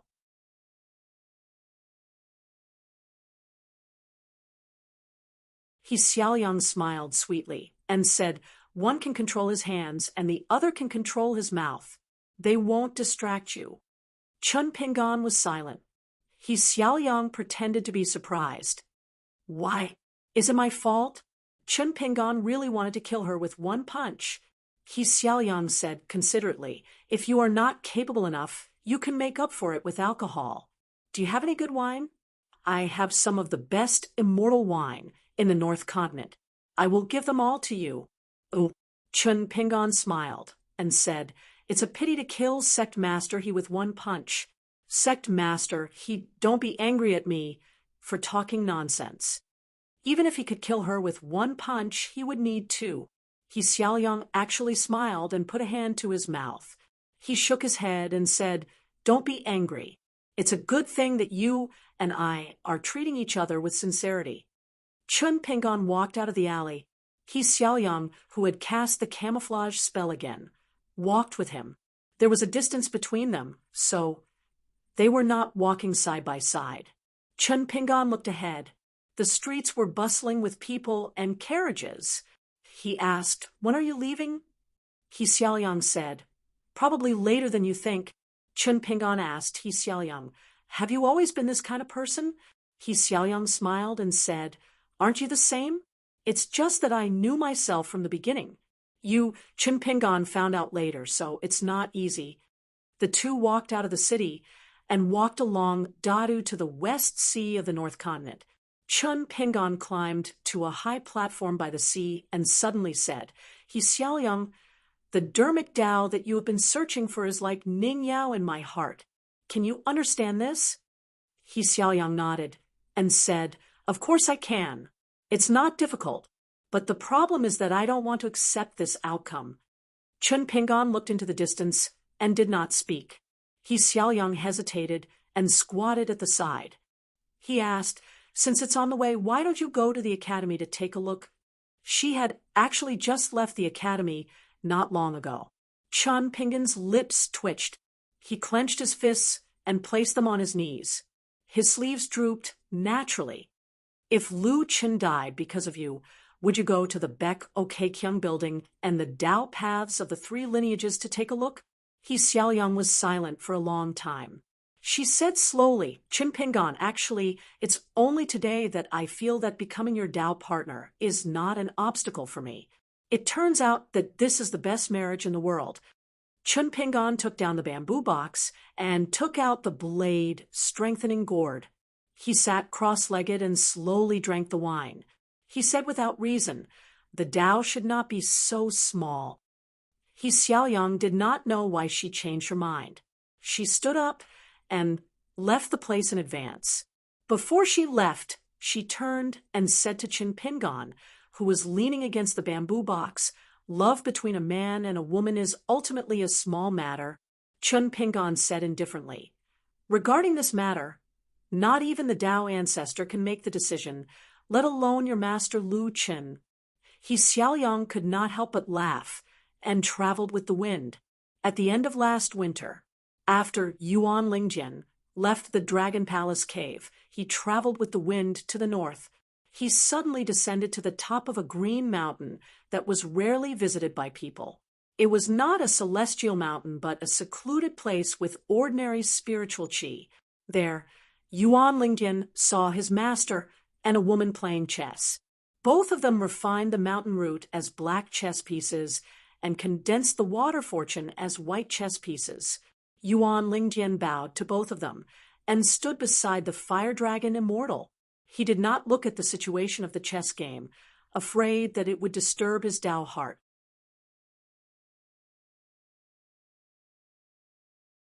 There was no real zither, chess, calligraphy, or painting at the foot of the mountain because they were all lingering on the word art. Even among the 100 schools of thought on the mountain, the 9 schools were still divided into upper, middle, and lower levels. Those who played zither, chess, calligraphy, and painting were fine. After all, they had received the judgment of the sages and were related to merit. Other than that, the school of calligraphy was the least popular. Those who played chess looked down on those who painted, and those who painted looked down on those who wrote. Those who wrote could only use the great merit of the sages to create the characters. The fire dragon immortal picked up a chess piece and gently placed it on the crisscrossed chessboard. He asked, "You only gave an imitation sword of the sword, Hatred Mountain?" Yuan Lingjian nodded. "I didn't do much." Yuan Lingjian knew his master's intention. In his early years, he was a pure martial artist, and even entered the far travel state when he was at the strongest golden body state. However, with his master's guidance, he gave up the gift and accumulated some martial fate for the North Continent. In the end, with great determination, he gave up on martial arts and focused on Tao. The process was bumpy, and he entered the upper 5 states of the nascent soul state. Yuan Lingjian knew that his master wanted him to give him some pointers on the opponent's fist technique. However, Yuan Lingjian was not very interested. Moreover, he did not think that his pointers would be useful. On the Earth Peak, unless the fire dragon immortal said that the disciples should do what they wanted, there was no problem for the disciples to do what they wanted.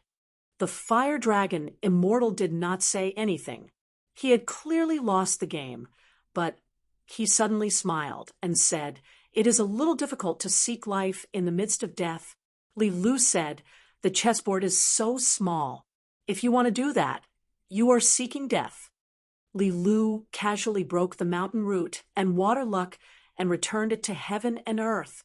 The fire dragon immortal also put away the Tao wool chessboard. The fire dragon immortal then asked, "What was written in the letter from the Lion Peak that you intercepted?" Li Lu did not answer his question. She said, "Just like what you said, the letter was sent by Li Yuan. He did not ask the Southern Mist Water Temple for help, nor did he not write a letter. He sent the token directly to the Lion Peak." The fire dragon immortal smiled and said, "Therefore, since you have chosen this path, you have a long way to go. Others do not only have one lifetime, but you, Li Lu, have accumulated so much in your lifetime. You definitely know the most, and are the most right. Very good. You lost the game, but outside of the game, you have helped me regain my dignity." Li Lu did not care about winning or losing the game. It was the same inside and outside the game. She had experienced too much. She did not even care much about this life of hers. To him, it was more like a journey of mountains and rivers.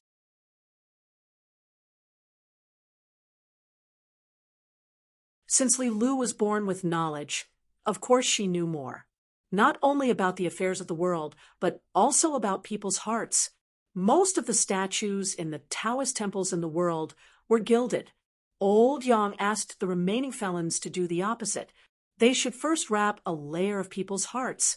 Even if it was just for show, they should have a good experience of the real human world. However, Li Lu also had something that she really cared about. For example, the earth-shattering battle of the Great Way in the early years had begun again. Sometimes Li Lu also wanted to end the prelude, so that that person would lose completely in this life. The Fire Dragon Immortal's chess game with the Water Dragon sect this time, aside from Chun Pingan, had some intentions. Shun Lin's success came naturally when the conditions were right. He wanted to correct Li Yuan by saying a few words for Sun Jie, the leader of the Water Dragon sect. But in fact, the Fire Dragon Immortal helped the 3 parties to get through their respective difficulties. He also hoped to say some words to Li Lu through some of Li Yuan's actions after he was enlightened. After all, when it came to being a person, even if Li Lu had lived for thousands of years, she was still a junior. It was a pity that Li Yuan did not listen. Hence, the fire dragon immortal did not want to interfere too much. Yuan Lingjian was a little emotional. In fact, his master had already sensed the abnormality of the martial arts fate in the ancient battlefield in the Golden Armor continent. Actually, to Chen Pingan, if he obtained the martial arts fate and won the chess game, then Chen Pingan and the girl of the same age in the Central Plains would be the two sides of a very subtle chess game. Because of the addition of Chao Ci, who did not intend to do anything, the situation became even more complicated.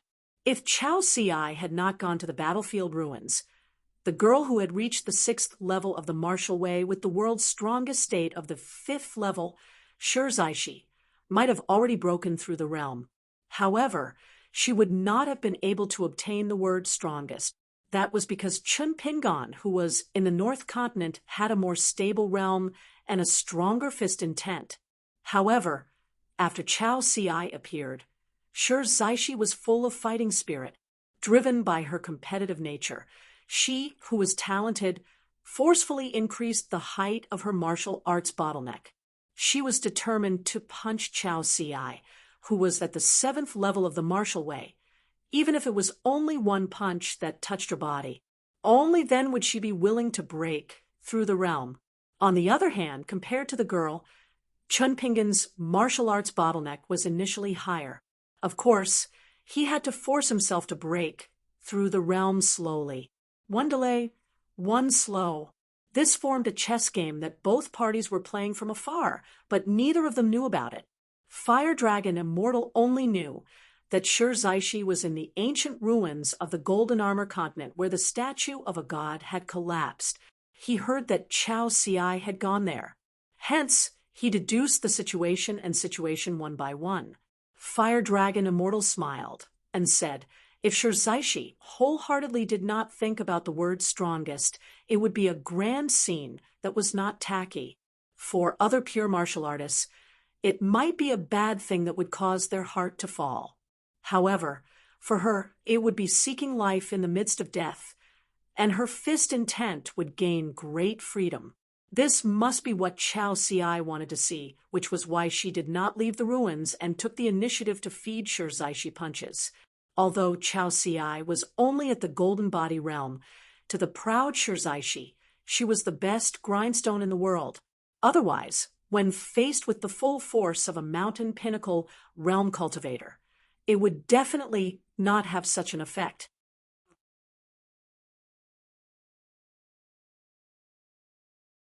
Yuan Lingjian nodded and said Shi's real bottleneck was not in her fist, but in her heart. Then Yuan Lingjian smiled and said, actually, as long as Chen Pingan's luck is good, and he continues to delay and not break through the realm before Shi, he will still be the strongest at the 6th level. Then he will still receive a gift of martial arts fate. From what I see, it is a little uncertain. After Venerable Fiery Dragon made the final decision, he turned around and looked at this disciple. I asked you to send the money to Darling Water Island because I wanted you to personally tell Chen Pingan this fact. Martial artists talk in their own language, which is more meaningful than an old venerable talking to a 3rd-level cultivator and arguing about the principles of fists. I originally wanted to see if Chen Pingan would have a sliver of luck in his heart and show signs of taking the initiative to slow down for the sake of martial arts fate, or to seek life and death in a way that is different from Shi's, but similar to the Great Tao. Now, Chen Pingan has practiced to death, but it is not because he is lazy. He has fought many battles to the death with others, and it is close to no mistakes. He can clearly comfort himself with the fact that there is no limit to one's strength. But why did he have to break through the alley wall with his fists and create a path for his own heart? Yuan Lingjian smiled bitterly and felt a little guilty. I have delayed you, Master. Should I return to the Dragon Palace Grotto Heaven now? Venerable Fiery Dragon smiled. Forget it. Let nature take its course. Do you think it will definitely be a good thing after you said this? Chun Pingon will definitely be able to fight for the strongest position? Do you think there will be no repercussions when he tries his best to walk on the path of the heart? If a person refuses to accept his fate and thinks that pursuing the extreme is the best, he will die on the path of cultivation. Fight for the strongest 6, fight for the 7th after 6, and then the 8th will be mine. If the 8th is mine, who will fight for the 9th with me? Does he deserve to die? Is it because of the great Tao competition? Along the way, he just gritted his teeth in anger. When did martial arts become so low? Li Lu shook his head. The logic is too extreme. Venerable Fiery Dragon also shook his head.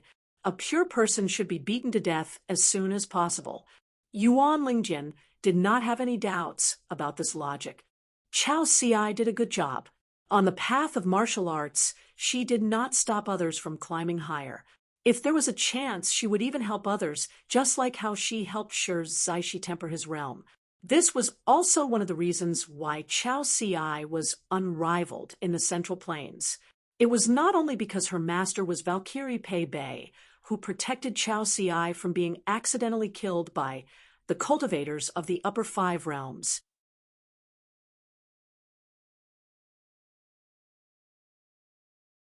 Otherwise, the enemies of the dynasty that was destroyed would not just be 1 or 2 cultivators of the upper 5 realms.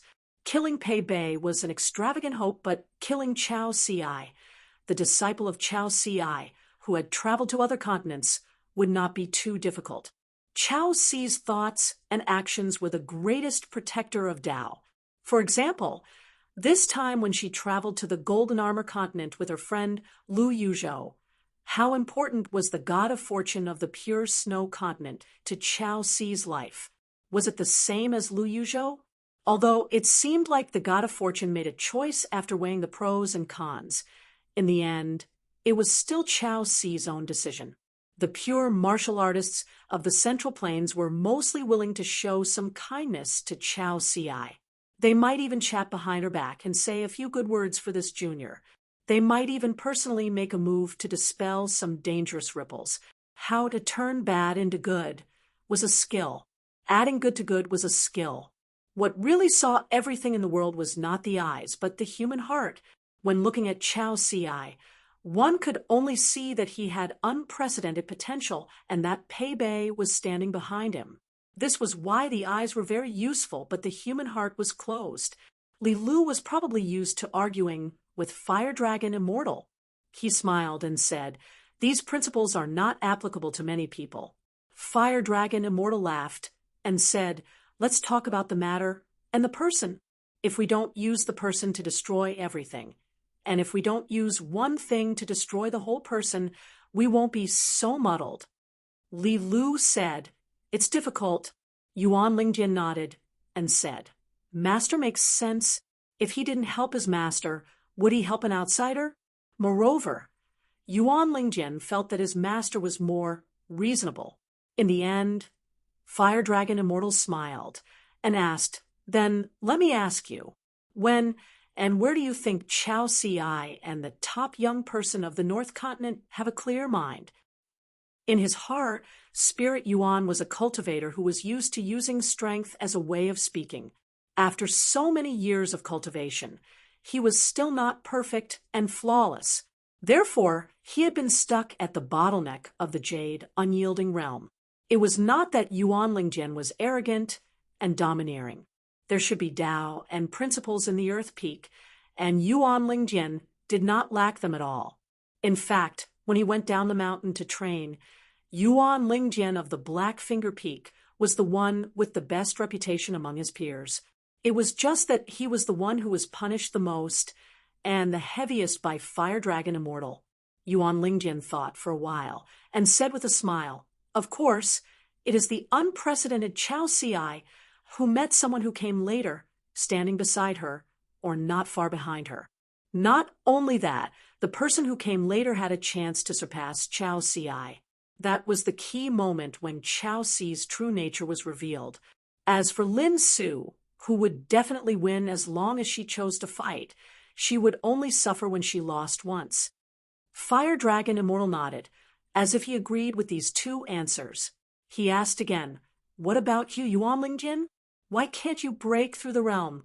Is there a cultivator like you in the world who has the cultivation of an immortal but is still at the jade, unyielding realm?" I widened my eyes and looked around, but I couldn't find many. Yuan Lingjian said, "Of course it is because you have too much strength but not enough mind." Fire Dragon Immortal smiled, "Because you were too strong in the early stage of cultivation and thought too little, breaking through the realm too quickly. It seems that compared to the senior sisters and senior brothers of Taixia and White Cloud lineages, you have the least understanding of the true meaning of Tao. Or was it because you were punished by me too heavily that you felt that even if you weren't wrong, you just didn't think about it?"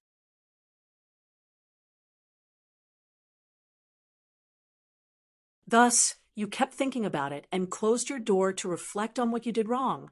When you understand it, it is the time to break through the realm. Yuan Lingjin nodded and admitted, "Indeed. Have you ever thought of a possibility that you are thinking about mistakes when you are not wrong? Are you going around in circles on the wrong path?" Fire Dragon Immortal sighed. "Silly child. In the world, when a master imparts Tao to his disciple, can he only help his disciple to take the shortcut? Can't he set up many obstacles on the path, making it hard for his disciple to walk in the right direction, so that his disciple's Tao heart can be firmer?" Ooh. For the first time ever, Spirit Yuan Palace had an aggrieved look on his face. "Master, your Tao is so profound, and your knowledge is so vast. I don't want to question you in the slightest." Fire Dragon Immortal pointed at the disciple and said angrily, "Go and ask that young man from Darling Island if he has that idea at such a young age. Even his most respected Mr. Qi Jingchun, may not always be right. Ask him if he dares to think like that. Did he dare to diligently ponder over the sage's principles outside of the sage of literature's lineage? But was he not afraid of suppressing the earliest principles? Spirit Hall, if you think that all the principles in the world belong to the master, and that the disciple can only learn most of them, then the disciple will pass it on to the grand disciple, and the grand disciple will pass it on to the grand disciple. Your Spirit Yuan Palace doesn't even dare to think about this. You've cultivated so hard for 600 years. Do you think you've only developed your strength and not your Tao heart? What? Master's crouching peak requires hard labor like moving mountains, carrying soil, chopping firewood, and burning charcoal. How did your Spirit Yuan Hall become so muscular?" Spirit Yuan Palace glanced at his master's fluttering sleeves and said carefully, "Master, don't be angry. Let's talk this out." Li Lu said, "Yuan Jishuan said he was unwilling, but he didn't say he didn't dare. Don't just try to reason with him and wrongly accuse Yuan Jishuan." Spirit Yuan Palace was so angry that he almost died. "Li Lu, you're more of a hindrance than a help." He knew his master's temper better than anyone else. After all, Spirit Yuan Palace had suffered the most beatings among all the disciples. If Yuan Jishuan claimed to be number 2 in Crouching Peak, no one would dare to say they were number 1. Being unwilling is worse than not daring. Not daring, not daring. I've thought about it, but I haven't walked out yet. As expected, Immortal Fire Dragon was furious. He said coldly, "Go to the Peach Mountain Grotto and meditate for 10 years. Only come out when you've thought it through." Yuan Lingdian was silent for a moment before he sighed in his heart. 10 years was nothing.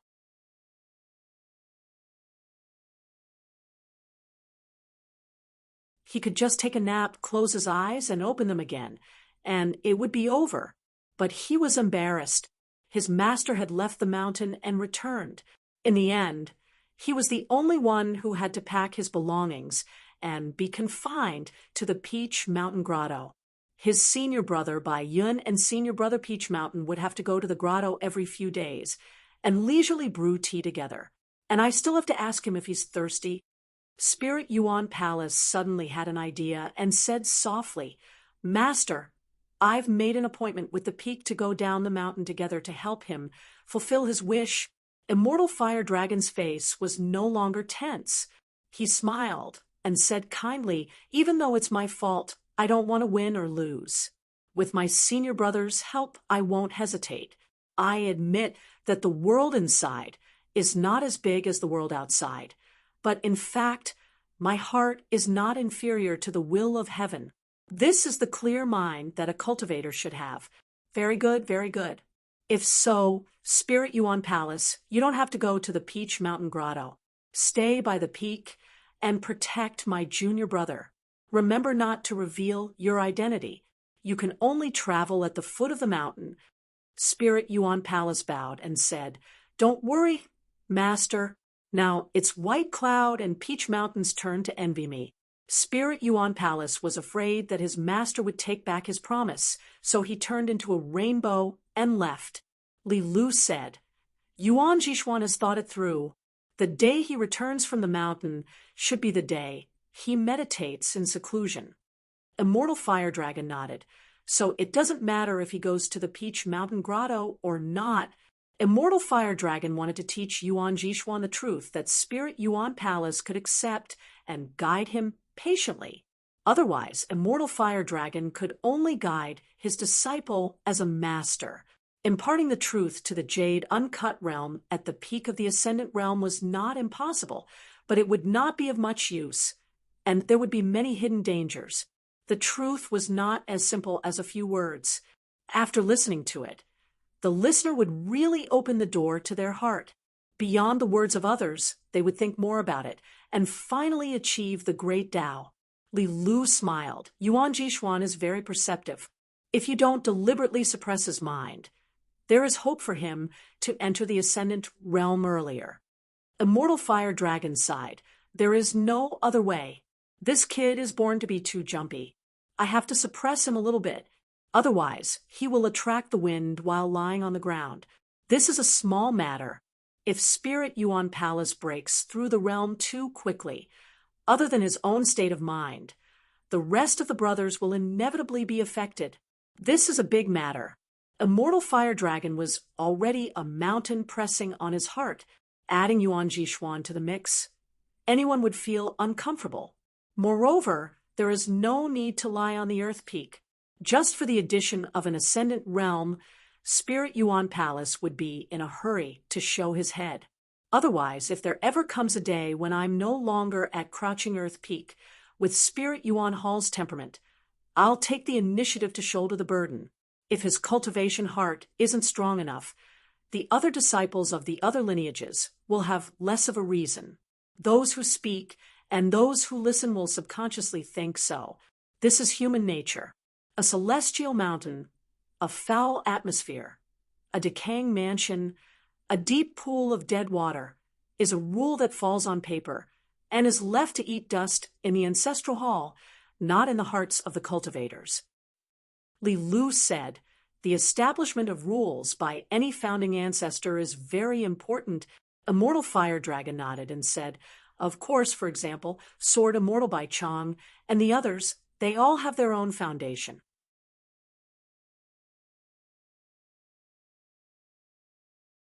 Naturally, they will follow by Chang and the others' ideas to spread their branches, flowers, and fruits, to be able to become a sect celestial who doesn't have their own set of perfect rules.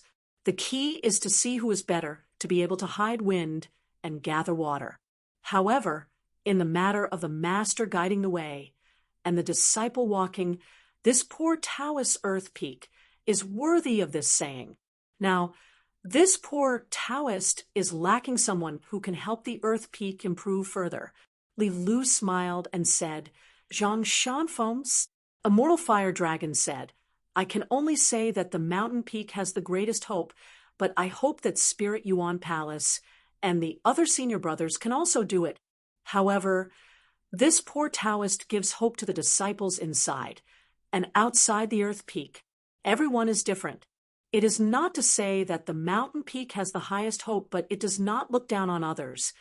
Li Lu shook his head and said, "It is easy for you to say. If it was an Earth celestial cultivator, Jade Unyielding Realm Sect Master, would he be willing to think so? Immortal Fire Dragon smiled and asked, "Since when did this poor Taoist force other mountain peaks to think so?" Finally, Immortal Fire Dragon said in a deep voice, "But you have to understand that if the cultivators in this poor Taoist position are not willing to think so, then the world will not be good." Li Lu smiled playfully. "Not good?" Immortal Fire Dragon said, "In the small chess game between you and me, losing a few games to you, even if it is 1,000 games, is nothing. However, in the chess game of the world, if this poor Taoist is not bragging, you really cannot win." Li Lu smiled and said, "We do not care." Immortal Fire Dragon said, "What a coincidence, we do care." Li Lu was about to leave for the Dragon Palace Grotto Heaven. The North Continent had already reached the official stage. Lion Peak, the great Yuan dynasty's Chongxian office, the Yang family, and the Water Dragon sect were all pawns. In fact, most of the pawns were because of her unreasonable hands. In the end, only a few pawns were left on the chessboard according to the rules.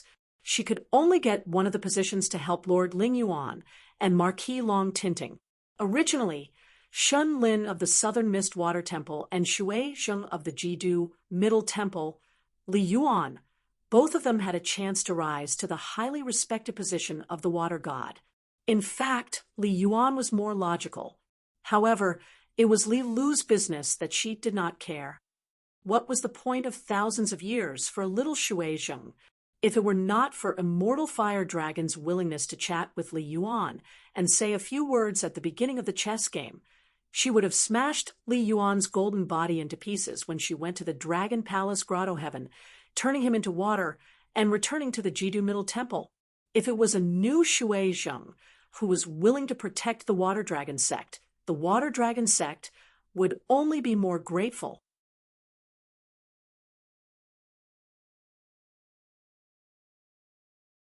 Immortal Fire Dragon suddenly said, "Li Lu, let's start a new game. You surrender and lose half. How about that?" Of course, Li Lu was not willing to play another game. Immortal Fire Dragon had deliberately waited here for the Spirit Yuan Palace and then played a game of chess with her because he had nothing to do.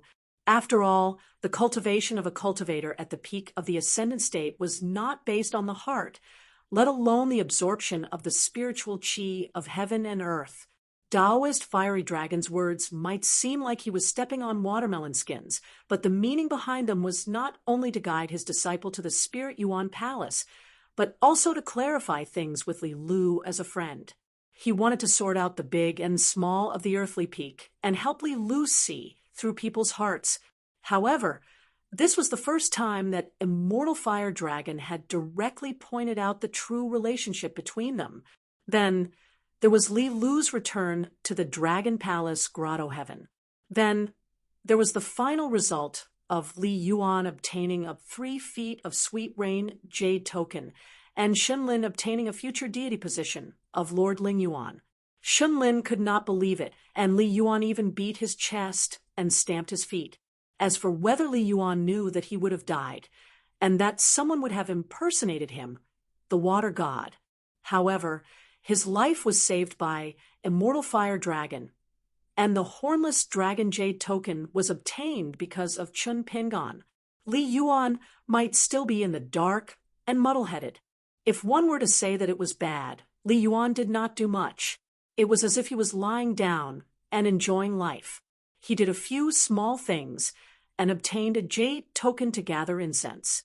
If one were to say that it was good, he lost the deity position of Lord Ling Yuan, the future water god of the North Continent, because he had resigned himself to fate and did nothing for thousands of years. Venerable Fiery Dragon stayed at the peak of the mountain alone. He thought of some old things that had happened in the past, and it was quite annoying. Some of them were from the ground peak, some were from the North Continent, and some were from the entire vast world. When the old immortal thought of these, he felt sleepy. Previously, he had come from the ground peak with a stomp of his foot. Now he had returned to the peak of the ground peak with another stomp of his foot. Once he dozed off, it would snow on the ground peak, and the little guys would have a snowball fight happily. Zhang Shanfeng squatted on the square, surrounded by a large circle of Taoist children. Most of them were new faces, but Zhang Shanfeng had always been familiar with children. At this moment, the young Taoist was telling them about how difficult it was to slay demons and devils at the foot of the mountain. The little guys listened with their ears pricked up, eyes widened and fists clenched. Each one was more immersed than the other and was anxious. Why was it that youngest uncle only talked about how powerful the demons were and how amazing his methods were? He didn't talk about how the peachwood sword flew around and how the demons were beheaded to their heart's content. Zhang Shanfeng stopped talking, raised his head, and smiled. "Master, you're back." The little Taoist children were all in high spirits, and they bowed to the Grand Master. One of the bolder ones secretly tugged on the sleeve of Uncle Master's Taoist robe. Zhang Shanfeng looked around, and everyone nodded vigorously, giving him a look. Zhang Shanfeng said, "Master, it's almost New Year at the foot of the mountain, and it's ridiculous that it doesn't snow in winter." Venerable Fiery Dragon walked to their side and stretched out his hand to touch the head of a little Taoist child, and smiled.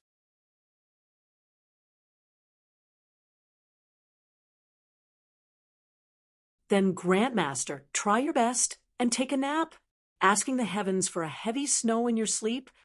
The little Taoist children with childlike innocence all nodded in unison, like chickens pecking at grains. Once Grandmaster dozed off, it would snow on the mountain. This was an old rule passed down by word of mouth from the generation of the Earth Crouching Peak's master and the older senior brothers. Venerable Fiery Dragon smiled at Zhang Shanfeng. "After senior brother Yuan returns, he will go down the mountain with you to fulfill his wish." Zhang Shanfeng was stunned. "I begged senior brother Bai Yun for this, and senior brother Bai Yun also agreed. It has nothing to do with senior brother Yuan."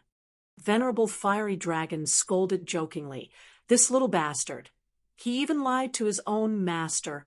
The little Taoist children's mouths were wide open. Grandmaster also scolded people? Venerable Fiery Dragon was a little helpless and walked away to find a place to sleep. Zhang Shanfeng then started to help his master clean up the mess and said to the little guys earnestly, "Don't learn from your grandmaster and scold people." A little Taoist child crossed his arms in front of his chest and said angrily, "Grandmaster is the most senior on the mountain. What's wrong with scolding people?" Zhang Shanfeng twisted this guy's ear and gently pulled it up. The little Taoist child cried out and quickly stood on his heels and begged for mercy. "Little Uncle Master, please don't hit people. I know I'm wrong." After Zhang Shanfeng smiled and let go, the little Taoist child said angrily, "My master said that if you don't respect your elders, your but will bloom. Little Uncle Master, be careful." Zhang Shanfeng squatted down and continued to tell the story at the foot of the mountain. The little Taoist nephew listened attentively and suddenly complained, "Little Uncle Master, are there no good demons and ghosts at the foot of the mountain? If that's the case, why did Grandmaster and the other Uncle Masters allow them to do bad things?" Zhang Shanfeng smiled. "About that, of course there's a reason. When my friend comes to our house as a guest, little Uncle Master will get him to tell you. There are many interesting mountain and river stories at his place." A little Taoist child shook his head vigorously and said, "I think it's definitely not as good as little Uncle Master's." Zhang Shanfeng waved his hand and said with a bright smile, "Speak the truth blindly. When it snows, let's have a snowball fight together. Little Uncle Master will form an alliance with you." The little Taoist child immediately rejected, "Don't even think about it." He heard from his senior brothers that every time they had a snowball fight, little Uncle Master would be the one who was hit the most by the snowballs. Because he was the tallest and ran faster, he would not be angry even if he was hit. Zhang Shanfeng reached out to tug at the collar of his Taoist robe and said in all seriousness, "How dare you not respect little Uncle Master? Aren't you afraid of your master spanking your butt?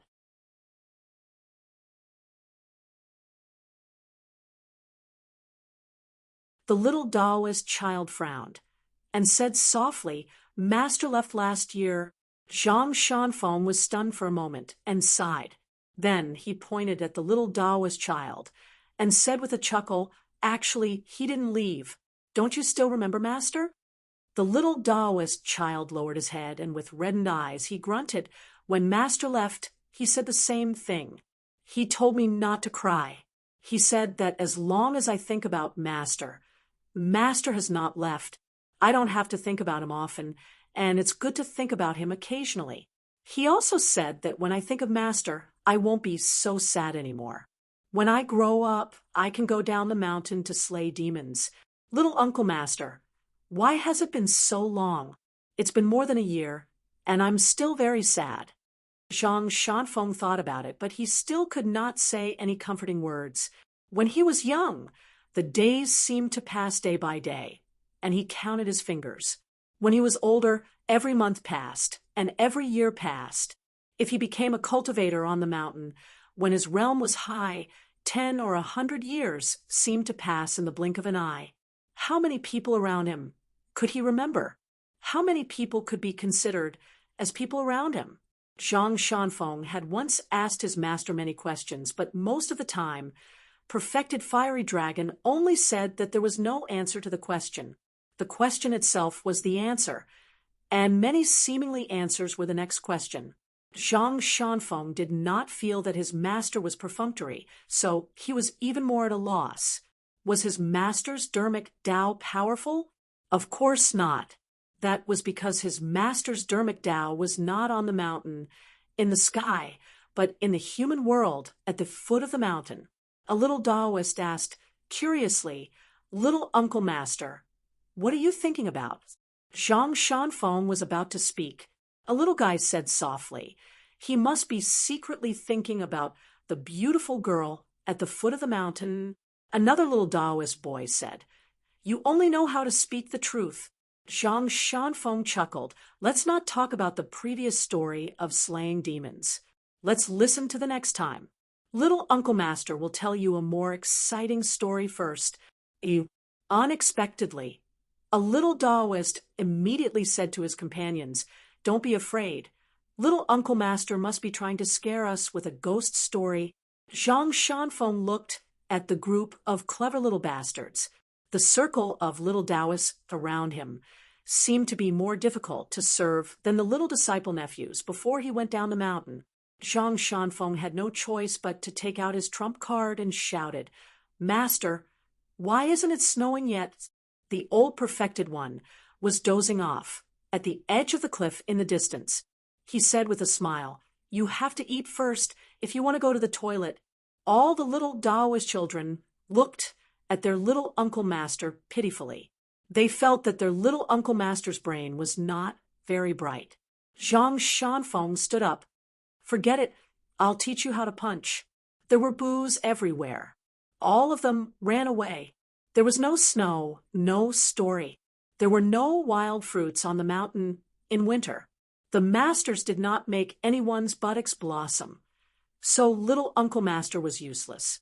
Zhang Shanfeng suddenly realized that a little guy had stopped in his tracks and did not leave. Zhang Shanfeng was already satisfied. He smiled and waved his hand. All right, all right, all right. Little Uncle Master will teach you fist techniques alone. The little Taoist child chuckled and snorted. He performed a series of punches and then ran off after saying, Little Uncle Master, have you learned it? Zhang Shanfeng scratched his head. This group of little disciple nephews were crafty. Little Uncle Master could not teach them. At dusk, in the market town at the foot of Lion Peak,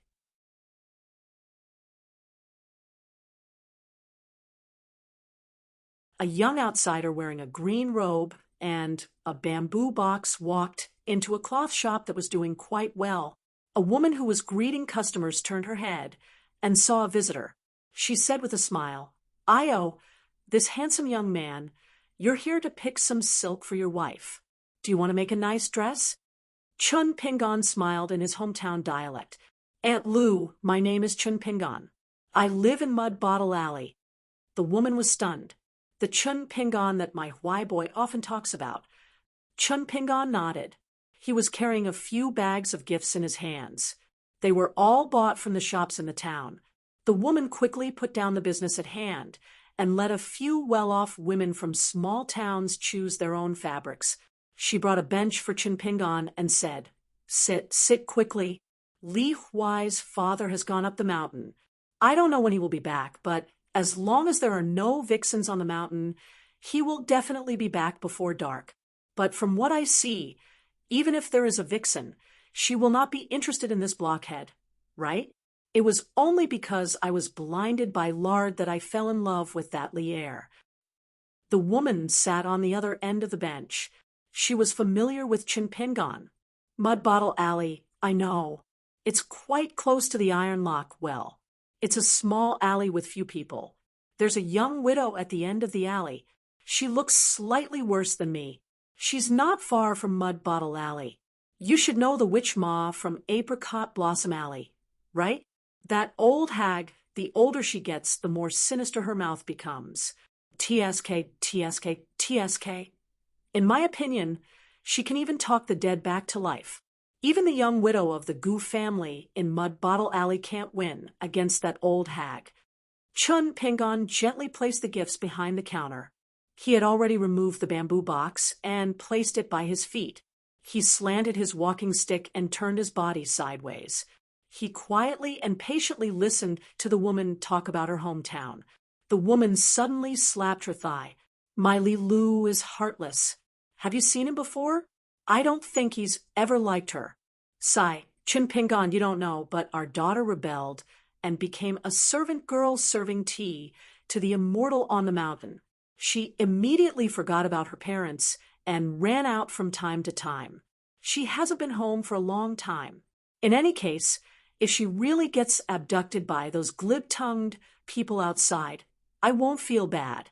I'll just take it that I've raised such a daughter for nothing. I just pity my Li Huai. He won't be able to count on his sister and brother-in-law. Chun Pingon smiled at the woman and said, Li Huai will have a bright future if he studies. I know Li Huai. He doesn't study fast, but he has stamina. Most importantly, this child has a good heart. He's like his uncle and aunt. They're all kind. This isn't something that can be learned from books. In addition, Miss Li has become an immortal on the mountain. She doesn't have to worry about food or clothing.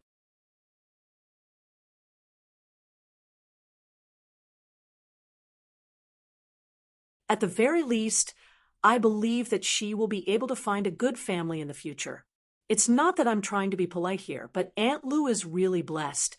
People like us, who come from the streets, live our lives by looking ahead. Only then can we tell who's better and who's better. Today, we'll buy some bottles and jars. Tomorrow, we'll save up for a square table. Then, we'll slowly add more things to our house. Every item is the same. Naturally, our lives will be prosperous. Ooh, the woman beamed with joy. This young man looked handsome and knew how to talk. Furthermore, he wasn't saying flowery words. He was saying the truth that even she felt was reasonable. Moreover, he was able to protect Li Huai so attentively all the way. How bad could he be? Although from the way he dressed, this young man from his hometown didn't look like the kind of person who had become rich and powerful. As long as he was honest, he would treat Li Huai so well even when he wasn't his brother-in-law. In the future, when he became Li Huai's brother-in-law, wouldn't he be even more devoted to helping Li Huai? Why not bring Chun Pingon and my daughter together? As soon as the woman thought of this, she began to look at this young man from afar with the eyes of a mother-in-law looking at her son-in-law. Not bad, not bad. He cleaned himself up so well. At first glance, she could tell that he was a considerate young man. It was not that she felt sorry for the kid named Lin Shui from the academy. It was just that the woman always felt that the two of them were so far apart. The capital of the Great Sui Kingdom was such a lively place. How could there be a lack of beautiful girls. If Lin Shui changed his mind one day, would he want her daughter to become an old lady and not get married?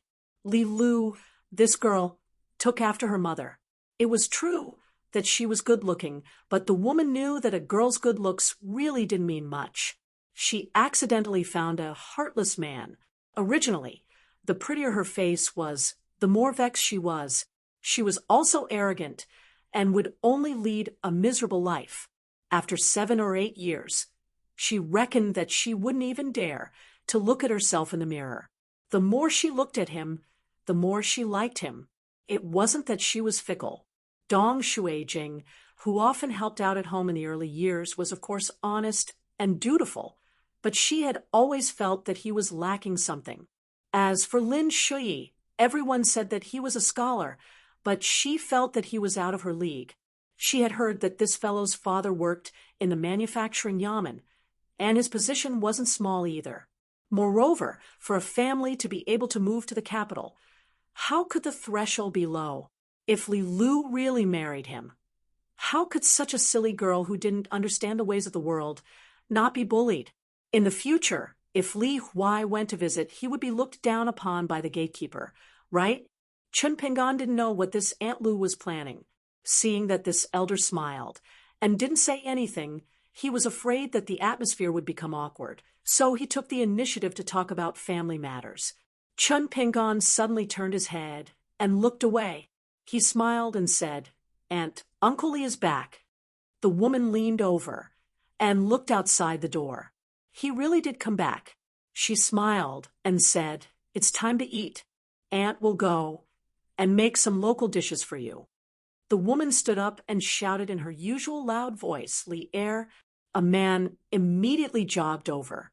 The woman grumbled, "Can't you see that Chun Pingan is at our house? He took so long to get home. When he goes out, it's like there's money on the ground."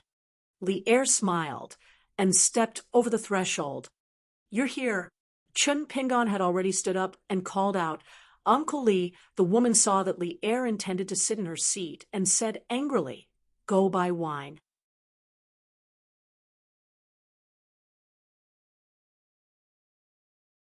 "Are you saving your private money to buy cosmetics for those vixens?" Li Er said gloomily, "I never have money in my pocket." The woman slammed the counter heavily. "Take the money from the drawer and quickly go buy 2 bottles of good wine. After you buy the wine, let Chun Pingan stay in the room, prepared for Li Huai. Think about whether there are any items that are missing. When you buy the wine, buy them all at once." When she turned to look at Chun Pingan, the woman's face changed into a smile. "Chun Pingan, since you're here, make yourself at home. If you're too polite, Aunt will be angry." Chun Pingan smiled and said, "I won't be polite with Aunt. A plate of stir-fried meat with winter bamboo shoots is a must." The woman smiled and said, "Yes, of course." Li Er took the money and left the shop with Chun Pingan. They were all neighbors and villagers, and they were at the foot of Lion Peak. There was no need to worry that something would happen to the shop when no one was looking after it. The two of them walked on the gradually deserted street.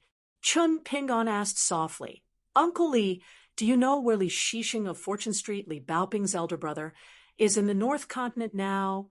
Li Er said, "I know. This person brought a rather strange study companion with him to visit me. I'll tell you in detail later." Chun Pingan heaved a sigh of relief. Otherwise, it would be difficult to find him. Li Er hesitated for a moment and looked around. Finally, he looked somewhere and frowned. Then he threw a punch. In the entire street, only Chun Pingan vaguely sensed some signs.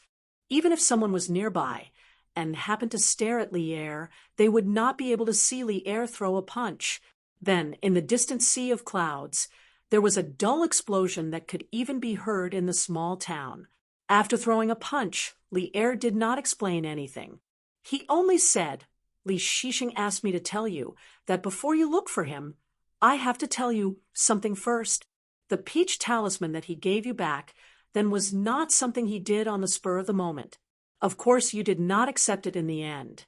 Then He drew a talisman for the bamboo building of Luapa Mountain. He cut off a lot of karma that was related to you.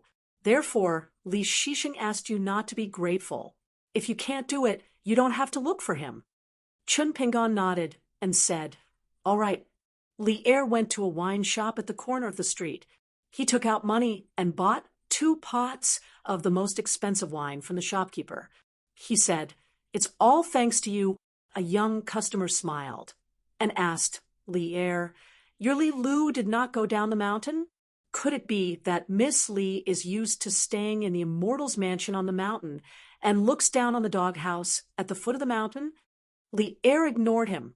On the way back, Li Er nodded and said with a smile, "Your 6th realm is very sturdy." Chun Pingon was with Li Er and did not have too many reservations.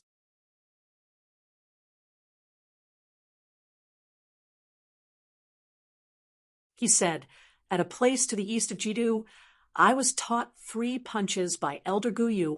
Li Er grunted in acknowledgement, but quickly said, "3 punches is still too little." Chun Pingon said, "It can't be helped." At that time, Elder Gu had to hurry to keep the appointment to fight Elder Jiyu of Ape Ka Mountain. Li Er did not join in the fun of the fight, because there was no need. Li Er said, "It's okay. I don't lack food on the table. I have punches too." Chun Pingon thought for a moment. "Let's talk after we're full." Li Er showed a rare, serious expression. He turned and asked, "I need to know one thing first. What do you want? The word strongest?" Chun Pingon shook his head and said with a smile, "From the first day I started practicing, I never asked for that. Because of other people, I thought about being the strongest and martial fate. But in the end, I found that the 2 are not related to fighting." Li Er continued to look at Chun Pingon. Chun Pingon continued, "If I only rely on myself to practice, no matter if it's heart chi, strength, or fist intent, I can ask for help once since I know Uncle Li. I don't care about martial fate, but I need to break through with a stronger fist intent. To put it simply, this golden body realm must be the golden body realm that is above the peak of my physique, Chun Pingon. I only want this." Li Er did not mention anything about practicing. Instead, he grinned and said, "If you don't eat your fill, your Aunt Lu won't agree. If she doesn't agree, I don't even dare to clear the table." Chun Pingon smiled lightly and said, "That's great." Li Er patted Chun Pingon's shoulder and said, "Say this after you eat and drink and feed me punches."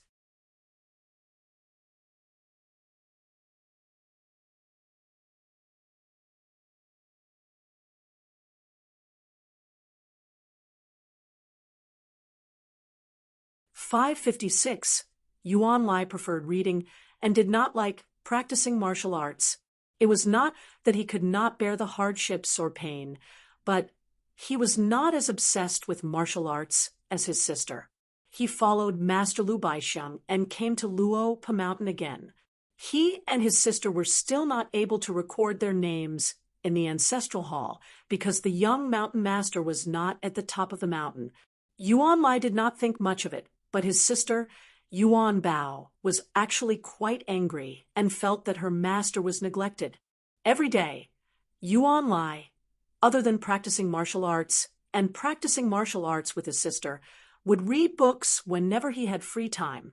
Yuan Bao wasn't happy about this, so he went to look for Yuan Lai in private and told him that he and his sister had to cherish their fortune after finding such a master.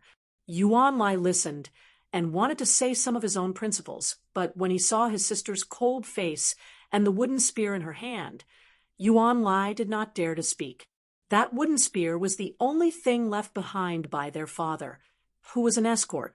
In Yuan Bao's eyes, it was the Yuan family's ancestral treasure and should have been passed down to Yuan Lai, but she felt that Yuan Lai was too soft and did not have the courage since he was young. He was not worthy of holding the wooden spear. Of course, Yuan Bao preferred the lively and strict real sect. It was once the base of a Jianghu evil sect in the Zhuiying dynasty. Her master first gathered a group of bandits from the border.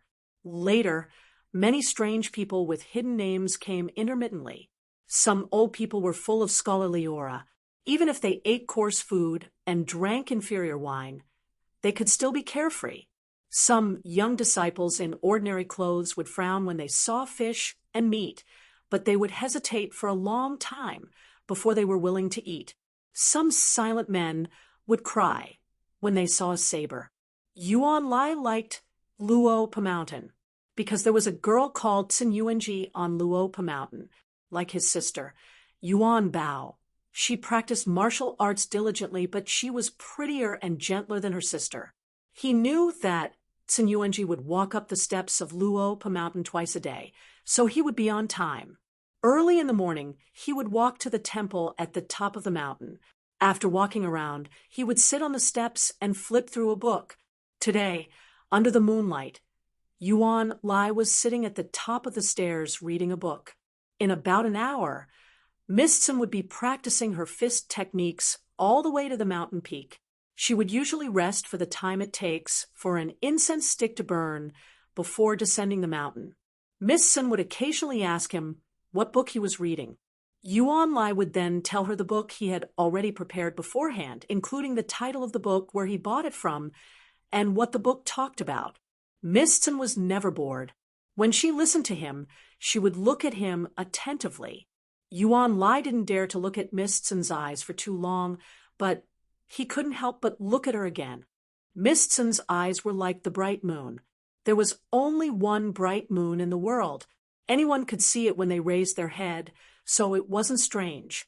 The bright moonlight in Miss Tsin's eyes could only be seen by him. Yuan Lai. Tonight, for some reason, there was an extra elder sister by Miss Tsin's side. They practiced the rudimentary walking stance together and climbed the mountain together. Yuan Lai was a little embarrassed and couldn't sit still. He was worried that the outspoken elder sister would scold him in front of Miss Tsin for not doing his job properly. If that happened, would Miss Tsin still be willing to ask him what book he was reading? Yuan Bao and Tsin Yuanji reached the mountain peak together and stopped practicing their walking stance. The two ladies, each with their own merits, were chatting and laughing.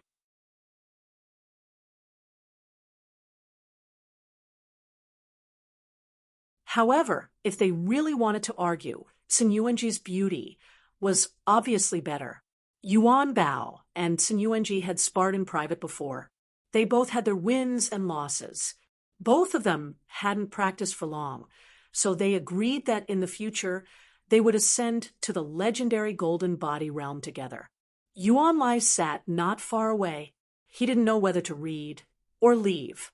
His face was slightly red, but he only dared to perk up his ears and listen to Miss Tsin's clear and melodious words. He was satisfied. The two ladies sat side by side. Yuan Bao talked about his master's profound martial arts. His talent was astonishing, and there was nothing he didn't know about the four arts. Tsin Yuanji talked about Elder Zhu's many good points. He was amiable, treated people kindly, and made a table full of delicious dishes. Yuan Lai looked down and saw three little girls. The one in the lead was the tallest. She was a very strange girl called Pei Qian. She was especially noisy. In front of his master and Senior Julien, she never had any taboos in her words. She was extremely bold. Later on, when Yuan Lai asked his master, he found out that Pei Qian was the first disciple of the young mountain lord. Moreover, she left her hometown with his master and the other three. They walked a long way from Tongyi Continent to Luopa Mountain of Baoping Continent. It was the little girl in pink who could always conjure up a handful of melon seeds. Luopa Mountain had yet to have a proper ancestral hall building, but it already had its own genealogical record. The genealogical record stated that her name was Chen Rushu, but she also said that it was okay to call her Nuan Shu. She explained in detail that it was Nuan Shu, the warm, law-hidden urge, the deep valley harmony, the yellow oriole fluttering, the sudden migration fragrant tree. Her name was taken from the first two characters of this sentence. The other little girl in black, who was carrying a mountain walking stick, was naive. When they first met, She asked him if he had heard of the Mute Lake of North Continent. Did he know that there was a big water monster in the Mute Lake? When Sun Yuanji saw Pei Qian, she felt a little scared. Inget didn't want to bother with this little mountain top of Luo Pa Mountain. Chunrushu was all right. She was a very obedient child. As for the other two, Inget really didn't like them. He always felt that they were two children who had their heads clamped by the door. They always liked to do strange things. Luo Pa Mountain and Dragon Riding Alley didn't have many people, but there were actually 3 mountains. Chief Butler Julien, Dolly North Mountain Godway Pai, and the gatekeeper Zhengdafeng were one. After spending some time with them, Inget felt that these 3 people were not simple. Pei Qian's group of children could barely be considered a small mountaintop. The shopkeeper of Dragon Riding Alley's New Year shop, Shiro, seemed to be closer to the 3 people from Chaotu's shop.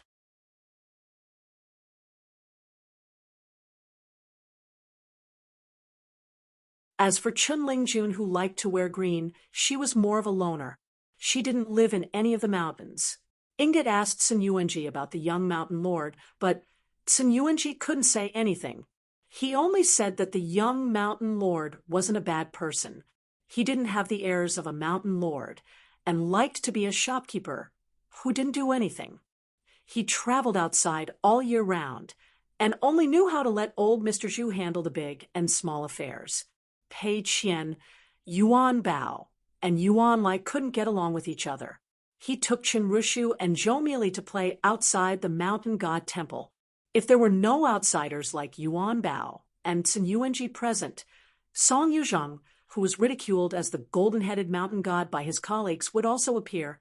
He would listen to Pei Qian talk about the interesting stories he heard from Old Chef and Cloud-Splitting Mountain. Song Yuzhong would also talk about the trivial matters when he was still a supervisor of the Dragon Kiln.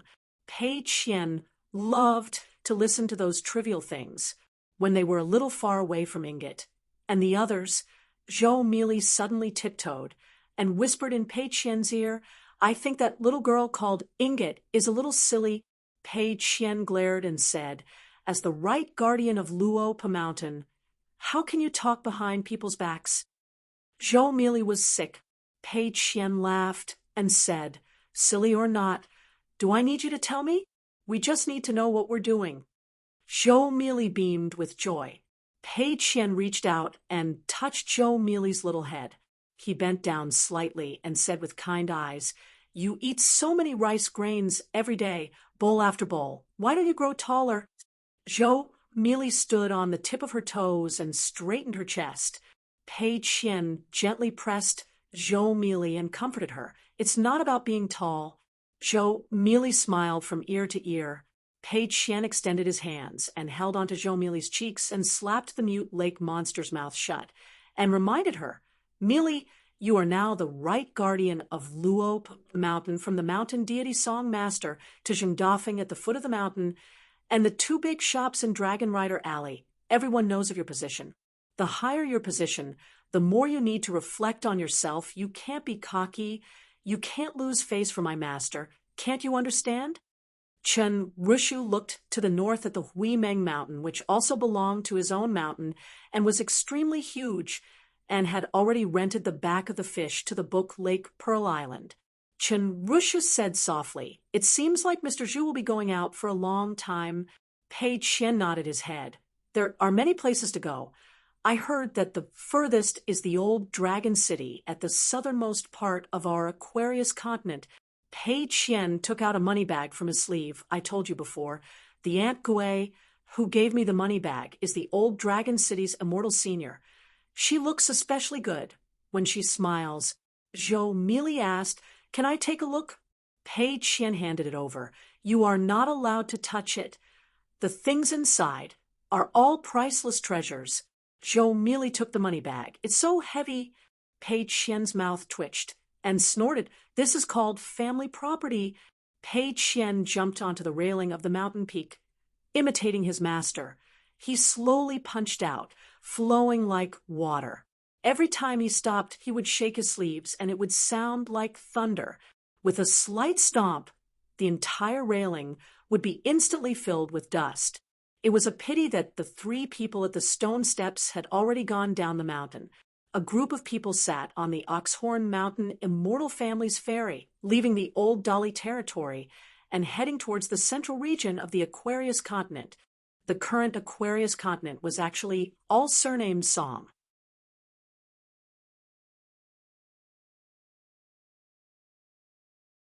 Lu Zhongruan put on a woman's face that Zhu Lian gave him.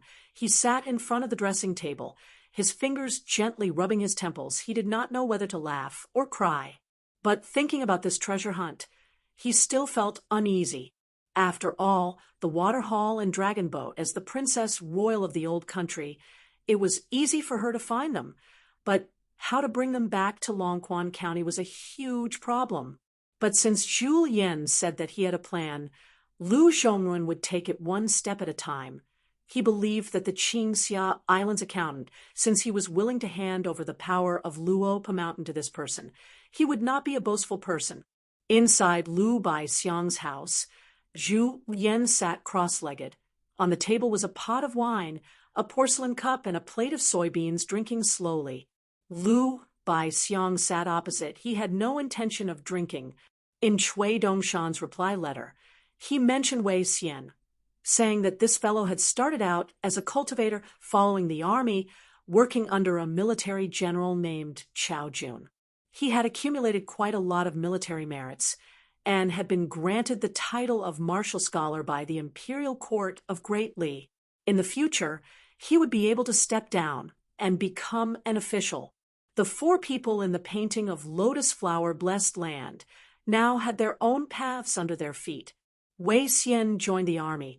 Sui Yu cultivated in the Yugui sect of Tongya continent and became a cultivator. Lu Baixiang established a sect in Jianghu. Only Zhu Lian stayed in Luo Mountain. When Lu Baixiang received Zhu Lian's secret letter, he immediately prepared 3 treasures on the mountain and a box of immortal money, which were the money of several groups of survivors of the Zhuang dynasty. But later, when Qin Pingan sent a letter back to Luo Mountain from the Dragon Palace, Zhu Lian not only confiscated Lu Baixiang's hard-earned wealth, but also gave Lu Baixiang 10 grains of grain rain money. But at the same time, he told Lu Baixiang that it was fine for the sect he founded to recruit soldiers from all over the world, but it was best for them not to get involved in the revival of the country by those old and young survivors. What Great Li's cavalry was going to do next was definitely to deal with these fish that escaped the net and attempted to rise from the ashes. Chun Pingan's letter was just a suggestion. He did not ask Lu Baixiang to do it. When discussing the treasure hunt with Lu Zhongruan, Lu Baixiang was present, but it was Zhu Lian who was strategizing. Zhu Lian killed 3 birds with 1 stone. He helped Luo Mountain determine whether Lu Zhongruan and Pearl Island were worthy of becoming long-term allies. Pearl Hairpin Island owed Luo Mountain a lot of incense. Lu Zhongruan owed Qin Pingan, the young hill master, a debt. Of course, Luo Mountain, Qin Pingan, and Zhu Lian would not covet these incense favors.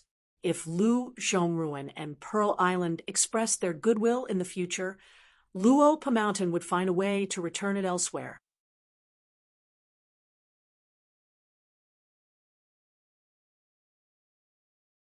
He believed that Lu Zhongruan was still not very clear whether the direct disciple of Pearl Island could stay on the back of the fish to cultivate or not. It was all up to her. If he was blinded by profit and still insisted on taking risks after knowing that the treasure hunt was full of hidden dangers, then it would not be the current situation. Lu Baixiang asked with a smile, if Lu Zhongruan made the wrong choice, then you, Zhu Lian, would be drawing legs on a snake. Wouldn't you be asking for trouble? If you found out that Lu Zhongruan was not a suitable ally, then should Luo Mountain take the Waterhall Dragon boat? If you don't take it, you'll lose the 5 elements account for nothing.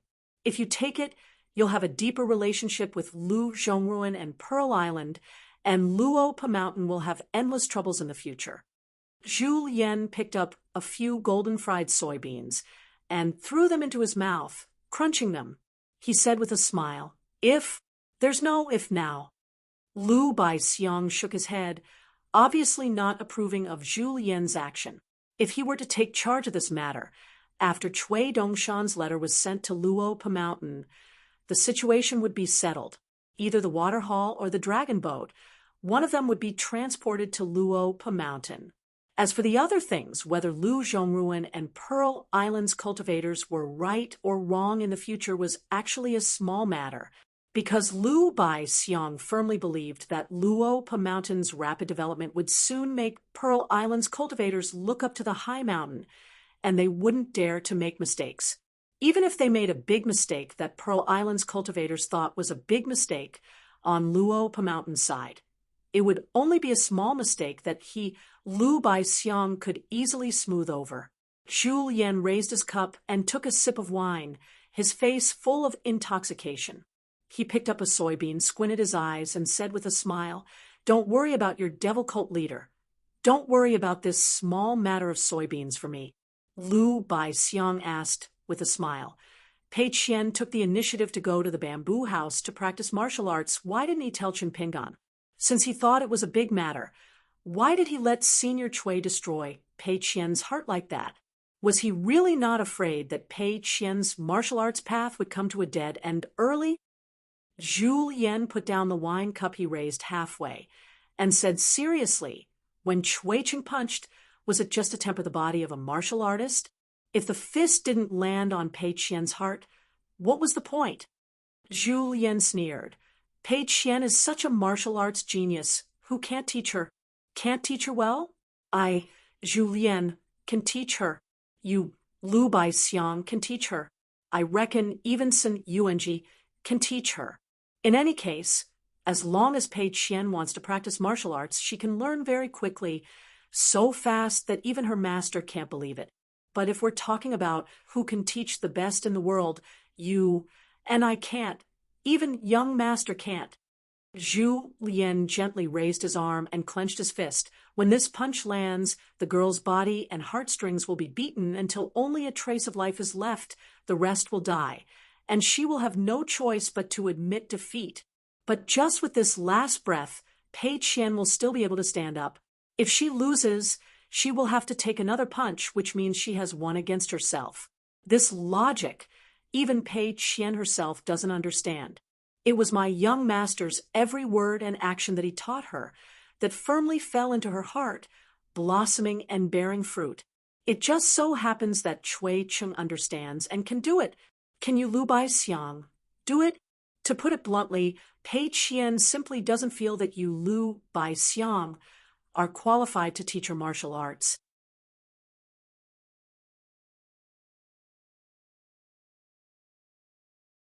Pei Qian only knows how to play dumb, smiling and asking, "Who are you? How high is your realm? Are there any 11th realm martial artists? If there are, why don't you go and punch open the sky? Why don't you play around with me, Pei Qian?" At the end of his speech, Zhu Lian laughed to himself and drank the wine in his cup in one gulp. Lu Baixiang smiled and nodded. She was an extremely intelligent and perceptive little girl. Zhu Lian laughed again. Do you think she knows what realm Cui Ching is at? Pei Qian knows nothing. She only knows one thing, and that is that her master's punches were made by that old man called Cui Ching, one punch after another. Then there are only two people in the world who can teach her martial arts, other than her great master. Only that old man on the second floor is qualified to teach her. No one else, no matter what realm they are at, is qualified to teach Pei Qian. Oh, Zhu Lian stretched out a finger and casually drew a circle on the table. In here, Pei Qian's words and actions are unrestrained. Lu Baixiang asked, if one day Pei Qian's martial arts realm surpasses her master's, what will happen? Will she still be able to control her temperament? Zhu Lian sneered. My young master thought of this situation hundreds of years ago. Does he need an outsider like Lu Baixiang to worry about it? Do you think you're the one teaching those siblings fist techniques? So easy to worry about. Just throw a few fist techniques and let them practice. If you're in a good mood, just give them a few punches, and that's it. Lu Baixiang, it's not that I look down on you. But if this continues, Yuan Bao and Yuan Lai are lucky enough to practice their fist techniques to death in the future. As their master, you should be burning incense." Lu Baixiang did not care. Zhu Lian shook his head. Poor two children, to have a master who has never seen martial arts as the only pursuit of his life. Master himself is not the least bit pure. How can his disciple's fist intent be pure? Lu Baixiang smiled and asked, "If there is a day when we really need these siblings to survive, can I trouble you to lend a hand and help?" Zhu Lian chuckled. "It's hard to say what will happen to Yuan Bao in the future. If Yuan Lai wants to break through the bottleneck, I really do have a plan." Lu Baixiang said, "Those 3 treasures on the mountain, I'll give them to you as a private gift. As for how you, Zhu Lian, deal with them, whether you give them to Luopa Mountain or keep them for yourself, I don't care." Zhu Lian sipped his wine. "It's a deal?" Lu Baixiang nodded. Only then did Zhu Lian give an answer. "In the future, in front of Yuan Lai, let Pei Girl punch Tsin Yuanji half to death. Won't that do?" Lu Baixiang laughed heartily. Zhu Lian pushed the plate of fried soybeans, which was not much left, to Lu Baixiang, always taking money from my own family. My conscience is uneasy. Fortunately, cult leader Lu is righteous, giving me the opportunity to tear down the east wall to pay the west wall. Later on, I'll take out one of the treasures and give it to Chen Lingjun.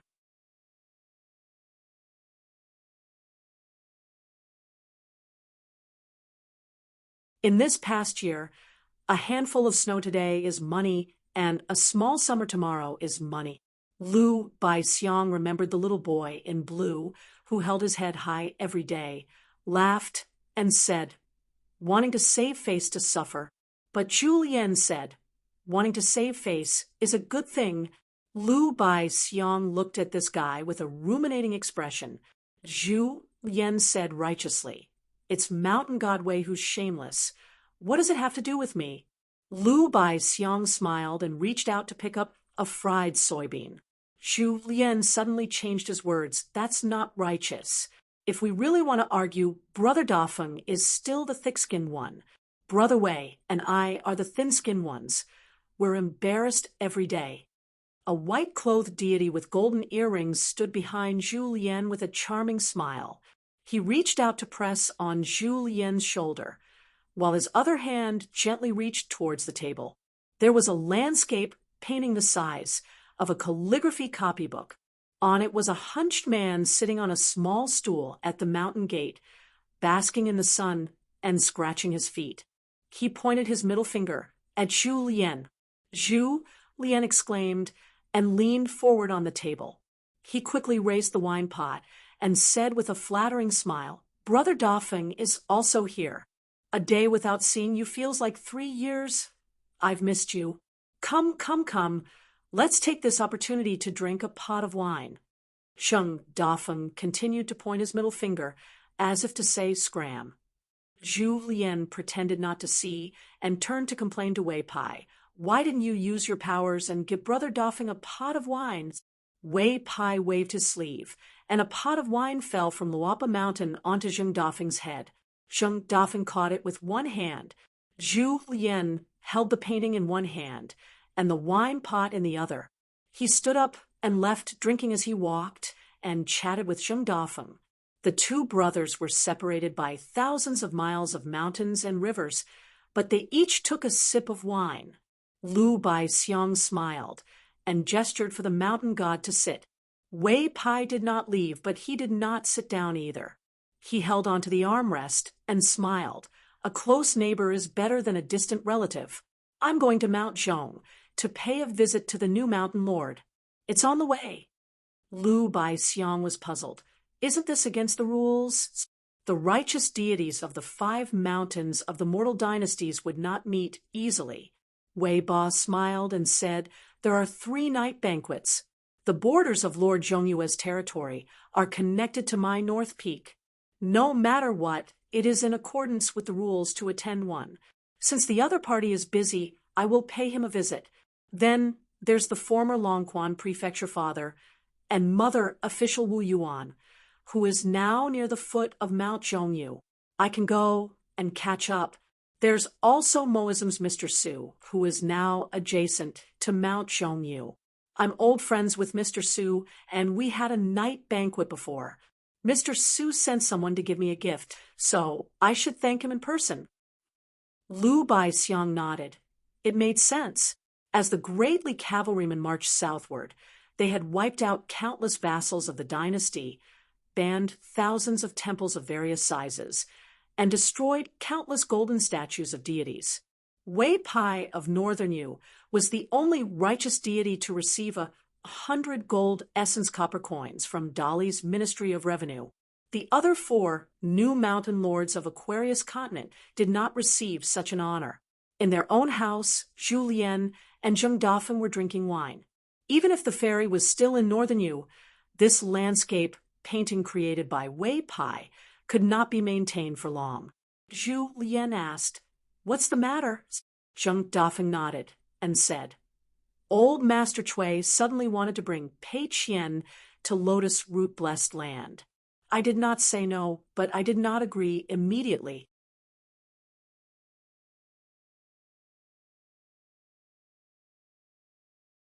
I can only say that Wei Pai is not in Mount Zhongyu, and even with the umbrella, he cannot enter. Zhu Lian thought for a while and said, "The later you agree, the better.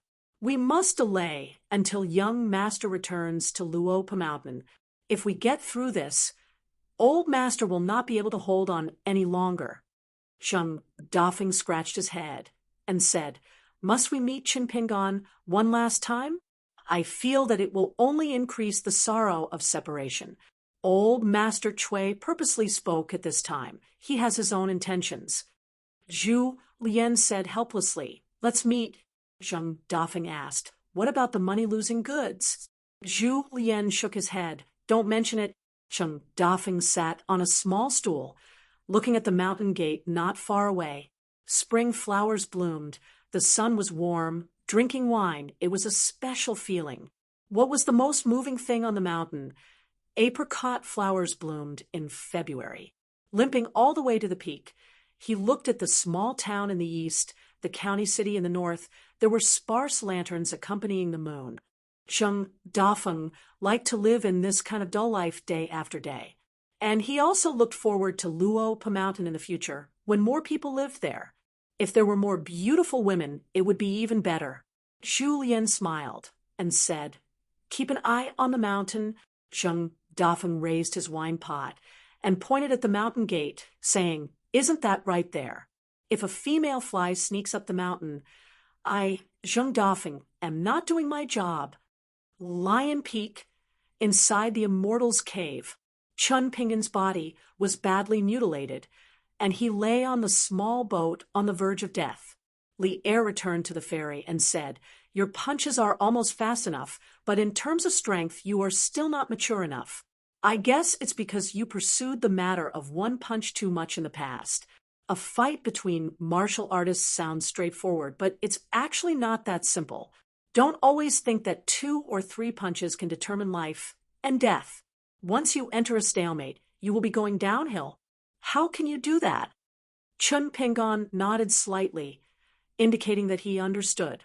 In fact, after the first punch, Li Er had already noticed the flaw in Chun Pingan's fist intent.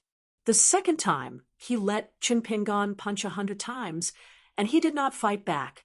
Then he only punched once, and it was not too heavy. The only requirement was that he could hold on and not fall. After that, Chun Pingan's Purgenchi could not fall.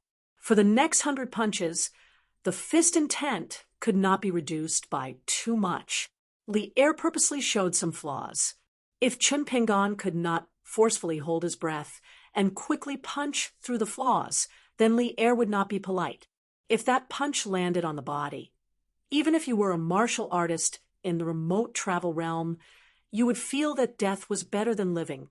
Today was the 3rd round of punch feeding. Li Er changed his approach again, each punching out.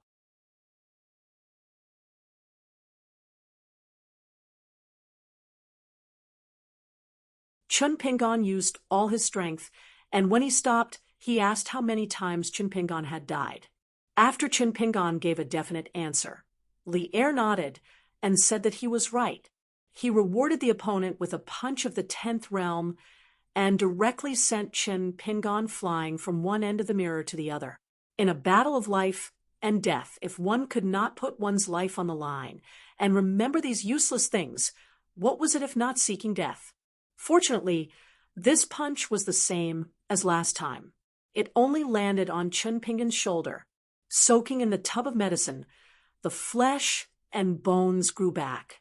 What kind of suffering was that? When the broken bones healed, it could barely be considered a little pain. During this period, a pure martial artist had to guard his mind. He had to deliberately magnify his perception to deeply experience the growth of muscles, bones, and flesh. Only then could he be considered to have reached a higher level of skill. A crude thatched hut was built at the ferry. Chin Pingan was now recuperating there. Li Er felt that he had been very restrained when he fed his punches. He would not beat Chin Pingan to the point where he needed to recuperate for a few days in one go, every day. Even after Chin Pingan's wounds were healed, there was still a surplus of pain. The second time he fed his punches, he was injured on top of his injuries. He required Chin Pingan to stabilize his fist intent every time. This was equivalent to using a gradually broken martial artist body to maintain the original peak of his fist intent without any drop. Li Er did not say what would happen if he could not do it. In any case, Chin Pingan did it. There were not so many complicated things in the world. As for whether this method of punch feeding would work if it were someone else, Li Er never thought about these questions. Firstly, he was too lazy to teach. Secondly, with the same punch, Chin Pingan would be fine. It would not delay the next time he fed his punches. A normal person would die. What was there to teach?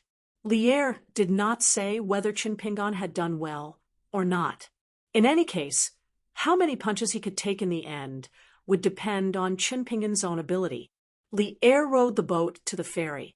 Chin Pingan had already struggled to get up. Li Er said that the feeding of punches had come to an end. More haste, less speed. There was no need to blindly ask for more. He would do it every 2 or 3 days. Moreover, he had to go down the mountain to take a look at the shop. Chin Pingan asked if he could stay at the foot of the mountain for a day or 2 after he recuperated. Li Er smiled and said that there was nothing wrong with that. He could just treat it as his own home. Li Er went down the mountain first. Chin Pingan squatted beside the ferry. He endured not only the pain in his body but also the agitated pain in his soul. He gently patted the bow of the boat. The boat suddenly sank into the water and then floated up with a bang. After this trip, the blood in the boat had been washed clean. Only then did he go to the thatched cottage. He still had to carry water to boil. Every step was torture. The next morning, Chin Pingan changed into a clean set of clothes and went down Lion Peak. The cloth shop had just opened. Chin Pingan went to eat breakfast and then helped Annie Lu attract business. The woman saw that it was an eye-opener. She actually learned a lot of business knowledge from a junior. Some of the neighbors who had quarreled with the woman and had a dark expression now saw the woman on the road. They actually had more smiles on their faces. The woman was happy on one side and worried on the other. Such a good junior. How could he not be her son-in-law? Therefore, when Li Lu came home late, she saw the young man who was selling cloth with the customers. Li Lu was stunned.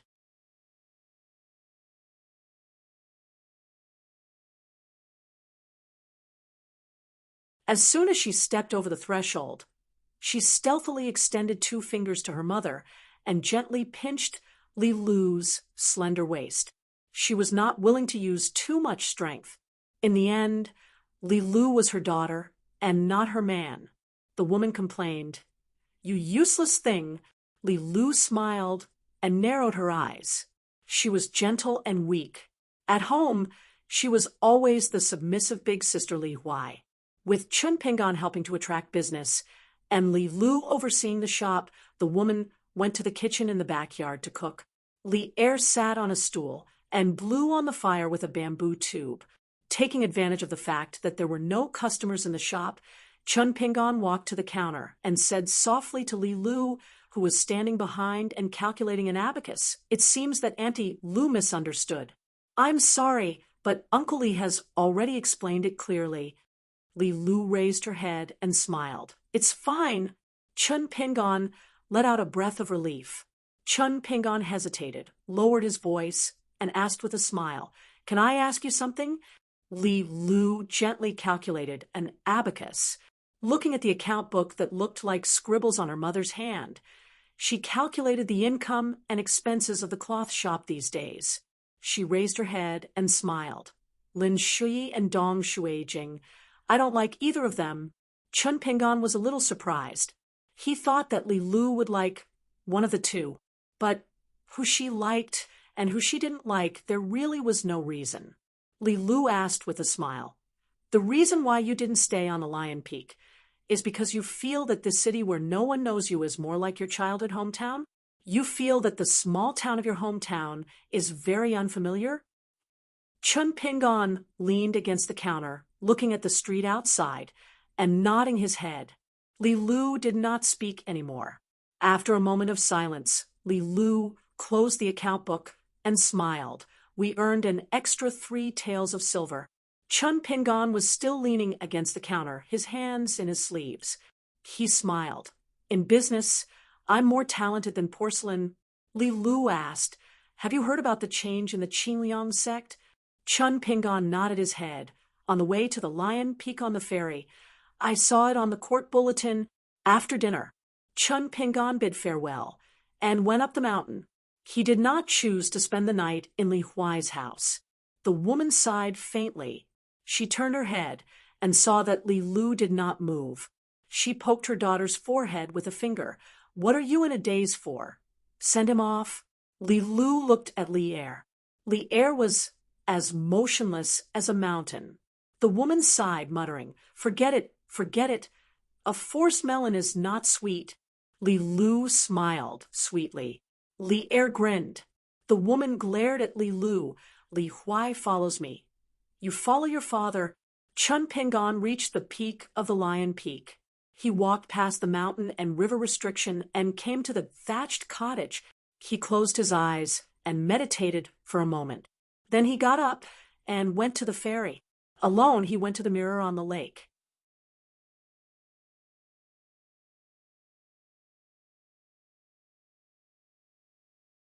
He took off his boots and stayed on the boat. He rolled up his sleeves and trousers, imitating that Zhang Shanfeng boxing.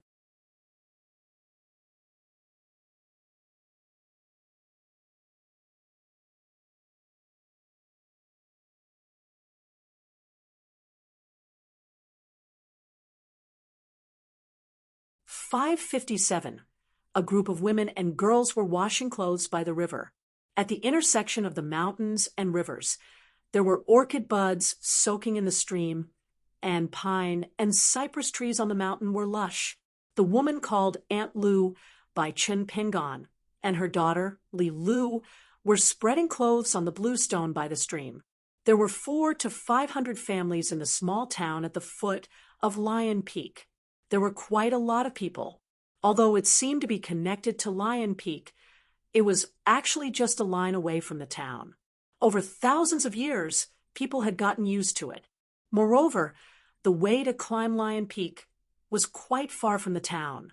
No matter how naughty and playful the children were, they would at most stop at the mountain gate. If anyone dared to offend the immortals on the mountain, they would be taken home by their elders, pressed on a bench, and beaten until their buttocks were blooming. Those who could be recognized by everyone in the small town were either family members who worked in the county government office and made a lot of money outside and returned home to build a big house, or their juniors were scholars, or they were beautiful widows who had a lot of gossip in front of their doors. Aunt Lu, who opened a shop to do business in the countryside, was often not spared by others.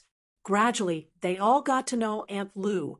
The women in this small town always liked to laugh at Aunt Lu. They often said that her son was a scholar in a big academy, but no one believed her. They didn't even want to believe that she had a son with a beard.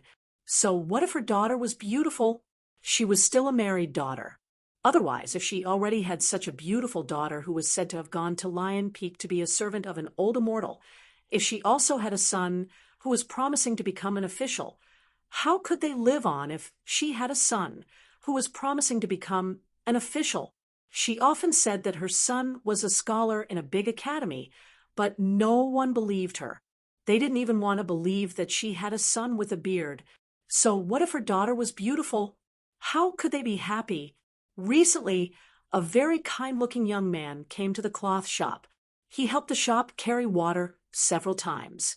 He was very polite and looked like a scholar. He was quite strong and would even help some old women carry water. He also recognized people. After greeting and chatting today, he could greet people warmly the next day. When he just arrived in the town, he picked a lot of gifts for his visit. When they heard that he was a distant relative of Li Mu, the women felt that he didn't look like it.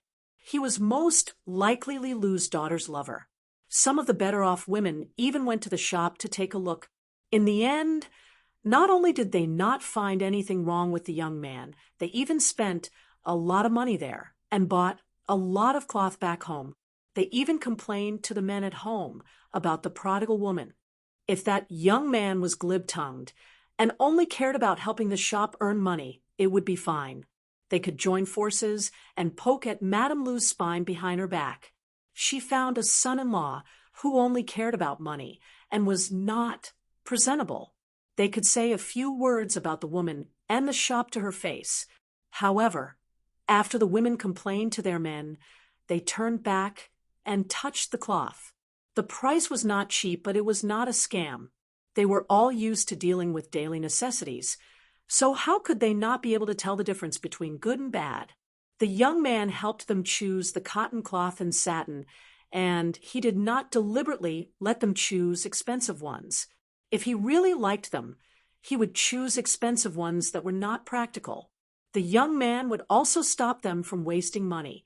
The young man's eyes were sharp, and he sold the cloth according to their figures, clothes, and hairpins.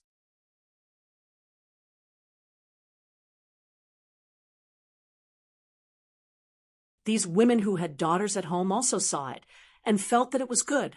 It really made their mothers look a few years younger. The price was fair, and they compared the goods from one shop to another. The shop clearly gave them a discount. Therefore, the women did not feel that Madame Lu had found a good son-in-law who was not worthy of her status. After all, his clothes were not bright, and when he talked to others, he did not have the style of those rich scholars. When he chatted with others, he looked at them straight in the eyes. Bad eyes could lead to bad intentions. This kind of superficial logic was the most important thing in the marketplace. Therefore, the Leaf family shop chose such a son-in-law. Although he was not good enough to make the neighbors jealous, they had to admit that such a young man was not bad. He could live a long life. Other people's son-in-law was not very good, but he was not bad either. The women felt a little different in their hearts. Li Lu listened to her mother, who was in a good mood chatting with others. She was thinking about these things while she was washing clothes. She thought about these things from small things to big things. Small things happen in shops and small towns, but big things were not only in the vast world. In this life, she landed in Liju Cave. It was the careful arrangement of the Yang family's shop. She knew that this time would be different. Otherwise, she would not be so close to the Yang family's shop. In fact, it was so. In the past, she followed her father Li Er to the shop. Li Er worked as a handyman in the front, and she went to the backyard. Old Yang said something harsh to her for the first time. He said that if she still cultivated according to the previous method, changed her appearance and identity, climbed the mountain quickly, and only circled at the top of the mountain, she would still be a half-baked person who did not even look like a human being after 10 lifetimes and 1,000 years. She would still be stuck in the bottleneck of the immortal realm. At the very least, even if she cultivated to the ascendant realm in this life, what could she do? How big could her fist be? At the very least, there were so many sages in the Confucian school and the academy. Would Li Lu really have a chance to show off her skills? After dying once, she would die again. This cycle of dying and coming back to life was not very meaningful. Every time she died, she would accumulate some merits or break the rules and be recorded by the Confucian Temple. During those years in Liju Cave, Li Lu did not show up in public. The neighbors in the west side of the town thought that she was pretty. She looked like her mother, but her character was like Li Er. She was diligent and did not talk much. It seemed that there was nothing worth talking about. She did not have any friends of the same age as her, and there was nothing that the elders could criticize her for.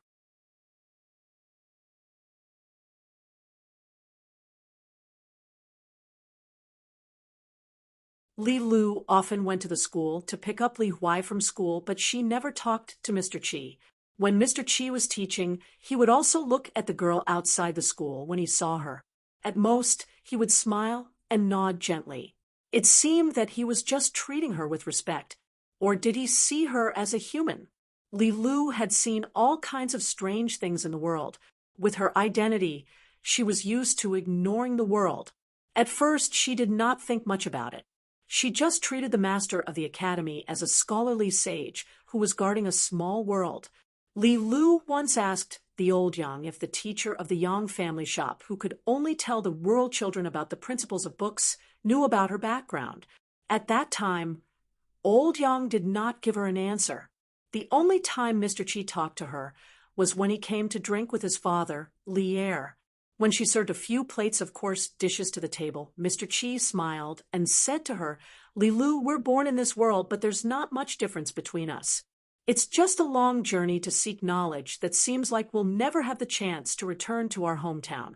In the end, what determines who we are is not our rotten skin, but what we think. It doesn't even matter what we want or how far we want to go. It's all about the knowledge of the word how. Life is short, and there's always strength that can help us move forward. When we look back, the route we took to come here will be a step-by-step how and what." Then Mr. Qi gently picked up the big white bowl that was filled with home-brewed wine. "It's to you that we, this world, and I, Qi Jingchun, can be here to drink wine." Mr. Qi drained the cup in one gulp. Li Lu did not say anything. She just drank a bowl. At that time, inside the house, the woman's usual thunderous snoring was heard. The child, named Li Huai, was softly talking in his sleep. Perhaps he was still worried in his dream that he had only focused on playing today and missed out on his homework. He was worried about what excuse he should find when he arrived at school tomorrow morning. Fortunately, the strict teacher would let him off. Walking back to the shop with his mother, Li Lu held a bamboo basket. On the way, there were men whistling. The woman was nagging Li Huai about how heartless he was. Why didn't he send a letter back after so long? Did he forget about his mother because he behaved atrociously outside? However, she was worried that Li Huai was alone outside. He didn't have enough to eat or warm clothes, and he would be bullied. The people outside were not just quarreling. If Li Huai was taken advantage of, and there was no one around to support him, what should he do? Li Lu comforted her mother with words. The woman then turned around and said that she was the most heartless. Li Huai was far away from home, so he couldn't be filial to his parents. Li Lu, as his elder sister, was enjoying life on the mountain alone and let his parents work hard at the foot of the mountain to earn some money every day. Li Lu was a little helpless. It seemed that Qin Pingan was better at this kind of thing. He could reassure people with a few words. In the mirror of the Lion Peak Cave, today, Li Er was not in a hurry to let Qin Pingan punch. Instead, he talked about the theory of boxing for the first time. Li Er went straight to the point and said, "For us martial artists, we practice martial arts. In the end, what we nurture is the strength to break the enemy's attack. The children in the marketplace probably all hope that they can break the wall and break the bricks with one punch and kill the enemy. It's their nature. Therefore, I, Li Er, have never believed that human nature is good. It's just that the Confucian school has taught people well, so they believe it. They always feel that being a good person is a good thing. As for whether they do it or not, let's not talk about it.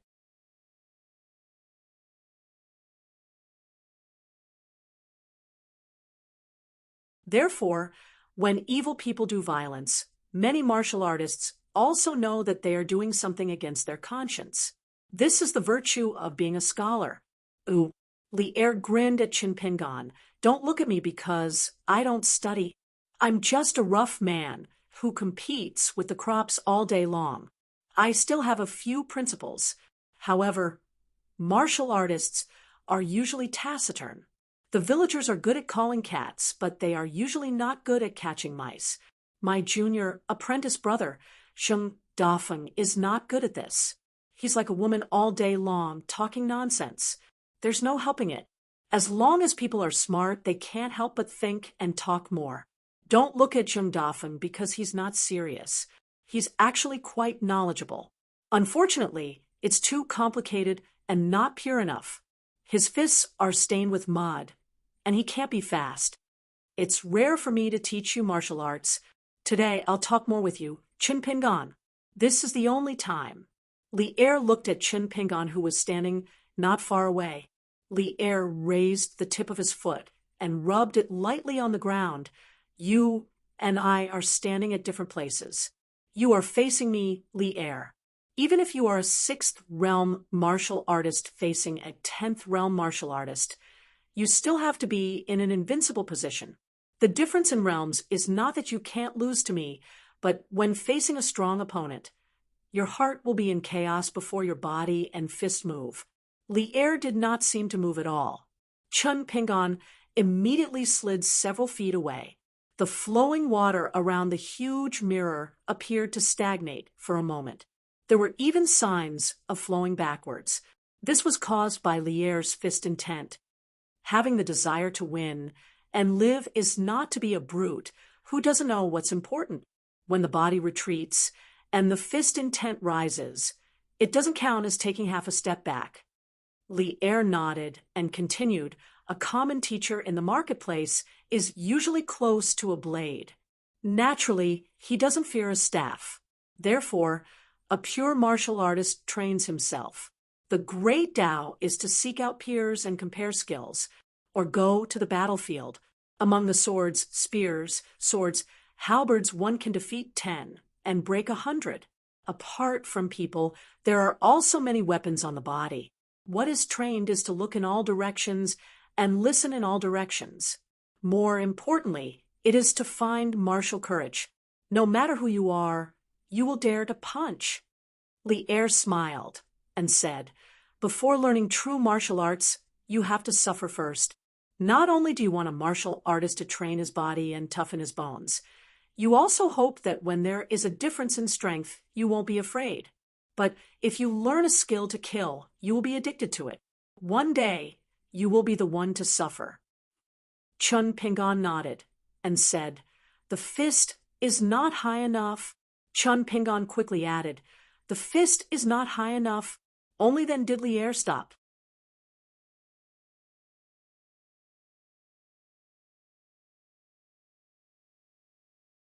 Otherwise, Chinpingan only had a saying, the fist is not high enough, but to take a solid punch, one should at least be at the 10th level. Practicing boxing and martial arts was hard work. If one only thought of not punching if they could, it would be unreasonable. Li'er stood where he was, breathing as usual. He stretched out a left arm and used his right hand to lightly pat his left wrist, forearm, joints, and muscles everywhere. He said slowly, a person's bones are like the roots of a dragon's vein. Muscles everywhere are like the peaks of a mountain. Training the bones and tempering the body is the training of every minute area, polishing the countless minute areas to the extreme and then accumulating without conflict. With one punch, the city gates will open and the mountains will shatter even if they don't shatter. Li'er withdrew his right hand and suddenly shook his left arm. The strong wind blew, causing Chinpingan's green robe to flutter. The water around the mirror flowed in reverse. Chinpingan listened to Li'er's words the most. This was similar to how Qi refinement warriors opened up as many mansions as possible to accumulate spirit energy. What one wanted was to appear to be on equal footing in a fight between people of the same level.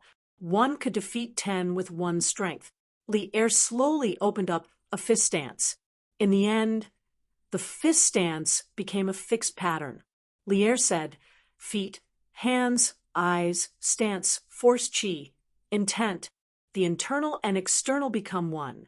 This is what chi refinement warriors mean by forming a small world of their own. For martial artists like us, a breath of pure vital energy is a cavalry that can expand the territory. Chi refinement warriors, on the other hand, pursue merit in defending the territory. Of course, this is what Jung Dafeng said. I can't think of such fancy words. Li'er lightly stomped his feet. If the legs are weak, it will be like a ghost hitting the wall. At the beginning of practicing martial arts, one wrong step will be like drawing talismans.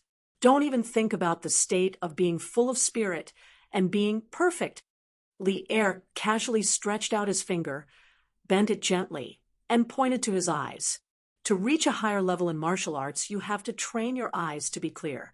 You have to anticipate the enemy in your heart and see the fist in your eyes. In an instant, Chun Pingan was punched in the chest by the two fists and flew out. His body floated in the air, and his hands grabbed the ground. His 5 fingers were like hooks, and there were actually 2 strings of sparks on the mirror surface.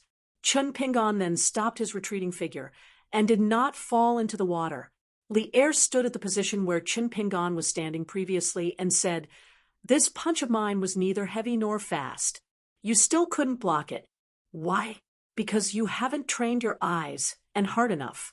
When fighting against a strong opponent, life and death are on the line.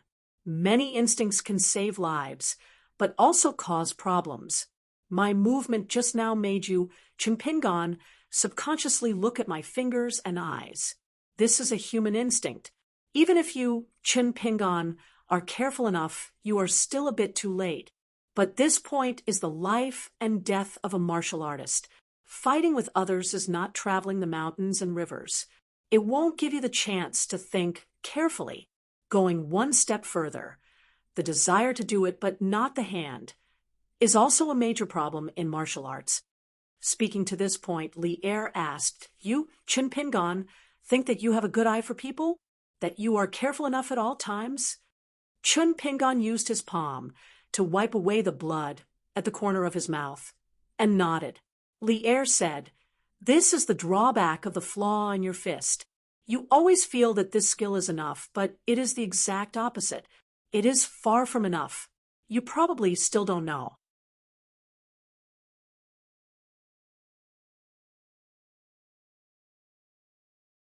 In the world, when martial artists of the 8th and 9th realms fight to the death, they often die in the way they are best at. Why? You have to be more careful in your shortcomings. When you punch at your strengths, you will inevitably be complacent and unaware. Next, Li'er took a fist stance and started with a fist move. It was the school dragon that Chun Pingan was extremely familiar with, and the deity drum beating style that he was best at. Li'er said, "The proverb in the martial arts books says that 3 heads and 6 arms is supernatural power. It is not a joke in the marketplace. There are thousands of fist moves in the world. There are different fist stances, and fist moves. The stance is the foundation, the stance is the foundation, and the moves are the facade. When the 3 are combined, there are different types of fists, and there are countless fist manuals in the world. You have been through a lot of Jianghu. You should know that the marketplace likes to call ordinary people of Jianghu martial art styles. This is the reason." Li'er stretched his body and casually threw out a punch with the deity drum beating style. It was the same deity drum beating style. When Li'er used it, it looked gentle but was full of spirit. When it fell into Chun Pingan's eyes, it was actually a world of difference from when he used it. Li'er threw out another punch with the deity drum beating style. It had a very different fist intent. It was as rapid as thunder. He suddenly stopped and laughed. When martial artists fight with their enemies, As long as there is not too big of a disparity in their realms, fist theories, and thousands of moves, there are thousands of possibilities for victory and defeat. It is just that once it is reduced to a martial art style, it is just a flowery fist with impractical legs. It is only good-looking. Is the fist afraid of the young and strong? Killing an old master with random fists? The old master did not fight. It was just one blow. After shouting and showing off his martial arts style for half a day, he was completely dead. Chun Pingan's head suddenly tilted to the side. Li Er was already standing in front of him. The fist of the 10th realm was just horizontally across Chun Pingan's cheek. Li Er laughed. You understood after I taught you. You understood and did it. Not bad. This was still a slow but powerful punch. If Chun Pingan could not avoid it, then today's fist feeding would end here. It would be Li Er's turn to return. Li Er withdrew his fist. Although Chun Pingan avoided the punch that should have landed solidly on his forehead, the fine squall wind still cut a bloody groove on his face. He was bleeding nonstop. Li Er said, You are good at stealing fists. I have been feeding you fists for so long. Come and learn my boxing style. Try it. Chun Pingan nodded and imitated Li Er's punch. Li Er stood at the side and followed Chun Pingan as he punched. He pointed out some flaws in the boxing style and kicked Chun Pingan's calf lightly.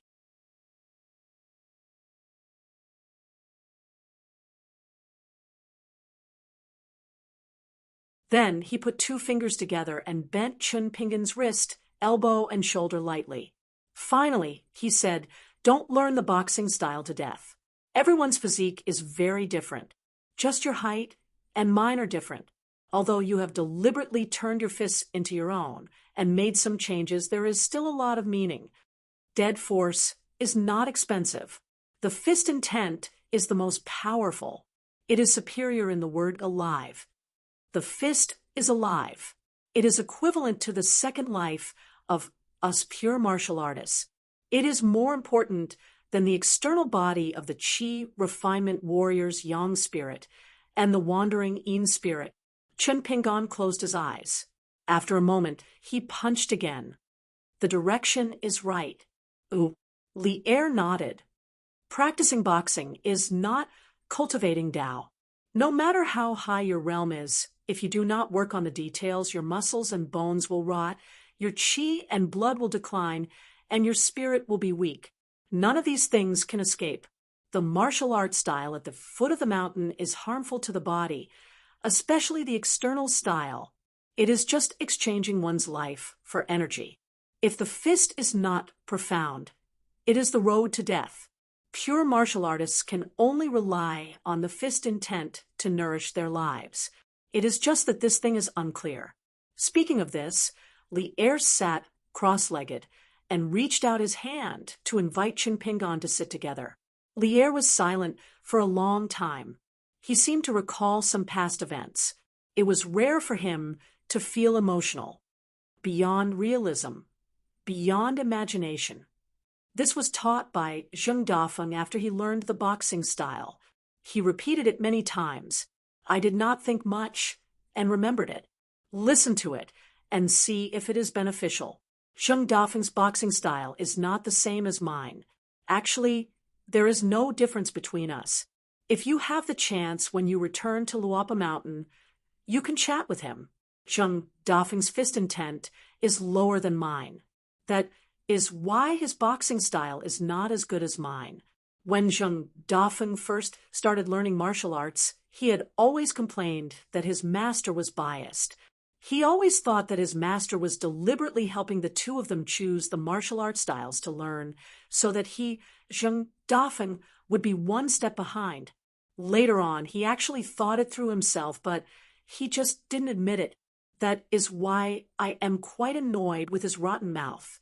He is just a gatekeeper. All day long, he does not have a filter on his mouth. That is why when we sparred, I often beat him up. Li Er clenched his fists and leaned forward slightly. It was just a habitual action, but it had the majestic aura of an arched back like a mountain. It was all fist intent. Li Er slowly said, when practicing the boxing style, When you are sleeping, your fist intent will slowly flow. When you meet an enemy, you will wake up as if there is a God protecting you. It is like this when you are sleeping, let alone when you are awake.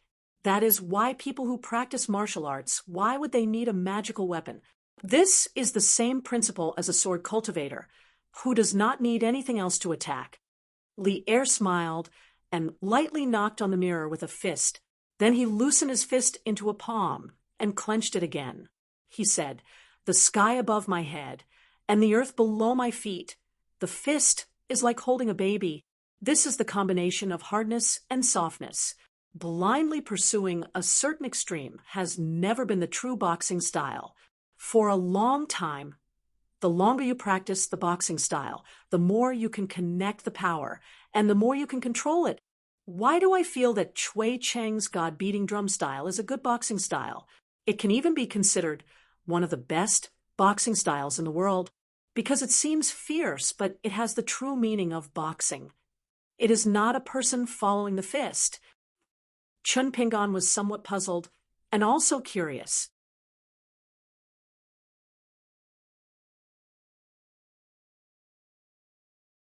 However, the question in his heart was not suitable to be asked, because Chun Pingan wanted to know, in Li Er's eyes, what kind of pure martial artist was Senior Chui on the second floor of Luo Pa Mountain.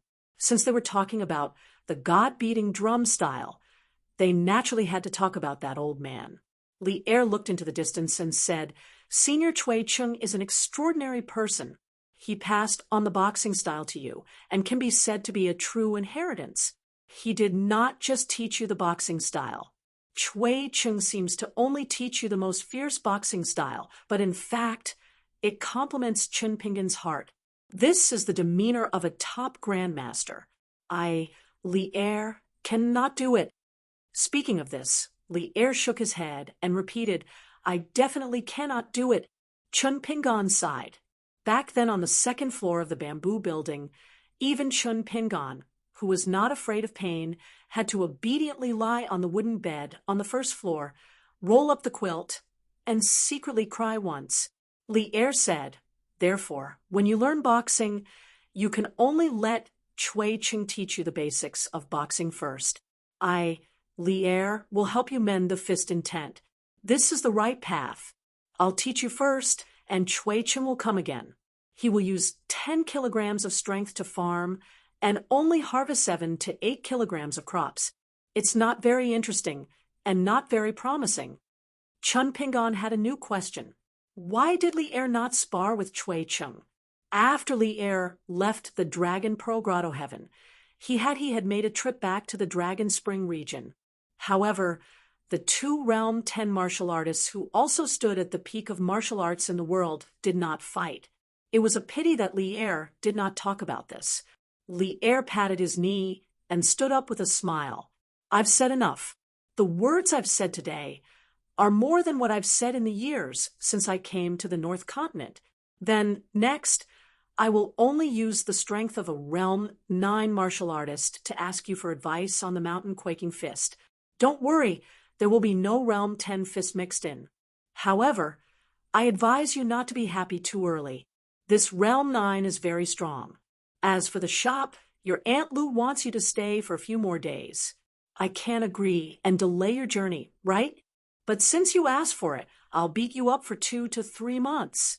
You can only slowly recuperate and even walk. You, Chun Pingan, can't blame others." Chun Pingan was dumbfounded. How could this be?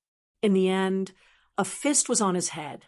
Even though Chun Pingan already knew that something was wrong and tried to block with his arms, this fist still sent him tumbling all the way down the mirror and into the water. On this day, not only did Chui Chung not teach Pei Qian, but he also wore a scholar's robe. He was no longer barefoot, and even wore the boots that Chun Rushu had prepared for the old man. He walked out of the second floor and stood on the first floor.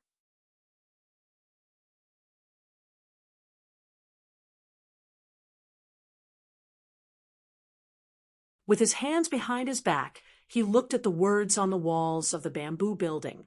It was written by Chui Dong in the early years. The words were extremely good.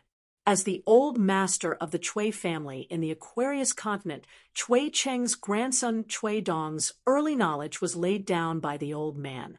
Of course, he knew the quality of the world's writings and the quality of the words. The words on the bamboo building had a heavy meaning.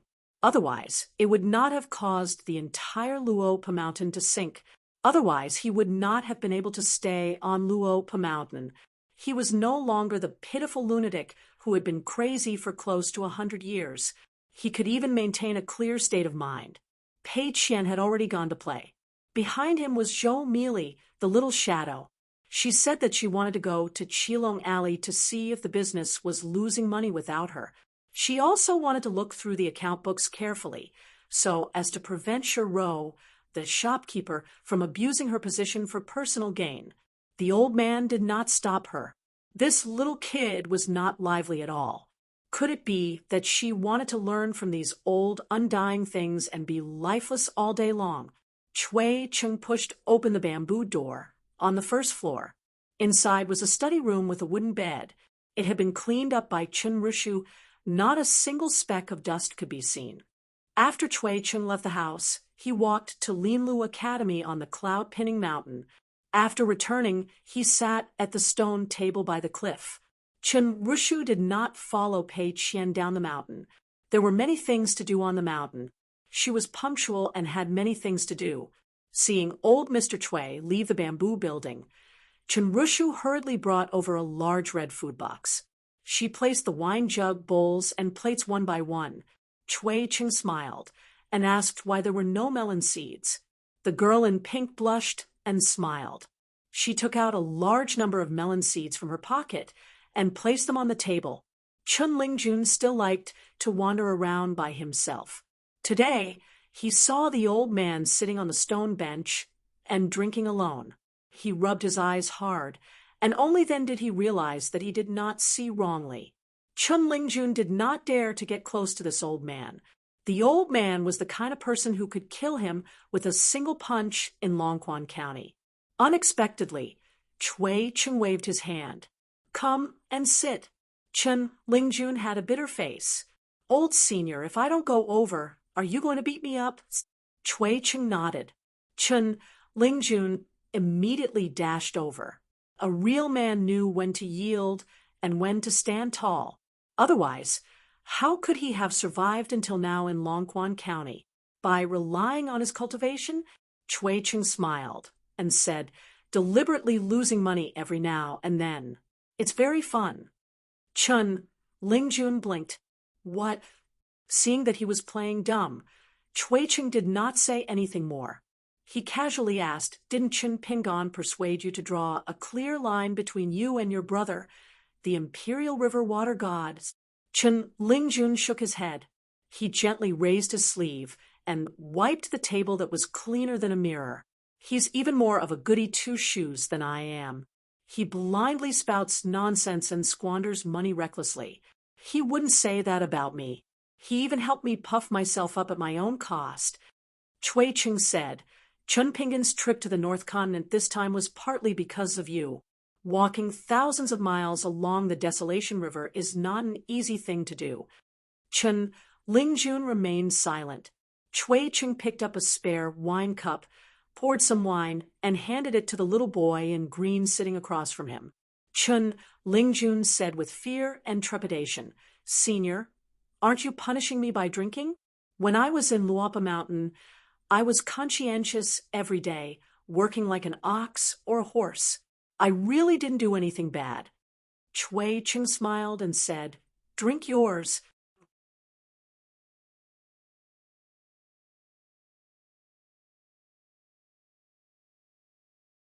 Chun Lingjun took the wine cup and took a small sip of wine pitifully.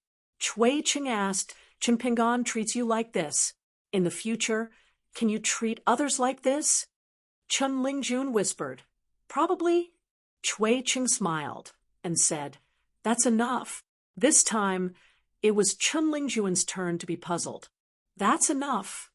Chui Cheng smiled and did not say anything. Chun Lingjun muttered, "You're not Chen Pingon. You can't be sure." Chui Ching joked. Want to make a bet? Chen Lingjun wailed. I really don't have much spare money. I only have some unshakable money left. With this little bit of money, I can't touch a single copper coin. I really can't touch it, Chui Ching said. Have you ever thought about why you pretend to be afraid of me when you're actually not that afraid of me? If there's really someone or something you can't deal with, maybe you still dare to ask me for help? Chen Lingjun lowered his head, clenched a fist, and swirled the wine cup around, whispering, because of my good master. Chui Ching asked again, then have you ever thought about why Chen Pingon was willing to leave you on Luapa Mountain? He treats you no worse than anyone else. Chen Lingjun said sullenly, he's a good guy. Chui Ching smiled and said, because in Chen Pingon's eyes, you're not bad either. Chen Lingjun whispered, bullshit, Chui Ching. What? Chen Lingjun immediately raised his head, holding the cup with both hands, and said with a bright smile, Old master, let's have a toast. As a result, Chen Lingjun froze there. Let's have a toast? Do you want to die? Sigh, this little bit of Jianghu aura was not only a joke to others, it was also fatal. Chen Lingjun would never have thought that not only was Chui Ching not angry, he even raised his cup and said with a smile, then let's have a toast. After drinking, Chen Lingjun was still restless. Chui Ching did not keep this little bastard any longer. Chen Pingon is not very good at saying those polite words to people close to him. So you can think about it more. Aren't you looking down on yourself too much? There are always some things about you that even Chen Pingon feels that he can't do. Chen Lingjun nodded vigorously, stood up, bowed respectfully, and left slowly. Then he suddenly ran wildly, but after running far away, he could not help but stop and turn his head to look. It seemed that old man Chui was a little strange today. Chui Ching drank alone. When he was young, he only felt that his heart was sharpened, and its sharpness was unparalleled. After another round of boxing practice, it was rare that Chen Pingon was only covered in blood, but he could still sit. He could even use the water technique to wash his face. Li Er sat at the side. Chen Pingon took out 2 pots of glutinous rice wine, one for Li Er and one for him, and chatted casually, because Li Er said that he did not need to drink the immortal wine. Although they were chatting casually, it was actually Chen Pingon talking about the past.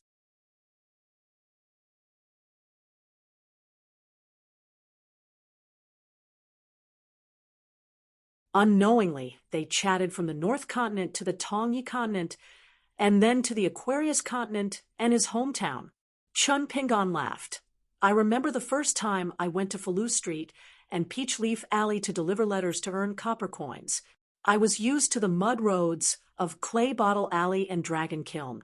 It was the first time I stepped on the limestone road. I was afraid that my straw sandals would dirty the road, and did not know how to walk. After that, I sent Aquarius, Li Huai, and the rest to the Great Sui Kingdom, where they were guests at an old assistant minister's house in the Huang Court Kingdom. I had the same feeling when I ate at the table. The first time I stayed at the Immortal Inn, I pretended to be calm and composed, and controlled my eyes not to wander around. It was a little tough. There was a meal at the Book Lake, which was organized by Gu Kan. At the table were the princes of the royal families, the sons of the great generals, and the disciples of the immortal masters. If I did not mention my disappointment with Gu Kan, I would have been happy to see the little slug who handled everything so naturally. This was what Venerable Fire Dragon said about my selfishness. At that time, I felt that the little slug at the tail of Clay Bottle Alley could live well without Chen Pingon. At the Book Lake, that was the only time I wanted to leave and not care about anything. It was not about what happened after that. There were many things that I was not used to. I could not say whether I liked it or not. I could only adapt. What is the underworld and what are immortals? I widened my eyes and looked at all the unfamiliar people and things. There were many things that I did not understand at the beginning, and some things that I could not accept even after I understood them. Oh, Lier asked, "Was it hard to bear?" Chun Pingon shook his head. "It was just that I was a little unhappy. But sometimes I would think that along the way there were not only things that were hard to bear. Moreover, I had seen with my own eyes that there were so many people in the world who had suffered more than me, but they could not live better. They had to live as if there was no end to their suffering. Who could I reason with?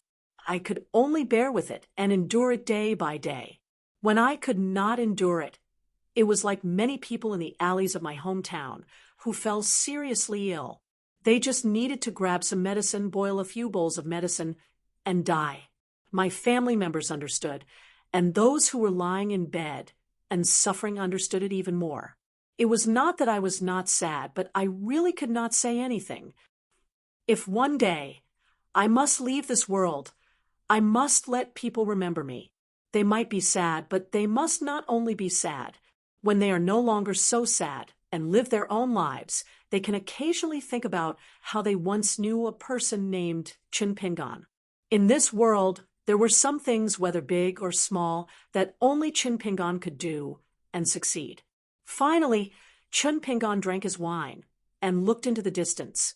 He smiled and said, "When I think about being able to eat a plate of winter bamboo shoots fried with meat every winter, it is a very happy thing. It seems that when I put down my chopsticks, winter has already passed and spring has come."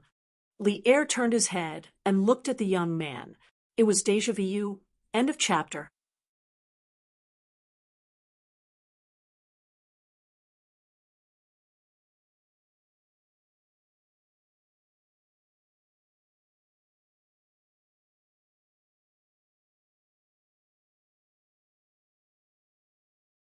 "5:58. In the dusk, Li Lu took the food box to the mountain. Lier and Chun Pingon were eating at the cottage.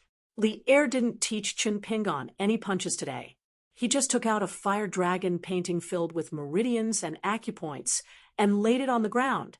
He explained in detail to Chun Pingon about the ancient types of punches in the world, the different circulation routes of pure genuine qi, and the subtleties of each type of punches. He especially explained the different divisions of the 520 muscles on the human body. From the specific details, he dissected the fist theory, fist intent, and the methods of strengthening the muscles and bones, and refining the genuine qi of different types of punches. He also roughly explained the secret techniques that were hidden at the bottom of the box. He also explained why some grandmasters would suddenly go mad when they practiced too deeply. It was Chun Pingon's first time hearing that ancient martial artists would actually divide their muscles into two major categories, casual and non-casual. Regarding the many barbarian ways of tempering muscles, it was more of a corner, and there was more knowledge. It was very difficult for ordinary martial artists to completely temper their muscles with the fist stance and fist stance passed down by their masters. Therefore, there was a difference in the thickness of the foundation of martial artists in the same realm. When Cui Chung taught Chun Pingon the fist technique, it was like a waterfall rushing down. If Chun Pingon was a little careless or made a mistake in his response, Chun Pingon would suffer a fate worse than death.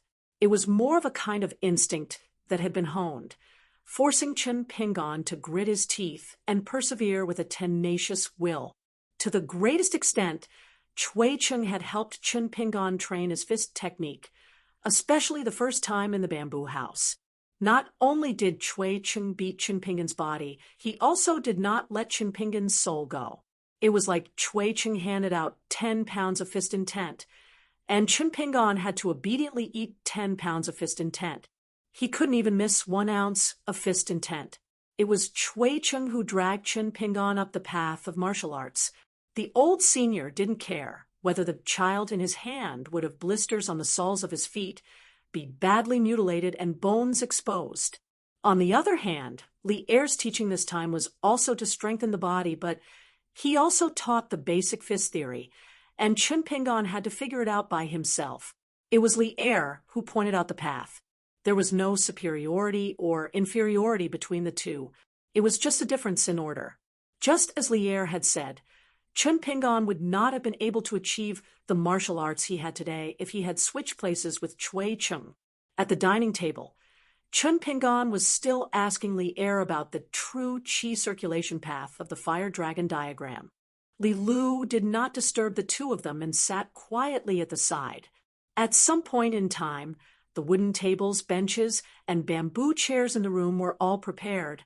Chun Pingon asked curiously, "Uncle Li, have you been so meticulous since the beginning?"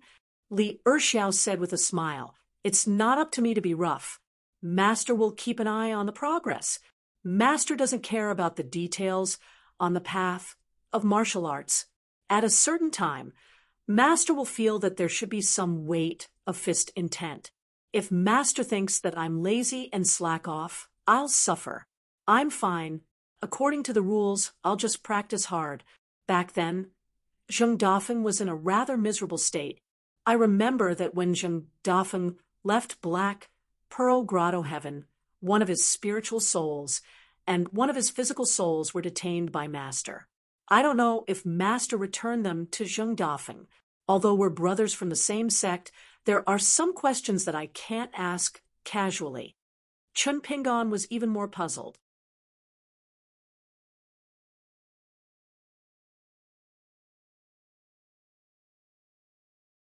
If his spiritual soul was not complete, how could he practice martial arts?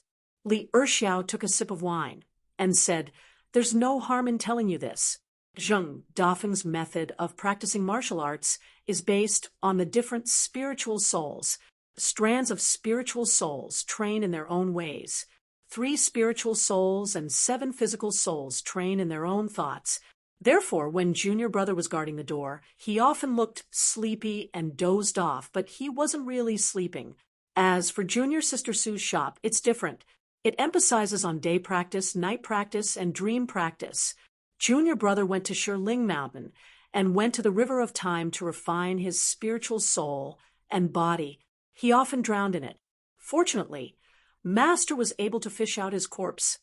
These are all good methods, but in the end, who can reach the highest point still depends on one's luck. According to Master, there are many people who accidentally become disabled on their own paths." Li Lu smiled and said, "Chun Pingon, my mother asked me to ask you if you feel that the shop is too shabby, so you don't want to spend the night there every time you go down the mountain." Chun Pingon said helplessly, "If I spend the night there, it's easy for gossip to spread, and it'll ruin your reputation in the town. Even if Miss Li doesn't care, Annie Lu has to deal with the neighbors often. If there's a quarrel and outsiders talk about it, Annie Lu will be upset for a long time. Even if you get married in the future, it will still be used against you. The better Miss Li marries, the more women like to use the almanac." Li Lu smiled and said, "That's true, but you should tell my mother yourself." As for marriage, Li Lu had never thought about it. Chun Pingon looked at Li Erxiao. There was still one last lesson. Li Erxiao wanted him to rest up and said there was no hurry. Chun Pingon felt that something was wrong. Li Erxiao asked, "There are some senior martial artists in the history of Haran world. Their basic fighting style is similar to your school dragon. Where did you steal it from?" Chun Pingon drank a mouthful of wine and smiled. "Uncle Li, can I figure out the fighting style myself?" Li Erxiao smiled. That gaze was like an old father-in-law looking at his son-in-law. The latter had nowhere to hide. Chun Pingon did not continue to hide and said, "This fighting style was created by an old man in Tongye Continent's Lotus Blossom Blessed Land. His name is Zhong Qiu, the imperial tutor of Nanyuan Kingdom. In that world, the old man is known as the sage of literature and martial arts. I once wanted to invite the old man to leave Lotus Blossom Blessed Land with me. Unfortunately, the old man had too many concerns and did not want to leave. I don't know if he will change his mind in the future." Li Erxiao said, "He should have come to Haran World." Li Lu thought for a while and remembered the scenery of a place next to Nanyuan Kingdom's capital.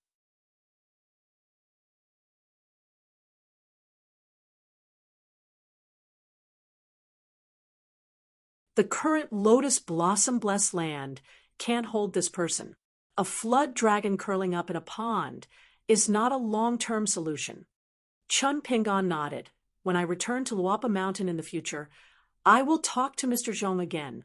After eating, Li Erxiao went down the mountain. Li Lu stayed on Leo Peak to practice immortal techniques with the old immortal on the mountain. Li Lu carried the food box to his mansion and took Chin Pingon for a walk. This time, Leo Peak was sealed off for no reason. Not only was the mountain gate not allowed to enter, but the cultivators on the mountain were also grounded. No one was allowed to walk around. Therefore, the two did not meet any Leo Peak cultivators on the way. Li Lu asked, after leaving the Dragon Palace, Grotto Heaven Duck Island, the spiritual energy on Leo Peak is much thinner. Are you not used to it? Chun Pingon smiled and said, No, I won't. The spiritual energy accumulated on Duck Island, the underwater residence, the mountain temple, and the wooden house have not been completely refined. This is the first time I have eaten too much since I became a cultivator. On Darling Island, I drew nearly 200 talismans by relying on the overflowing spiritual energy that couldn't be retained. Because I was close to the water, most of them were talismans. I used up all the immortal cinnabar I bought from the Spring Dew Garden in one go. Li Lu said, These are all small things. You don't have to be too grateful to Duck Island and Li Yuan. In fact, if Li Yuan was smart enough, he would have given the jade pendant to Mr. Chen. Unfortunately, this guy is too stingy. It's like rain from the sky. He only knows how to use his hands to hold the water. He doesn't know how to bring out a water tank. After the rain, it only quenches his thirst. Chun Pingon took out the rest wooden token. I don't know why Li Yuan left the water dragon sect along Jifeng and gave me this. It's not a big gift, but the thought behind it is not inferior to the Yuxiang token. Li Lu glanced at the crude wooden token and shook his head. This orange wooden token can't help Mr. Chun in his cultivation, especially in the matter of absorbing spiritual energy from the water. Chun Pingon kept the wooden token and smiled. But in the future, when I come to the North Continent and Jifeng, I can openly drink with Li Yuan. It's just drinking. If it's the Yuxiang token, I won't accept it. Even if I accept it, it'll be a burden. Li Lu was silent for a moment and said slowly, Mr. Chen, you can break through soon. Chun Pingon nodded and said, It seems like I'm just one punch away. Li Lu suddenly said, It's still the same meaning. On the path of cultivation, don't hesitate. On the path of martial arts, every step must be steady and orderly. Cultivators need a different kind of mentality. Even if it's a great opportunity, you must dare to ask for it and dare to accept it. You can't be timid, cowardly, or too concerned about the admonition that fortune and misfortune are interdependent. Mr. Chen, you might feel that when you have gathered all 5 elements, collected all 5 natal items, and completely rebuilt the longevity bridge, it doesn't matter even if you're still stuck at the 3 realms. In fact, a cultivator with such a state of mind will be at a disadvantage. Chun Pingon thought slowly. Li Lu continued, Since you're a cultivator, you should have a detached heart that's thousands of miles away from the ground. Practicing martial arts is to go with the flow, and cultivation is to go against the flow. So when you reach the Golden Body realm, you should think of ways to break through the bottleneck of the 3 realms of Qi Refinement Warrior. The Willow Tendon realm has always been the realm of people. Don't tell me Mr. Chen is still hoping to reach the heavens in one step? Chun Pingon smiled and shook his head. I don't dare to think about it, and I won't think of it that way.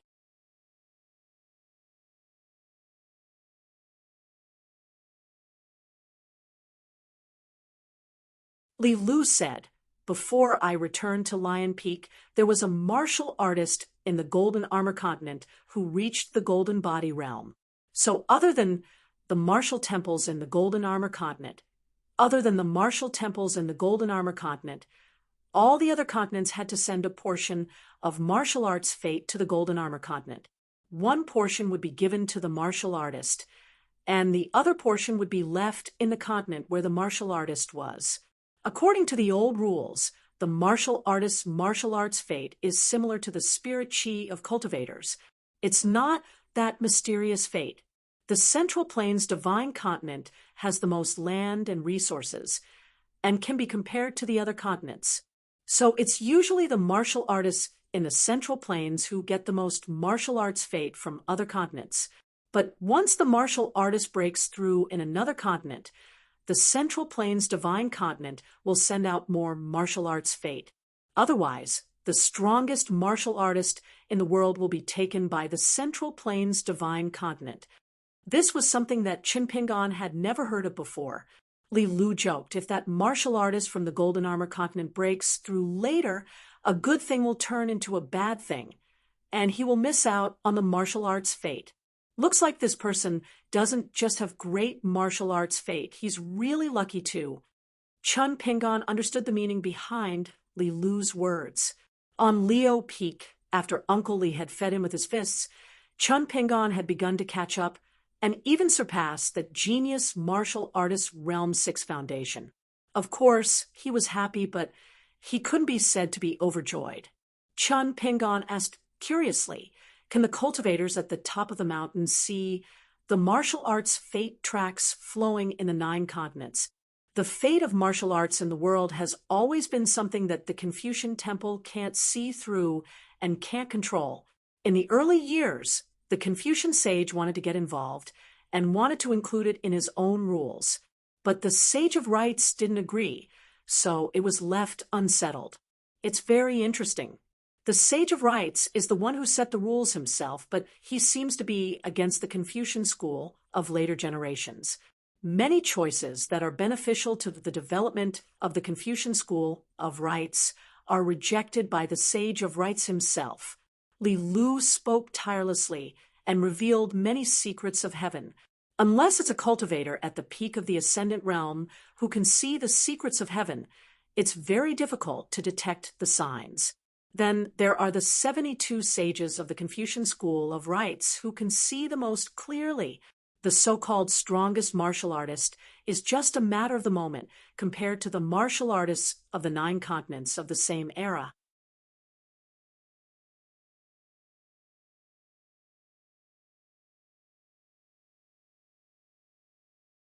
So if martial artists like Chao Ci and Mr. Chen stay in a certain realm for a long time, other martial artists of the same realm can forget about the martial arts fate. Ooh. Qin Pingan shook his head and said, compared to Chao Ci, I'm still far behind. Li Lu smiled and said, if that's the case, then we can only look further. We'll talk about it when we reach the 9th and 10th realms. The difference between the 9th and 10th realms is the difference between heaven and earth. Moreover, reaching the 10th realm is not the real end. The gap between the 3 realms is also very big. The Dali dynasty's Song Zhenqiang was at the 9th realm, and his realm was not as good as my father's. But now, it's hard to say. Song Zhenqiang was born with qi. If they were both at the 10th realm with my father's temperament, he would be dragged down and would be at a disadvantage if they fought. That's why my father left his hometown and came to the North Continent. Now, Song Zhenqiang is still at the qi level, and my father's fist technique has returned to the true realm. If they really fought, Song Zhenqiang would still die. But if both of them reach the divine arrival, which is the closest to the word end, my father's chances of losing would be higher. Of course, if my father could reach the legendary 11th realm of martial arts first, it would be difficult for Song Zhenqiang to survive as long as he punched. If he had reached the 9th realm first, my father would have suffered the same fate. Qin Pingan asked softly, so if Uncle Li had stayed in the Aquarius continent, both of them would not have had a chance. Li Lu nodded and said, although nothing is absolute, that's probably the case. Li Lu smiled and asked, Mr. Chen, aren't you curious about the truth? Did my father say it, or did I know the inside story? Qin Pingan shook his head and said, there's no need to know these things. I believe that Miss Li and Uncle Li can handle the matters at home and outside. Li Lu suddenly said, if Mr. Chen feels that it's not enough to be punched and would like to have a good fight, I have a suitable candidate here who can come at any time. But once the opponent strikes, he likes to fight to the death. Chun Pingon did not hesitate and replied, it's enough. Let's wait until the next time we travel to the North Continent. Chun Pingon estimated that even he might not be able to withstand Li Er's punches. And once he reached the 7th level of martial arts and the great desecration was over, he should immediately return to the Aquarius continent. There were still a lot of things for him to deal with in Luo Mountain. After that, of course, he would have to go south to Old Dragon City, take the cross-continent ferry, and rush to Inverted Hanging Mountain. Li Lu said, actually, Mr. Chen knows that person as well. He was at Ghost Valley's Treasure Mirror Mountain. Chun Pingon was enlightened. It was the strange person who gave Chun Pingon an extremely dangerous aura despite not being able to see through him.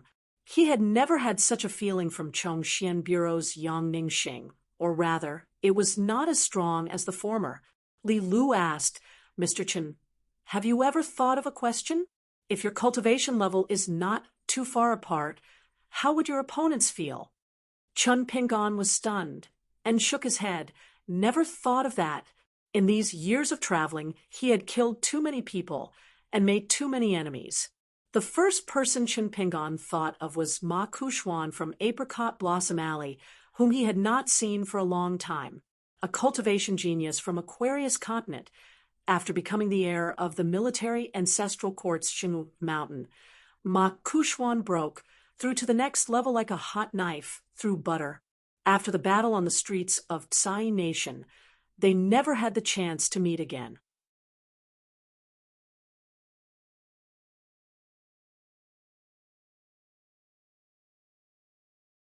It was said that Ma Kuxuan was doing very well and was recognized as the most talented cultivator in Aquarius Continent after Li Tuanjing and Wei Jin.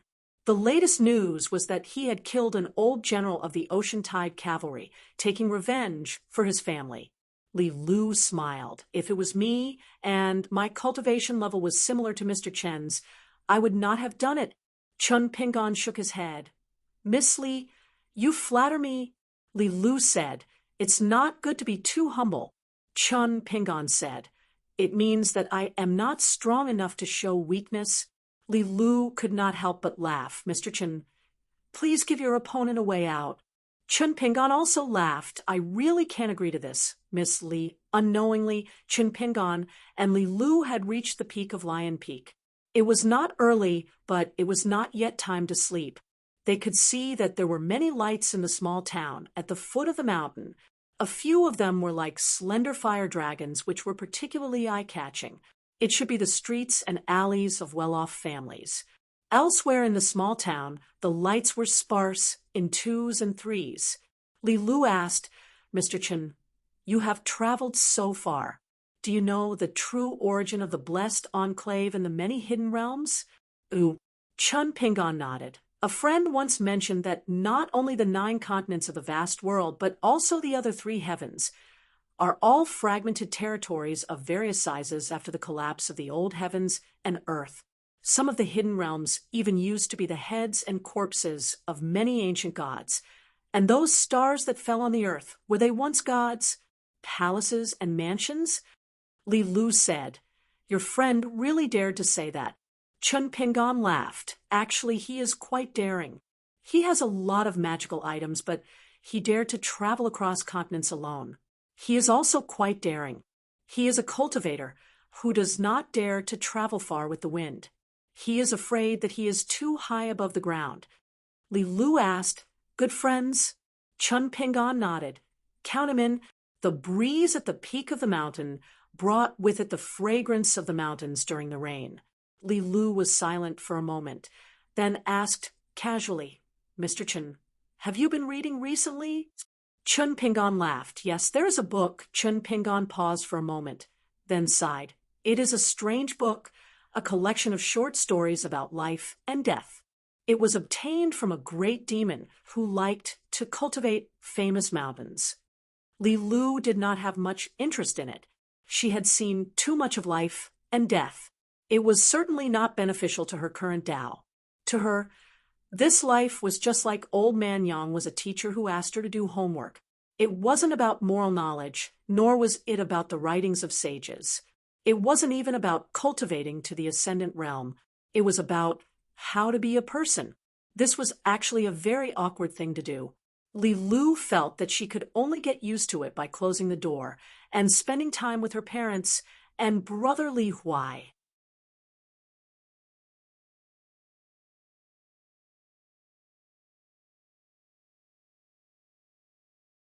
When she walked out of the door, she looked at the world as if it was no different from her previous life. Chun Pingan looked at the lights at the foot of the mountain and said softly, "I once read in a scholar's notebook that ordinary people have a short life and spend half of their lives on the bed. It seems that cultivators are not bad. Cultivation is like sleeping for half of their lives. But after thinking about it carefully, it is still not the same. Standing in different places and looking at the same thing, one's heart could be two different things. I once read two scholars' notebooks, both of which talked about ghosts and the world. One scholar was once in a high position and wrote it after he retired. The other was a scholar who was down and out. He failed the imperial examination and never entered the official career. I read these two notebooks. At first, I did not have much feeling, but later on, when I was traveling and had nothing to do, I flipped through them and chewed on them. The higher you stand, the farther you see, the more comprehensive you see human nature. The closer you stand, the more detailed you see, the more detailed your analysis of people's hearts. Speaking of this, Chun Pingan sighed. Probably this is the good thing about traveling thousands of miles and reading thousands of books. Chun Pingan suddenly laughed. That friend who did not dare to ride the wind was knowledgeable and made me feel ashamed. I once casually asked him a question. If there was a small grass at the beginning and end of the alley in my hometown at the foot of the wall, and at the end of the wall, which was so close but could not be seen, would he be sad if he was enlightened? He seriously thought about this question and gave me many unimaginable and mysterious answers, but I kept holding back my laughter. Miss Li, do you know why I was laughing at that time? Li Lu smiled knowingly. In that mud bottle alley, chickens and dogs come and go. Especially the hens often bring a group of chicks. Every day, they peck here and there. How could there be flowers and plants? Chun Pingan smiled from ear to ear and nodded vigorously. Li Lu suddenly stopped smiling and bowed. Thank you for your teaching, teacher. Chun Pingan was stunned on the spot. He did not understand what Li Lu was doing. I was just casually chatting with you, Miss Li. Could it be that I could comprehend something from this? Chun Pingan only had one thought at that moment. He was indeed not a cultivator, and his aptitude was mediocre. Therefore, after this boxing practice at Lion Peak, he had to cultivate diligently. Li Lu stood up and said goodbye. She actually carried the food box and rode the wind to the shop at the foot of the mountain. Chun Pingan was confused. He returned to the Immortal's Cave and went to the mirror. He continued to learn boxing from Zhang Shanfeng. He did not seek to increase his fist intent, only to truly calm his heart. In the night, the woman behind the counter of the cloth shop was calculating with an abacus. She flipped through the account book and sighed. It had been more than half a month, and there was not much income. There was not even a profit of 3 taels of silver. Compared to Chun Pingan's previous help in the shop, he could earn 3 taels of silver in 1 or 2 days. It was really frustrating to compare oneself to others. Fortunately, they were in a small town and did not have much expenditure. The woman looked at the lamp on the counter and was in a daze. Then she turned her head to look at the man, who was standing not far away, and said angrily, "Lier, what are you doing here? Are you going to order me around like an oil lamp?" Lier shook his head. Understood. Recently, he had been buying alcohol more often. However, it was not entirely his fault. Chunpingan drank a lot. The woman seemed to have seen through Li Er's thoughts and said angrily, "It's one thing to feel sorry for spending money.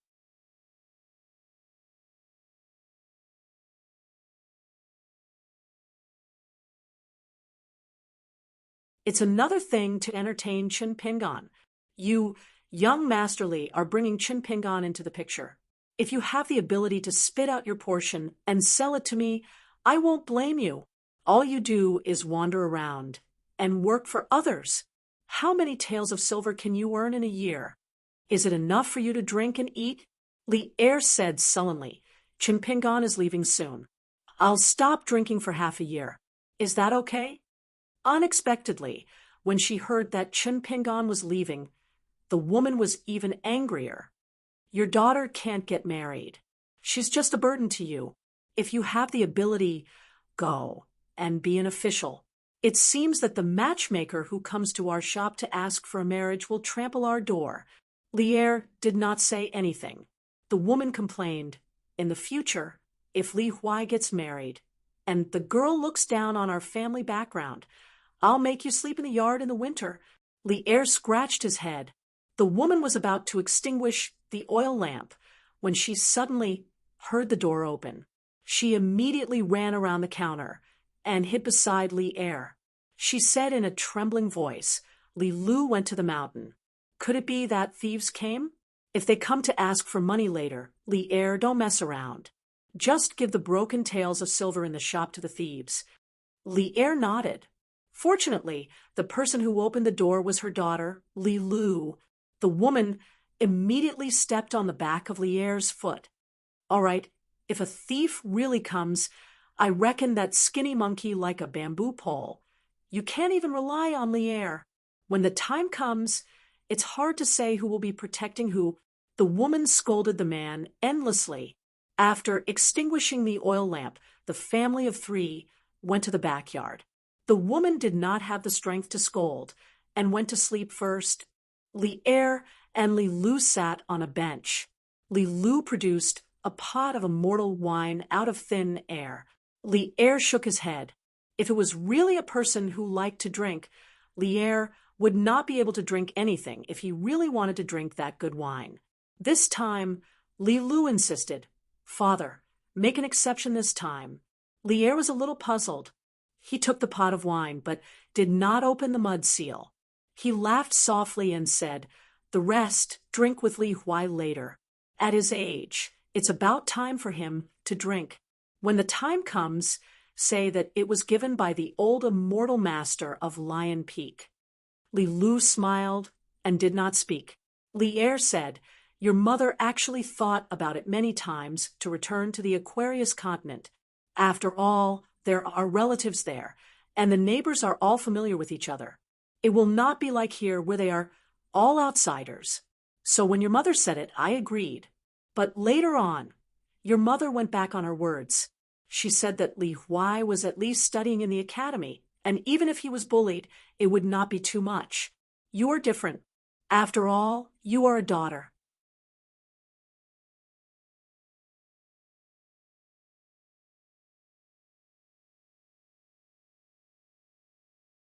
She was worried about you staying here alone and was not willing to let you go down the mountain. She had cut off the immortal fate that she did not even dare to think about. Li Lu nodded. She stretched out her legs and gently placed them on top of each other. She intertwined her fingers and asked softly, "Father, have you ever thought that one day I will recover my true body? At that time, my divinity will far surpass my humanity. Everything in this life will be as small as a mustard seed. Maybe I will not forget you and Li Huai, but I will not care about you as much as I do now. What will you do then? Even when I reach that moment, I will not feel sad at all. What about you?" Li Er laughed. "Of course, I have thought about it. Father is not a fool. What should I do? There is nothing to do. I will just take it that my daughter is very promising, just like a farmer's father and mother who have been facing the yellow soil and the sky all their lives. Suddenly, one day, They find that their son is the top scorer in the imperial exam, and their daughter has become a concubine in the palace. But isn't the son still a son, and isn't the daughter still a daughter? There may be less and less to talk about. Father and mother are guarding the old family in their hometown. Son, who is an official, has to worry about the country and the people far away. Daughter, who becomes a concubine, rarely visits home. But father and mother's worries and thoughts are still there. As long as the children are living well, father and mother know that they are living well, and that is enough. Ooh, Lilu lowered her head. Is it that simple? Li Er grunted.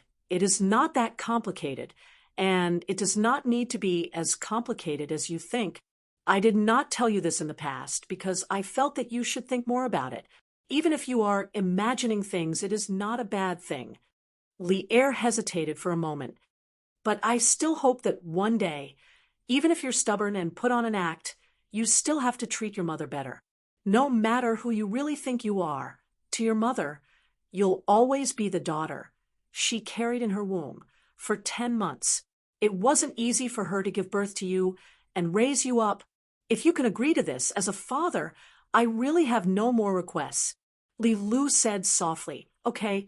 Li Er sighed. It is a pity that Chinpingan does not like you, and you do not like Chinpingan. Li Lu complained. Father, Li Er grinned.